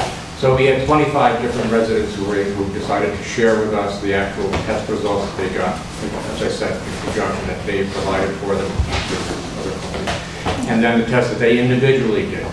And then I tabulated up what kind of problems we had, like of the 25 people, how many had coliform tests that were above the limit, and that was 17, so 68% of the people had that type of problem. We also included turbidity, manganese, various things that are the same parameters that were in the town phase 2 report, village phase 2 report. So I have that for you and wanted to give that to you. I just wanted to mention the parameters. The time frame was from July, and they finished the phase 2 testing through early September. So it kind of reflected when the well would have been active and not had recovered at any time. So it would have reflected what would happen once the testing started. The other thing I just wanted to share and make available to you, if you haven't had a chance to read the whole 754 pages of the phase 2 village report, there's one page that's very interesting and seems to have a lot of information that people talk about a lot. And it's called the comparisons and alternatives. And it's all the pertinent information of the various alternatives, whether using the Walk Hill River, the village reservoir and its improvements, or Plains Road. And it includes the yield of the water gallons per minute, the conceptual costs, and also the implementation times to do that, which seems to be discussed a lot. And to have it in one score sheet, so to speak, is very convenient. So I put a copy of that for you also. That was all I had to say, and also thank you for the opportunity. Thank you. You have the copies you're going to give us? Yeah, I'll just give them to the clerk. Okay, that's great. Yeah, We'll get you to those out and she'll. Thanks so much. Thank you. And she'll distribute those too, just so you know. Hello, my name is Donna Lee, and I also live on Plains Road. It might be difficult to draw some conclusions because there's been so much dialogue about so many things this evening. So in case this fact has escaped you, the report and assessment done by Paul Rubin that Carol mentioned a few minutes ago basically contradicts the findings or the conclusions that Mr. Klauser and Associates came to in his report. And so what I'd like to do is to emphasize two things about Paul Rubin. One is his impartiality. He gains nothing from, regardless of what choice is made. He's got no skin in the game. The other thing that I'd like to emphasize is Paul Rubin's expertise. He's got 30 years experience in hydrogeology. He is a respected expert in the Hudson Valley. In part, his projects include land, wetland, and water quality protection, aquifer and watershed characterization, and contaminant assessment. All these things can relate to the concerns that we on Plains Road have. Mr. Rubin is an expert in identifying critical issues that involve groundwater issues that are often overlooked by other experts. Consideration of these issues has often resulted in positive changes to proposed projects before approval, which benefit both the client and the public. Examples of recent project work are one, oversight and analysis of well field pumping tests designed to assess impacts on groundwater and surface water in the Catskills. Another is hydrogeologic aquifer analysis of a groundwater supply in the Shungum Ridge. In conclusion, Paul Rubin, after careful examination of Mr. Klauser's data, concluded that using the Plains Road site as an alternate water source won't work. Please pay attention to these things that we've presented to you tonight. Thank you. Thank you. My name is Gail Friedman. I'm a Plains Road resident. And a citizen of the town is not exempt from responsibility for this project. We who are most immediately affected by this live in the town, vote in the town, pay taxes in the town. And this project, as proposed, takes place in the town. And we do hold the town, along with the village, accountable. Environmentalism begins at home. The data presented to the village board last week by engineer Clauser and reported in this week's newspaper, although that article arguably should perhaps have been on the opinion page, those data are misleading and inaccurate. These values do not reflect the whole enchilada. They don't factor in the purchase of the land to the tune of several $million. They don't factor in the costs of establishing a new water district and fully hooking up 70 to 100 homes. They don't factor in the costs of litigation. They don't factor in an extensive new aquifer test, a full environmental review, which has thus far been evaded. And crucially, they do not reflect the actual treatment costs, because 101 Plains actually needs considerably more than just chlorination, as has been asserted. If you read and heed Paul Rubin's analysis, which you've received this evening, of what is in those wells on Plains Road, you will see what I mean. So there's cost. There's the fact that this project is basically trying to steal our water and then sell it back to us. There's the fact that we would be individually, irreparably damaged, along with the character and quality of life in our entire neighborhood. And most crucially, if this aquifer is chosen for long-term use, it won't work. We and you will run out of water. Again, I refer you to Paul's report. That aquifer cannot sustain the long-term pumping at the high rates that have been proposed. In fact, a safe yield for that aquifer has not been established at all, and the state will require, excuse me, a whole other round of testing for that purpose, which cannot even take place until the next dry season. The mandate here was to find a backup source for periods when the aqueduct has to be shut down for repairs. All of engineers Clauser's numbers that were presented last week, in that sense, are meaningless, since they're based on a full-time, permanent water source.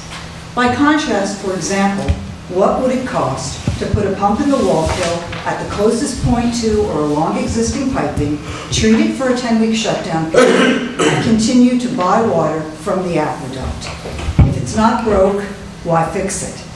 And if you so insist, then we urge you, stop looking at undeveloped sources that we know won't work, and look at an existing source that will work. Thank you. Thank you. Is there anybody else who'd like to speak? Okay, so... I'd like to move the resolution that I prepared for tonight's meeting that I distributed to the board. I'll move it for purposes of discussion. Would anybody like to discuss it? I made the motion, so is that second? I said I seconded it for purposes of discussion. Okay. Now I'm asking if anyone wants to discuss it. Anybody want to discuss it? I would just like to say that we know we have other options, and we also know the school district could potentially hit us with an Article 78 lawsuit. And I think at this time, this would be a good move for us to do. I'm not sure what the support is from my council members, but that is what I have to say about it. And I don't know if anybody else has something else they'd like to say about it. Anybody else have anything to say? I'll just say that we have a feasibility study that's being done. I think the feasibility study should continue. I should look at all our options, and we should explore all our options, because we don't know now what options we have. We don't know if we have any options. There might be other options that might present itself, because throughout this whole process, some other sites are actually starting to look a lot better. And maybe negotiations can change, God knows. But basically, I'm not going to be threatened with an Article 78. It hasn't scared us in the past. And so to change a study and get the information and then have the board discuss it and then make a decision, at that point we could decide not to follow through with it. But I'm not going to not do it because I'm being threatened. So that's all I have to say. Well, I guess something I would say is, yeah, it couldn't be an Article 78 because that's an Article 78 is on is a procedural error being made. So I don't know what there would be The no town said threat. that they would litigate. Well, no, you said there'd be an Article Sorry, 78, there can't be an Article 78, because Article 78 is only filed on a procedural basis. We don't do procedures like that, so I don't know. There's no threat, I mean, now if you want to say there's It's threat. 11:30 tonight. What I'm trying to say is that the school district said they would use their full legal ability to prevent us from continuing to do that. Okay. I apologize for using the phrase Article 78. Well, okay, it's an Article 78 is a procedural hearing, and can only be brought under procedures. So there's nothing procedural being done here. And that was a mistake. Okay, Yeah. I'm glad I could correct another one tonight for you. And I think also I'm not sure what legal recourse I would be. I already believe that I'm incredibly already disappointed by our school board, by the resolution they made, because it is not based in fact. And I don't understand what a legal, I have not seen unless it was in the press or that they're going to do something illegal. Was that said in a public meeting that they're going to have legal recourse against us? I believe the phrasing within the resolution indicated that they would use that if necessary. Yes.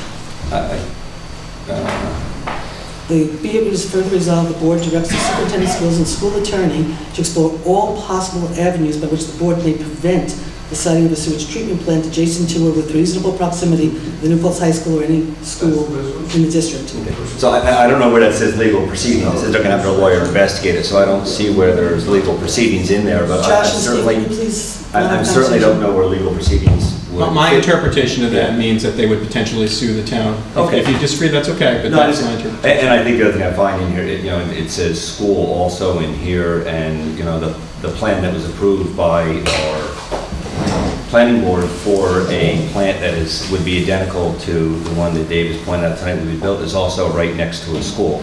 Last time I checked, SUNY New Paltz is a school, got classrooms, books, students, I don't think the school district is concerning himself with SUNY New Paltz. No, it says school, so I don't know, it's a school, I don't know. It says it is a school. It says they will not allow any plant near a school, so I think they also... Being that it's from the school district, I think that's clear, but I can understand if you disagree with that.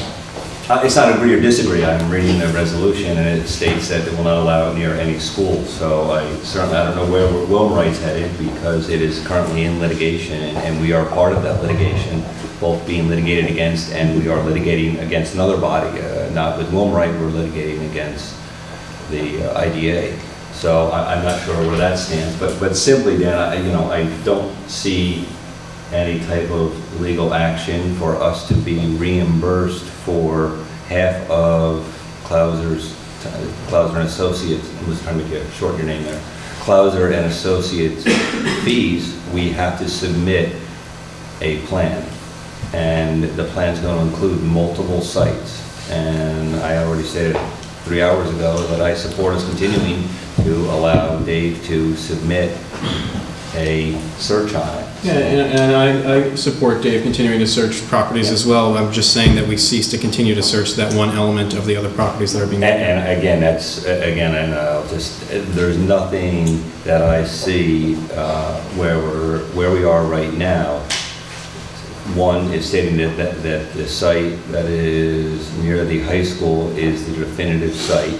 Also, if it is, there's also no evidence whatsoever from anyone that having a wastewater treatment plant there is, I don't agree with your phrasing there, that is putting anyone at risk.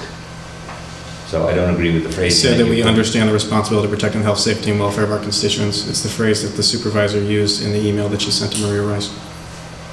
No, I took the phrase from what I took was then the phrase from them saying that therefore be it resolved that the New Paltz School District Board of Education declares its strong opposition to the town site of the sewage treatment plant adjacent to or within reasonable proximity to the high school or any other school for reasons of health, safety, and welfare of students and staff. And my response was, in essence, that you're saying we don't care about the safety, health, welfare of the students, which I take incredible offense at. And so when Dave does his analysis and he comes to us and we sit there and we're able to see that we're putting the kids at risk, I don't believe this board would approve a plan like that going forward.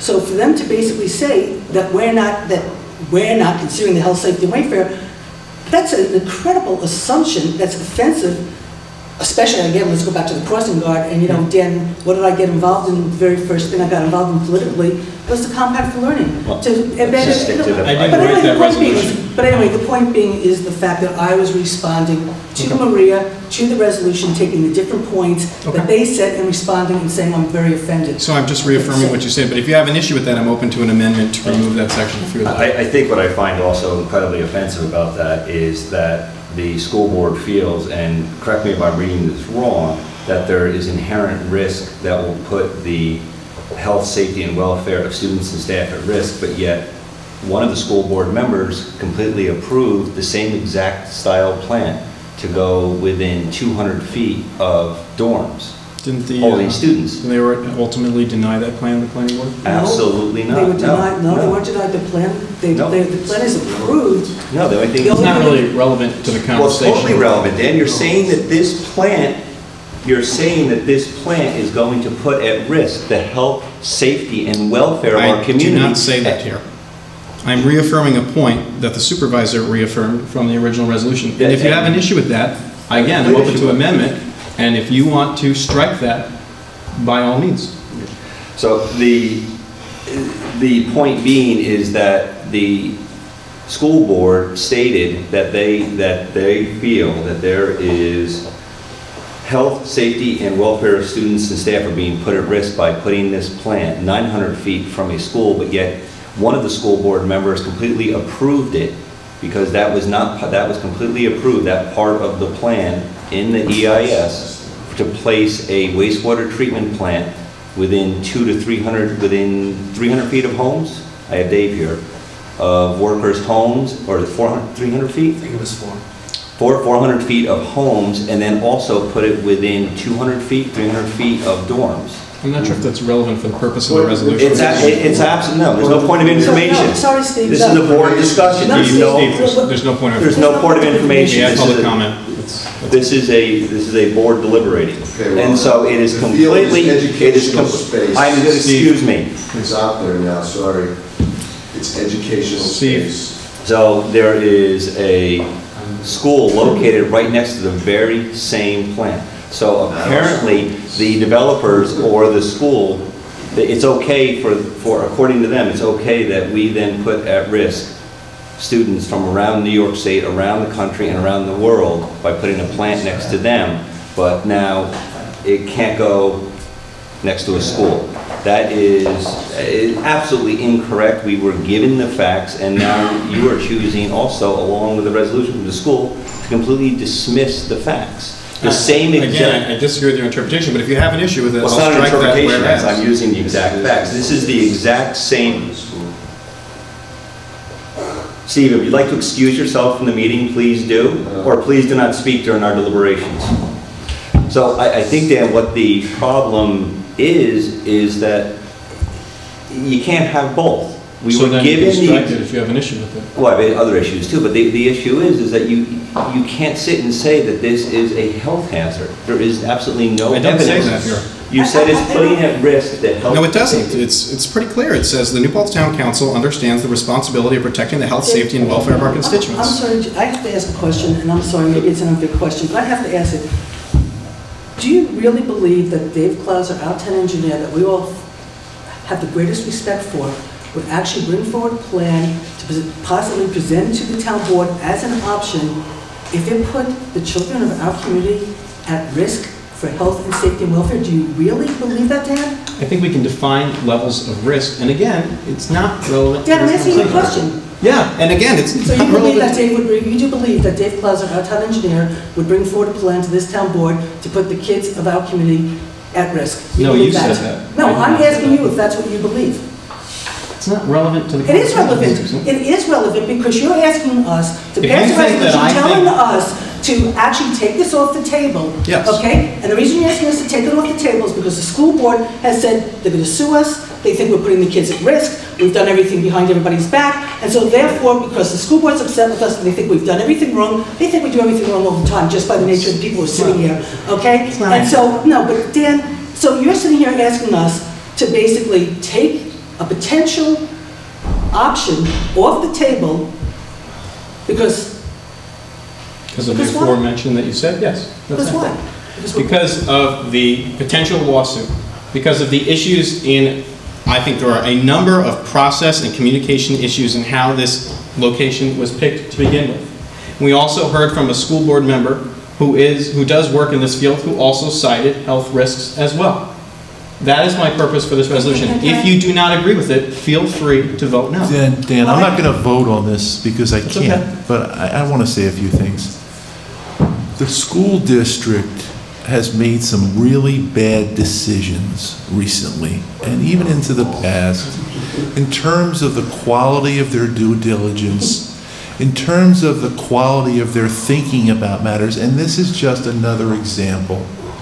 You have one person with information, alleged credible information, brings it to a school board, and they're in a big rush to characterize town board members who are concerned about not just students, but senior citizens, people that are losing their homes, the whole community we're concerned about. We wouldn't do anything to hurt our seniors. We wouldn't do anything to hurt our children, but you have a school board full of people unanimously voting to characterize us as not transparent, almost evil, okay, because we don't care about children, and that somehow we're doing things behind their back. Steve sat through 35 minutes of discussion. He tells his school board that he conducted a diligent search of town board agenda and minutes, and there was nothing there. Okay, well, we showed tonight that his search was deficient. Okay, in a big way, deficient in a big way. No, if he had, we watched the clip here. I'm going to finish, Dan. You're defending. You should be on the school board. You should be on the school board because you're defending your former school board members against your current town board members. No, you characterize that. I'm asking the town I think to take you've that. chosen your position here, and that's okay. You can choose your position. I just don't think you did it wisely this time. And that's your opinion. That's fine. Okay, so I'd like to go back to the fact that I do not believe, if this is the alternative, and if we should choose to move forward, that we would ever move forward if we didn't think it was the right alternative. We didn't do our due diligence, and we didn't do our homework, and we didn't learn all the facts before we moved forward, okay? All we know right now is there's a potential site, a potential sewer plant, there's a possibility of going to the village, Park Point can raise its head again, there's a potential to have another site that Dave is looking at. That's all I know right now, okay? Until Dave comes back to me with a feasibility study that says to me, we can't work with the village, and we don't know. We're going to open up conversations again. I hope we can work with the village. Maybe we lose a Park Point lawsuit, and they're building the sewer plant, and we decide to kind of deal with them. I don't know what's going to happen, okay? We have different options on the table that Dave is exploring. He's going to put the options on the table. Then we as a board are going to decide and explore what options do we want to take the time to see if we can work with the village. Do we want to wait to see what happens with the Park Point lawsuit? Is this a good option, and we think this is the best option because of whatever reasons Dave plays out?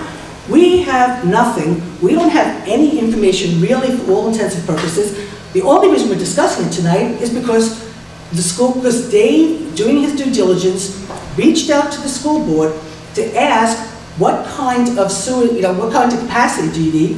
When they came in to talk to him, okay, Dave didn't hide anything. Dave didn't hide anything. He took out the map. He showed him everything. He explained everything.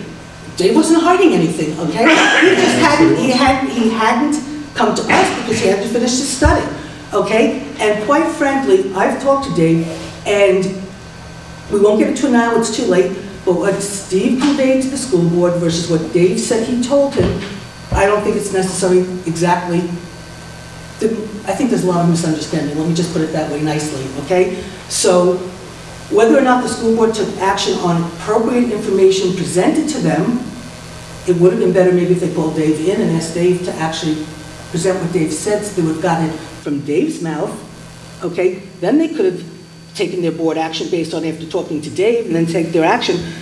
Right now, for us to preclude anything till we know what the options are is short-sighted on our part, not us doing our due diligence. I'm not going to do it. We'll wait, we'll see what all the options are. Like again, right now I have two other options This is not my number one option. And Dan, It's not my number one option, Dan, okay? Dan, if the school board decides to spend taxpayer money to sue the town board on something like this, I think you'd have a lot of people in the community very upset wasting their money on something like that. I think we've seen a lot of upset community members tonight.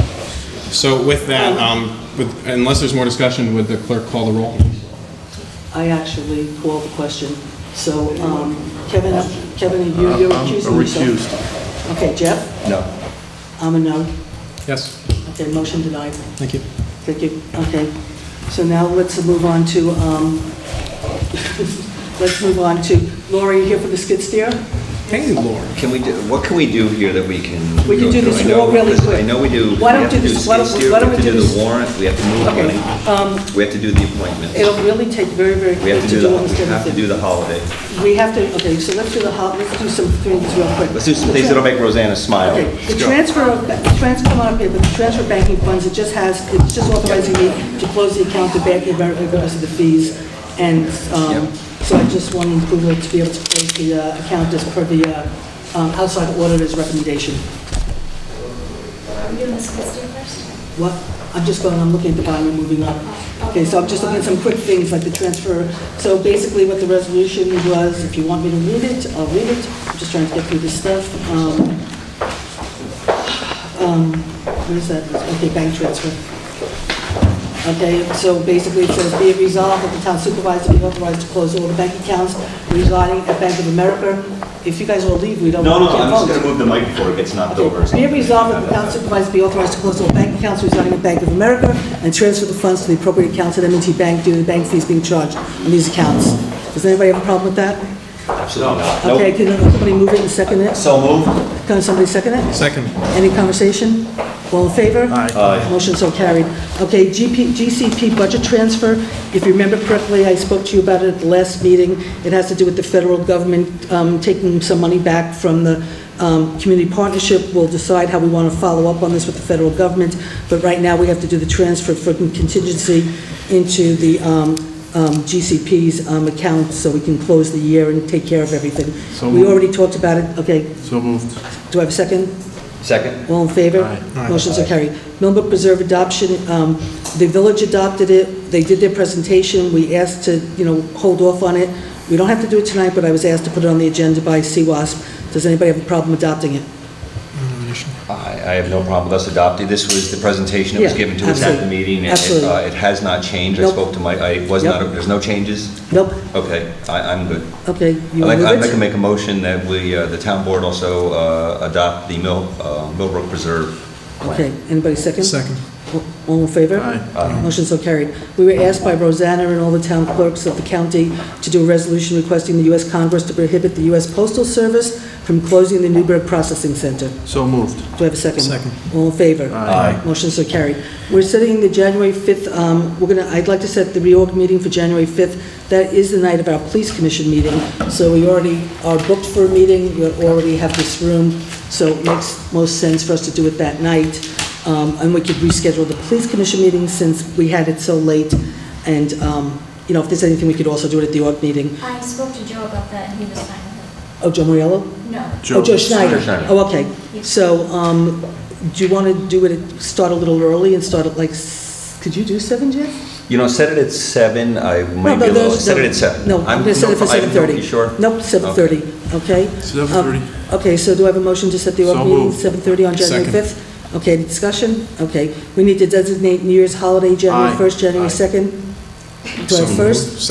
So moved. Okay, all in favor? Aye. Motion so carried. Okay, Okay, wetlands second. fee, we have to return, we had somebody who wanted to get a delineation on the wetlands, because our wetlands inspector has been very sick and out with very serious Lyme. We haven't been able to do wetlands inspections, so he ended up selling the house, and he wants a reimbursement for the $65. Work was not done, right? No, no work, nothing So was... moved. Second. All in favor? Aye. Motion so carried. Okay. Skid steer purchase. Now we're back to, we have the appointments, but we'll do it after the I skid had steer. forwarded a couple other things for the Yes, agenda, yep. but the only one on right now is the skid steer? Yes. Yep. Okay. Well, the only other thing you did was the RRA. I mean, you talked about it yesterday, and we took it off. No, I had forwarded, Huh? The tipping fees. Yeah, tipping fees. Oh, but that and- we're gonna, and a yeah, that request we to do, advertise we for- do the tipping fees at a real meeting. Okay, even though we start selling them for 2015 now, okay. Well, So we'll if do it all on the 5th? We can do it now? No, you can Do do it it at- to the reorg. But she's saying that she has to start selling the, Well, all of our fees, we set the fees at the real yeah, meeting. you said the fees Oh, at that's the true. reorg. Okay. Alrighty. Because we're closed the 1st and the 2nd. and Yeah, but we're then- not. Right, but You're- even when the reorg is later in the month, we've been selling and charging. Why wouldn't you be fees that closed if it's a haven't been if it's our holiday? All right, If it's that's- a, we are anyway. Yeah, that's a good point. If it's a town holiday, are you still open? why, if it's town holiday, why are you still open? We're closed the 1st, but we're open the 2nd and 3rd. Well, we see the town policy is if the holiday falls on That's a a Thursday, Thursday. we're closed on a Friday. But you're open So that is our Saturday, town policy. Yeah. still be open. On the 1st? Yeah. But we can figure that out Yeah. later. So the skid steer, we did go out to bid. I have 2 bids in front of me. One If I can was- just, I'm sorry, if I Yes. can just, Laura put the skid steer into her budget for next year because the budget was so tight, and Laura had saved some money from this year on some equipment she was purchasing. I said to Laura, why don't you try to buy it this year, so we don't have to put it into next year's budget, so that's why we're talking about it at this late date. Thank Okay, I'm you. sorry, go ahead, Laura. That's okay. We did go out to bid. We received 1 bid from Montanos for $31,000. If we're going to get with an enclosed cab that has AC and heat, it is almost $35,000. I also went back and reviewed a bid that was submitted by Bobcat. It's under the New York State OGS. At first, it looked like they had come in less because it's $27,000, but all the bells and whistles are separate, so they're actually $2,000 higher. You were distributed the... Yes. Okay. the skid steer. All right. I went back and I looked at what was left in the budget. There's some in disposal, which is the 8160.4. There's some left in Can personnel. you just tell us the amounts, Laura? No, I printed it out, but it was before I left. Okay. I said The estimated amount is $22,000. to buy the skid steer. No, to buy the skid steer Oh, is... 22,000 is... It's $31,378 without the enclosed cab. It's 34,978 with the enclosed cab. And I did talk to Chris, and he really recommended, going for the enclosed cab.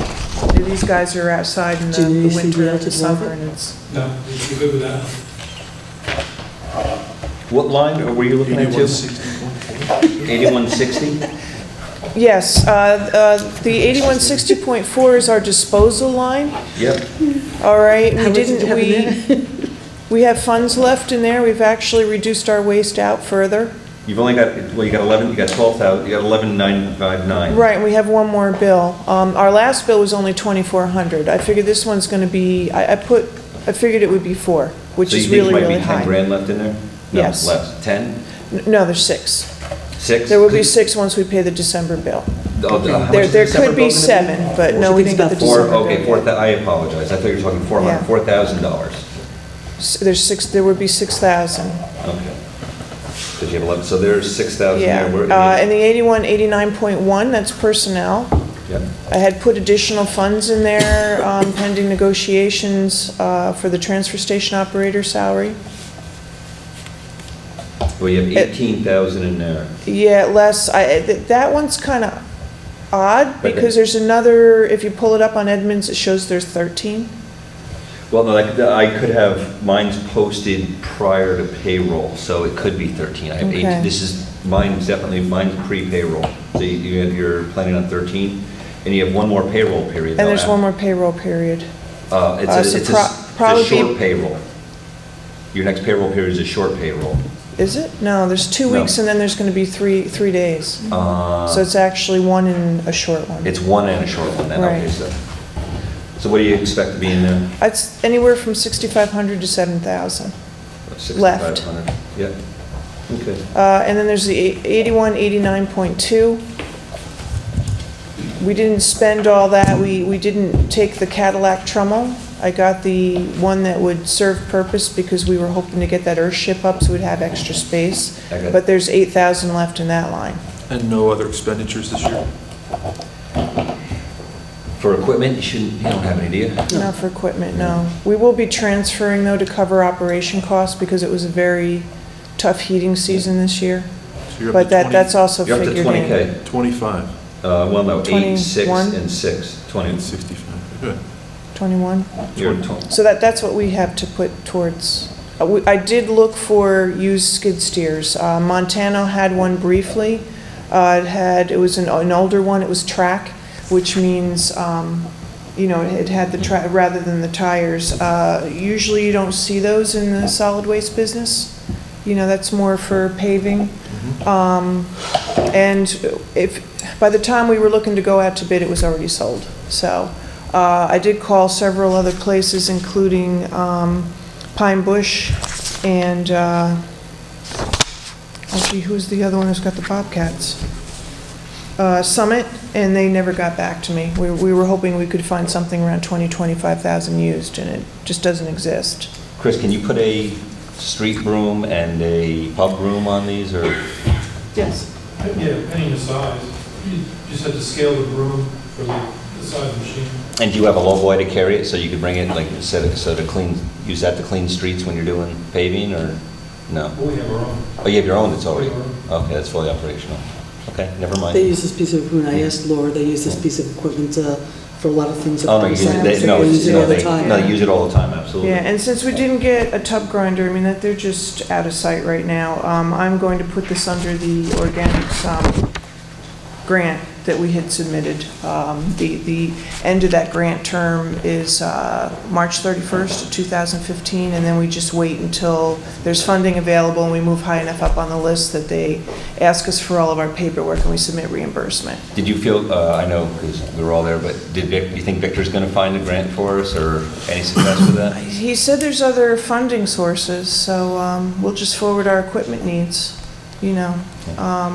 Let's follow up with Victor. Chris and I were both there. I mean, it's possible. Our roll-off truck is kind of, all the equipment is so old and tired. Let's follow up with Victor, though, because Yeah. the first week or two of January, he's going to come back, and I want him to sit down with myself and Susan and talk about funding again and make sure that we're moving forward, because Chris would like to get a street sweeper. He actually wanted our information before January to get started on. Okay, good. Okay. So basically, we probably have to come up with about 15,000 from contingency. Yeah. Versus $35,000 in next year's budget. Actually, it looks, 15. So, good, and we could take that from contingency. I know we're going to be hitting it because of the move, but Yeah, this we'll still be I mean, okay we with, could always do a lease too, but I don't have anything in next year's budget to cover a firm lease. price from this company? From JC, And did you go back to them again? from which one? I did call Bobcat up today, and that is the price, it's the OGS price. This is the 34,970. they don't come off of OGS prices, Ken. No, the 34,978 was what was submitted per a bid. It was received December 1st. It was the only bid that was received, and that was from Montana. The 3498 includes all the bells and whistles. It's got the block heater. It has, the standard flow hydraulics. It's enclosed. It has the bucket. What else was on there? Okay. Anyway, so and the Bobcat was all broken down. 27 sounds great until you see that it doesn't even have, foam-filled tires or anything. I make a motion that. Wait, Chris wants to say something. Quick question, is it standard flow with no high flow? Or is it? This is just a standard flow hydraulic with a vertical lift. Yeah. What- We don't You're need not to gonna do run any equipment on it, right? heavy lifting, no. You just bucket. Right. We pick the hopper up, we do snow removal, we put the brushes on, we clean the Okay, using high blacktop. flow is work with them, but if Do you want to need take that, just a quick look at this, and we'll do the minutes and some, why don't you just let Chris take just a real quick look, if that's okay? Because if you're going to run a brush, that's the equipment, that's the problem Chris ran into. Remember, we had to, Chris, we returned one and got another one, right? Yeah, so we had to return the original one because we couldn't get stuff to run off of it. Yeah, well, we actually brush it on the little skid steer that we have now. That's Because a we high don't flow, do or? anything, anything heavy is just to do dust and odor control, per the DEC. Okay, so just looking real quick, and let's just do, you want to do the minutes real fast? Minutes, you want to do the warrant? Okay, which one do? Let's do the warrant. I think, Dan, you did the warrant this year? I did. And I think Jean actually came in and did the warrant also. I did some of the warrant in your absence. Thank you very much. You were very welcome. So how about, I'll move the warrant, I'll move the warrant for $614,386.77 for December. Do you have a second? Second. Any conversation? Hold on one second. Were there some vouchers that haven't been audited yet? Not that I know of. I mean, I know that we've got a massive bill from George Lithgow for the lawsuits and stuff, and I don't think, Kevin, you've looked at those bills yet? Not completely. So we haven't, so that's not in the warrant, I don't think. And I know there's some budget modifications. So what am I? Okay, we won't do the warrant right away.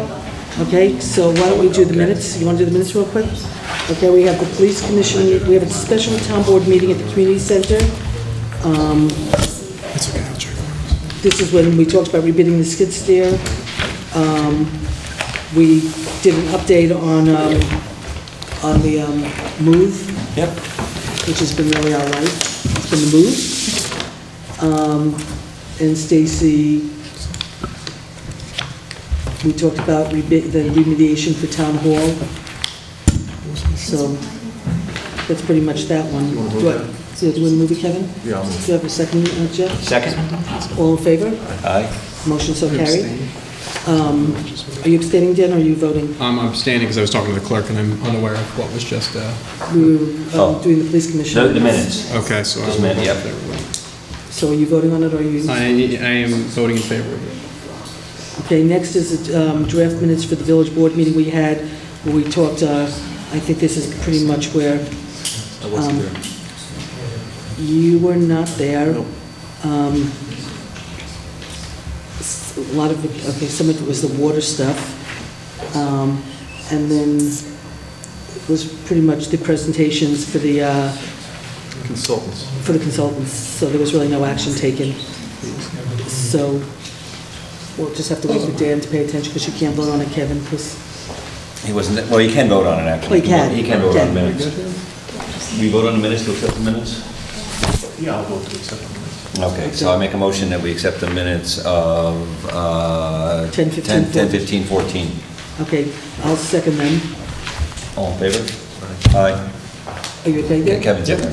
Okay, motion so carried. Okay, October 23rd, that's where we did, we had Rose Panuto come and talk about our insurance. God, this is a long time ago.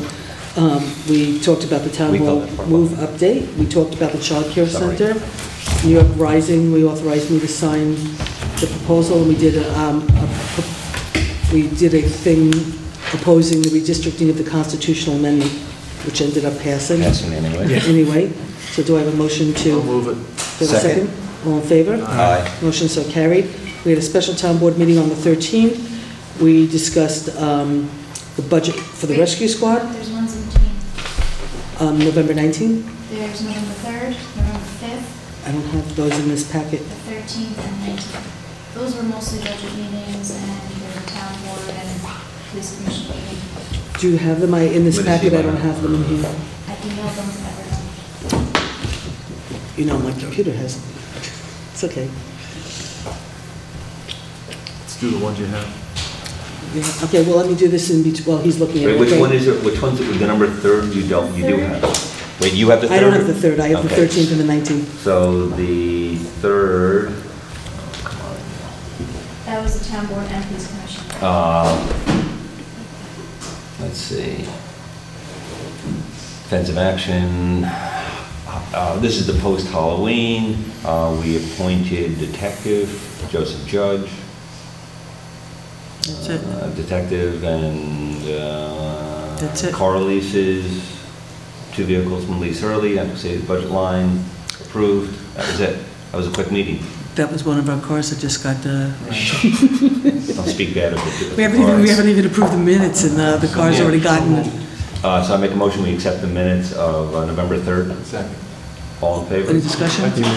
All in favor? All in favor?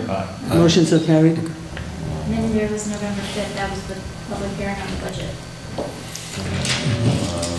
Nobody showed, so there shouldn't be anything in the minutes.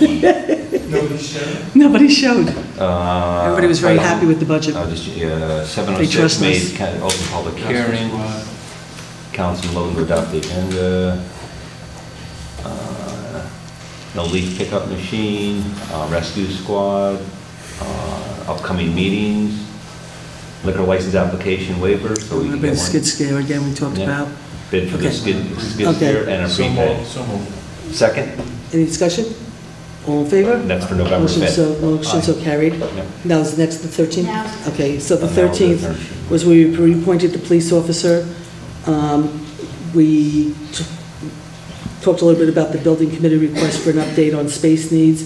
We did the budget for the rescue squad.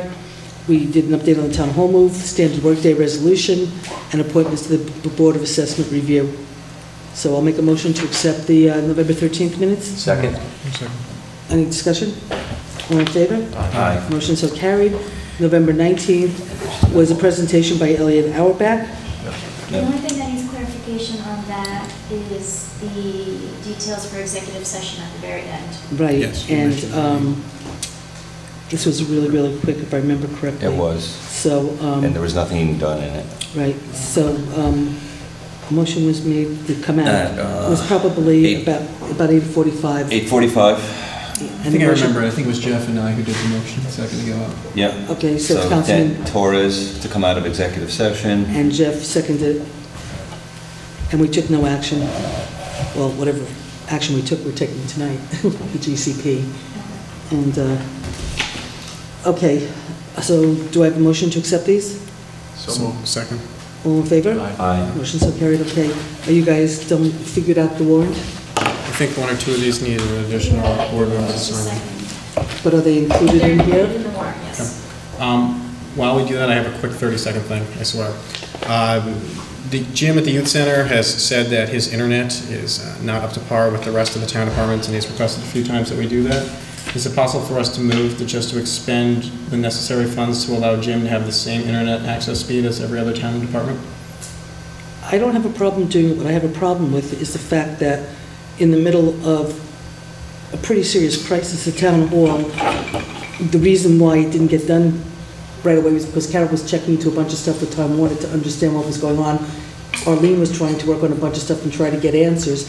So we were trying to understand what the problem was, why he was being charged more, and everything that was going on. And then in between, we were trying to move. And so we said to Jim, you just got to give us a little bit of a break. And I just really don't appreciate the fact that there wasn't a little bit of an understanding that we were dealing with a lot, and it was sort of like everybody's issues are their most priority, but... So actually, Dan, it's regardless- not about the access order. What it is if we move them up to the same access that we have, say, at internet speed, I Town think, Hall, is what it internet is. speed Yeah, yeah. access, Mhm. they're actually going to charge him more than we're paying at the transfer station, or we're paying at New Town Hall, or we're paying here.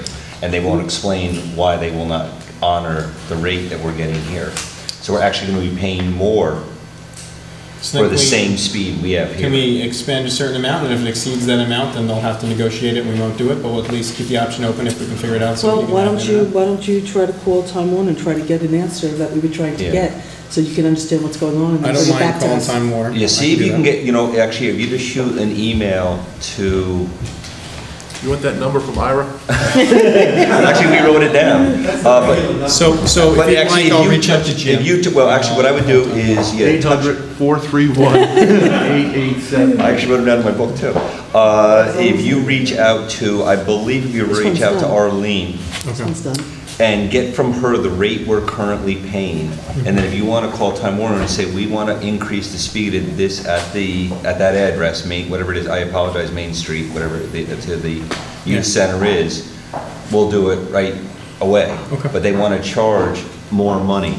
for the same exact services that we're paying other, and they haven't given a good answer They yet. didn't give us an answer, which has been part of the Yeah, problem. which is what's making it frustrating. All right, so I'll talk we to had Jim I mean, and I'll reach and out to I told him that when I ran into him in town hall last week when I was working in town hall, and I said the problem is we just can't get the same rate.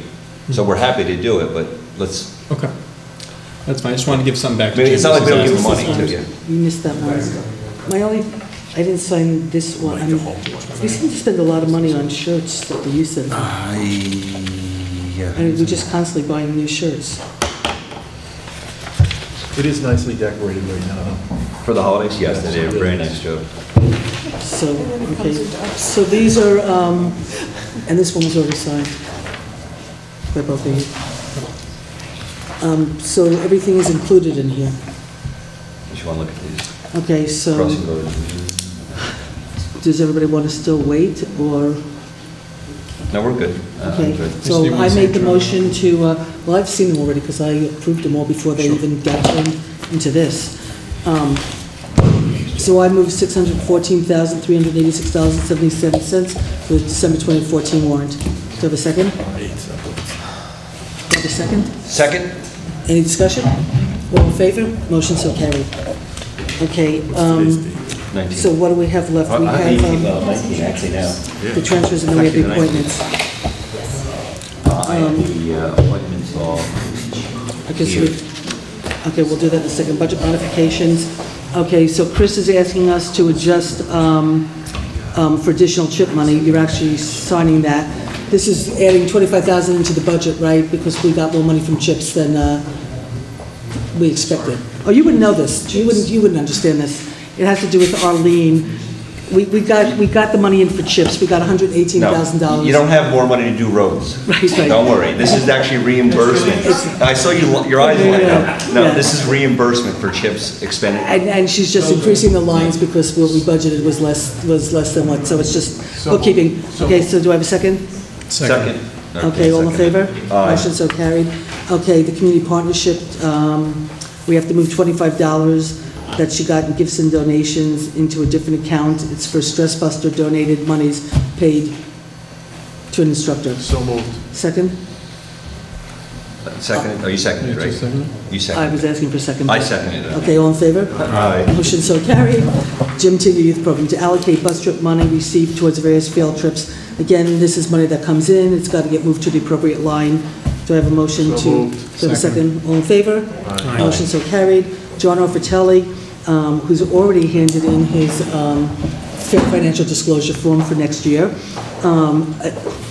Allocating funds for historic preservation grant to the subcategory line tracking grant expenses. So again, it's just a budget modification to the right line to track grants. So moved. Do I have a second? Second. Any discussion? All in favor? Motion so carried. Okay, that's that, and then the only thing left, I think, is just the appointments, right? Yes. Okay, so, So can we make these appointments contingent upon, or when we send a letter up, that they need to come in and fill out their Yes. ethics, and they need Yes. to fill out their disclosure form? yes, Can you also make that part of the reorg? We will also make that part of the Okay. reorg. but we're So not, I Their think, appointment is contingent upon their submission of the full ethics disclosure form to the town clerk on or before, or Within 30 days. of within their 30 appointment. days of their appointment. And okay, then what happens if they don't do that? they will not be appointed. Then the appointment is null and void. It's not valid. Are we going to notify them of that as well? she does, she has been. Actually, no, we can make this a lot easier. The clerk is not to administer the oath of office until they have filed the required documents. But just so you do know, the ethics board has already gotten, Alan's already gotten it out to everybody, right? No? No. Oh, I thought he told me. No, well, here's what happens. Sometimes people will, Can you turn the microphone, please? I'll just use a recent example. There was a member of one of our boards that was reappointed recently, and they sent in their completed financial disclosure, but indicated to me that they didn't have time to come in. So I have their financial disclosure, but they haven't been sworn in, and it's been 30 days. And everything was explained in their appointment letter that was sent to them. So it's a swearing in piece that's missing. Yes. So they're officially actually not on a board yet because they have not been sworn in. Yes. Yes. Yes. Susan, are you in? Actually, I'll be in the office tomorrow, and so will Susan. So one of us will stop in and we'll discuss this with you, and I will make a phone call. Maybe you and I will go for a field trip even. How would be? That would be great if the person doesn't have the time, go to them.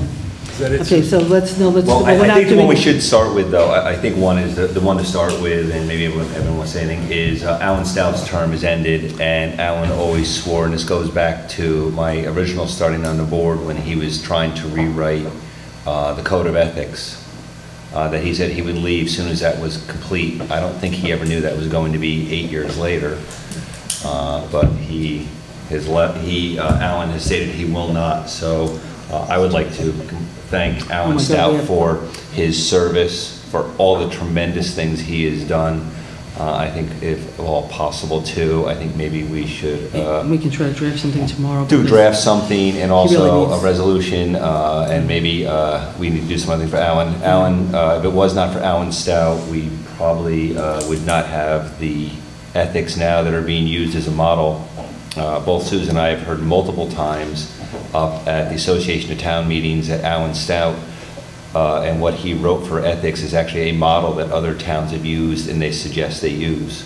So he has done a tremendous, tremendous amount of work for the Ethics Board, and I can't give my thanks enough to him. I think maybe what we should do is invite him to a board meeting, and we should actually honor him. I think he does. So Alan's term is up. He had planned to be up for many, many years, but he would not leave until, and that just goes to show Alan's ethics, he would not leave until he had completed and done the changes that we discussed, and Dan, you made some changes to it also, and he did keep his word, he stayed. So the good news, though, is Mary Woodburn is now the chair of the ethics board.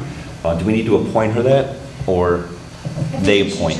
Formally designate her. They've already appointed her among themselves, the actual board, but I think the town board should acknowledge and just designate her as now the chair. Okay, so I guess I will make a motion that we designate Mary Woodburn as the chair of the New Paltz Ethics Committee. Second. Any discussion? Okay, just acknowledge that we thank her very much for stepping up and taking over as chair. Aye. And how much we appreciate it. All in favor? Aye. Okay. I'd like to make a motion to accept Gail Chrisman's resignation from the ZBA as of 12/9/14, and to again thank her for her service to the town. Do I have a second? Second. All in favor? Aye. Motion so carried. Tom O'Dowd resigned from the CWAS board, and we should accept his resignation. Again, I'd also like to, I'll accept Tom O'Dowd's resignation with great Sadness? Sadness. That's good, yeah. No, Great Tom sadness. served very, very well. He's a great guy, and I believe he's also actually moving out of the area. Right? Yes, he's actually moving out of the area, which says it will be a great loss for Tom. Definitely has a love for the area, for open space. It is a great loss to the CWSP, and it's also a loss to our community because he's very active in our community also. So, okay. So we wish Tom well. Right. So do I have a second? Second. All in favor? Motion so carried. Bob, he didn't mean that. He was joking. I know that. I got it. I'm not in the mood to laugh. Rosanna, don't put it. No, that was the. I don't find anything funny right now. Bob Hughes, his 5-year term expired 12/30. His 5-year term to expire 12/31. No, he wants to be reappointed. He does want. He does want to be reappointed. At first, it was iffy. Right, it was iffy. No, but it says term to. We're appointing to a term. Okay. So okay. I see. You had me confused with that one too. Yeah. Okay, so I'd like to make a motion that we appoint Bob Hughes to a new 5-year term on the ZBA, which will be set to expire at 12/31/19. I will second that in a heartbeat. And then my continue it is it's contingent upon him seeing the clerk, filing disclosure forms, and being sworn into an oath of office. Okay. Any discussion? Within 30 days. Okay. Motion so carried. Did we vote? All in favor? Aye. Okay. I'm going to go up to Karen Sobel. She's on the Historic Preservation, so she wants to get reappointed to a term of 12/13/18. So I'll move Karen Sobel. Do I have a second? Second. Any discussion? All in favor? Aye. Motion so carried. And actually, before, Dan, do we still have an opening on HPC? Yes. Yes, we do. We still have an opening? Okay. Okay, Laura Dene, NCB, 2-year term to expire 12/31/16. So moved. Does somebody have a second? Second. Any discussion? All in favor? Aye. Motion so carried. Marion, she's willing to sign up again. Amazing. So Marion, Marion Dubois, 5-year term to expire 12/31/19. I'll move that. Second. Any discussion? All in favor? Aye. Motion so carried. Marty Irwin, he's a wonderful chair. He's been I'll doing a move that phenomenal job. Okay, I'll second it. Any discussion? All in favor? Aye. Motion so carried. Brad Barkley, CWASP, 5-year term to expire 12/31/19. And I will move that for Brad. And I'll second. All in favor? Aye. Motion so carried. CWASP is a phenomenal, Yeah, phenomenal I just board. want to say everyone should realize how lucky we are to have, Brad, Marty, well, everyone on He's it, great. but just Brad, Marty, and Marion. Just Marion for the years of experience, Brad and Marty both for their backgrounds in environmental protection is just incredible. Okay, the last one is Planning Board, Tim Rogers, 7 years. Amy Cohn sent in a thing yesterday, actually asking for us to consider her for the Planning Board. I didn't have a chance to send out her thing because we were so busy getting ready for our thing in Albany today. She sent it to all? I think she sent it to me and I forwarded it. Oh, yeah, And you I think forwarded it. I know I read it. I think you got it and stuff, but, because I had to be up in Albany today for a hearing, and we got very busy, so, I will not reappoint Tim Rogers. I don't believe that, well, let me, I'm going to just leave it at that. I'm not willing to reappoint Tim Rogers to the planning board. I don't know about anybody else. So I would be in favor of reappointing Tim to the planning board. Being the liaison to the board, in discussions with the chairman, he does not have the support of the chairman to be reappointed to the board. So I would not support it because I do not believe I would go against the chairman. I would not, like I said, I go to many meetings of both the planning board and ZBA, and I do discuss with the chairs many items, and I think the relationship we have with our planning board and ZBA is important, and I would not want to go against the chair, nor what I watch in the meetings. So I guess, So I don't know if there's a second to Tim's reappointment. Is there a second? No, Who moved it? You we did. haven't moved it. Okay, do you want to move it, Tim? I'll move it. Does anybody want to second it? Okay, so the motion fails for lack of a second. I would be more than happy to move Amy Cohn to be on the planning board. I think she'd be a great addition. She cares very much about the community and works really hard on downtown issues, and she really proved her value on the police commission. When did Amy send a resume in? She sent it yesterday. She didn't send a resume, she just sent a... She understands this is 7 years. Was that sent around to the board?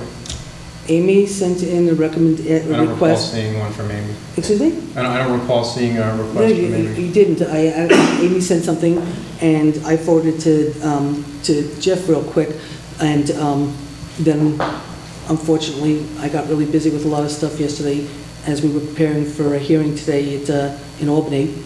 We can hold off. I think it should definitely be held Well, off.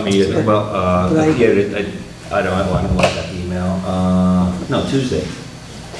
2 days ago. They're opening the town planning board. Please use this letter as my application for position on the town planning board. As you know, I serve on the police commission for the town and a human resource committee for consolidation. I've been an active and engaged citizen and volunteer in the town and village for over 15 years. I'm currently a member of the CIT and Downtown Concerns Committee, and I also served as Vice President of the Jewish Federation of Ulster County. I've owned my own local and national business in New Paltz for 18 years, and have experience with both large-scale negotiations and personal management. I have 3 boys currently in the New Paltz public schools, and I believe that you have my full resume on file should you seek any additional information. I do remember her because I actually did appoint her to the police commission. I was actually there for that. I'll be happy to move Amy Cohn. You did move it, and Kevin seconded it. Okay. So. I just think that that's a little odd that we'd be doing that fast after we just removed a planning board member. Well, we have projects we have a meeting coming up in January, and there's projects coming up now. We have one project getting ready to probably make a presentation within 2 months. Yes, it's 2 months within making it, so there's a lot of material on that to go through. There's also, yeah. I just want to say that there have been notices in the paper and on the website about openings on almost every single one of our boards and committees, and we have not received any interest. There have been no letters, no resumes, nothing sent in except for that one. Yeah, I noticed that, and in the newspaper. And you have it in the newspaper, and we've had it on the town website. board. As a matter of fact, we got criticized because you said BAR, and you didn't say Board of Assessment Review. So we've been putting this stuff out. We forgive you. We all forgive her. Well, I forgive you. We were given this notice about Tim being up on December 15th. It was distributed to the board. No one rose any objection. It got risen at the table now, and then Amy, who wasn't distributed to the board's now moving to a point. But Dan, here's my point. There's been discussion tonight about the school district potentially suing the town. He sits on the school board. So, quite frankly, he shouldn't put himself in that position. So that would be another... I think this also puts us in an awkward position. No, I don't think it does. I think that's another reason why there needs to be somebody else on the planning board, because there's a potential... I think you could acknowledge what this looks like after the meeting we just had. Well, I can be very, very clear. And with no notice. I can be very clear about the fact that, at again, midnight. I might know different people's appointments coming up or not because I pay attention. And so I knew Tim's appointment was coming up. Well, Tim knew his appointment was coming up. Tim knew his appointment was coming up. Well, Tim knew he wasn't... Okay. Past midnight. What was I going to say? That just like we knew that Gail was going to be resigning and we had to get somebody for her, and we've been whatever. So quite frankly, before the school board resolution, I was not planning on voting to appoint Tim because I believe that he has potentially put the town, jeopardized the town in legal situations based on his actions on the planning board with a number of projects. And in fact, we received letters, and we had to have our attorney respond to them. Dan, I believe you were copied on those too. I did see those letters. And you know, we've had to respond to that, and does not have the support of the chair. And if you don't have the support of the chair, then I'm not going to support someone who does not have support of the chair. I'm just surprised that this all came out right now. Well, we have to. We have no choice. It's on here. It just happens to be. Well, we have to do appointments, Dan. I'm aware of that. Okay, and it's then, unfortunate that that's how it's... And you were sent. Do you have someone else for us? No, we have someone who applied for it. Do you have anyone else for us for the planning board? I do not personally have someone to put on the planning board right now. Well, we have an applicant and we have applications. But I did move for Tim Rogers to be appointed to it. And you didn't get a second. And I didn't, and it failed. You were correct. That's right.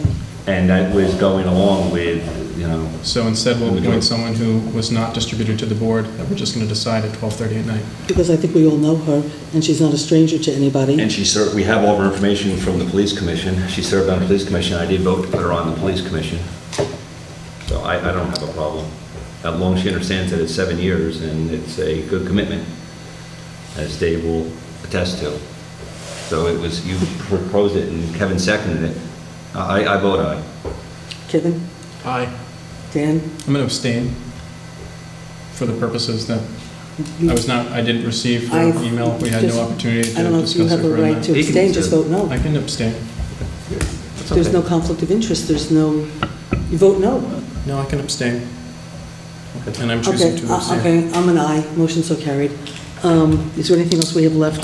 So again, all of these, for you, Rosanna, all of these are to go out with the message that they have, for 30 days, they have to come in, they have to provide you all the literature, they have to fill out the disclosure forms. I'm sorry, we've got the... Let's get back to the skids here. What did you think, Chris? We're okay? Okay. So I have a motion to purchase the skid steer, and we'll...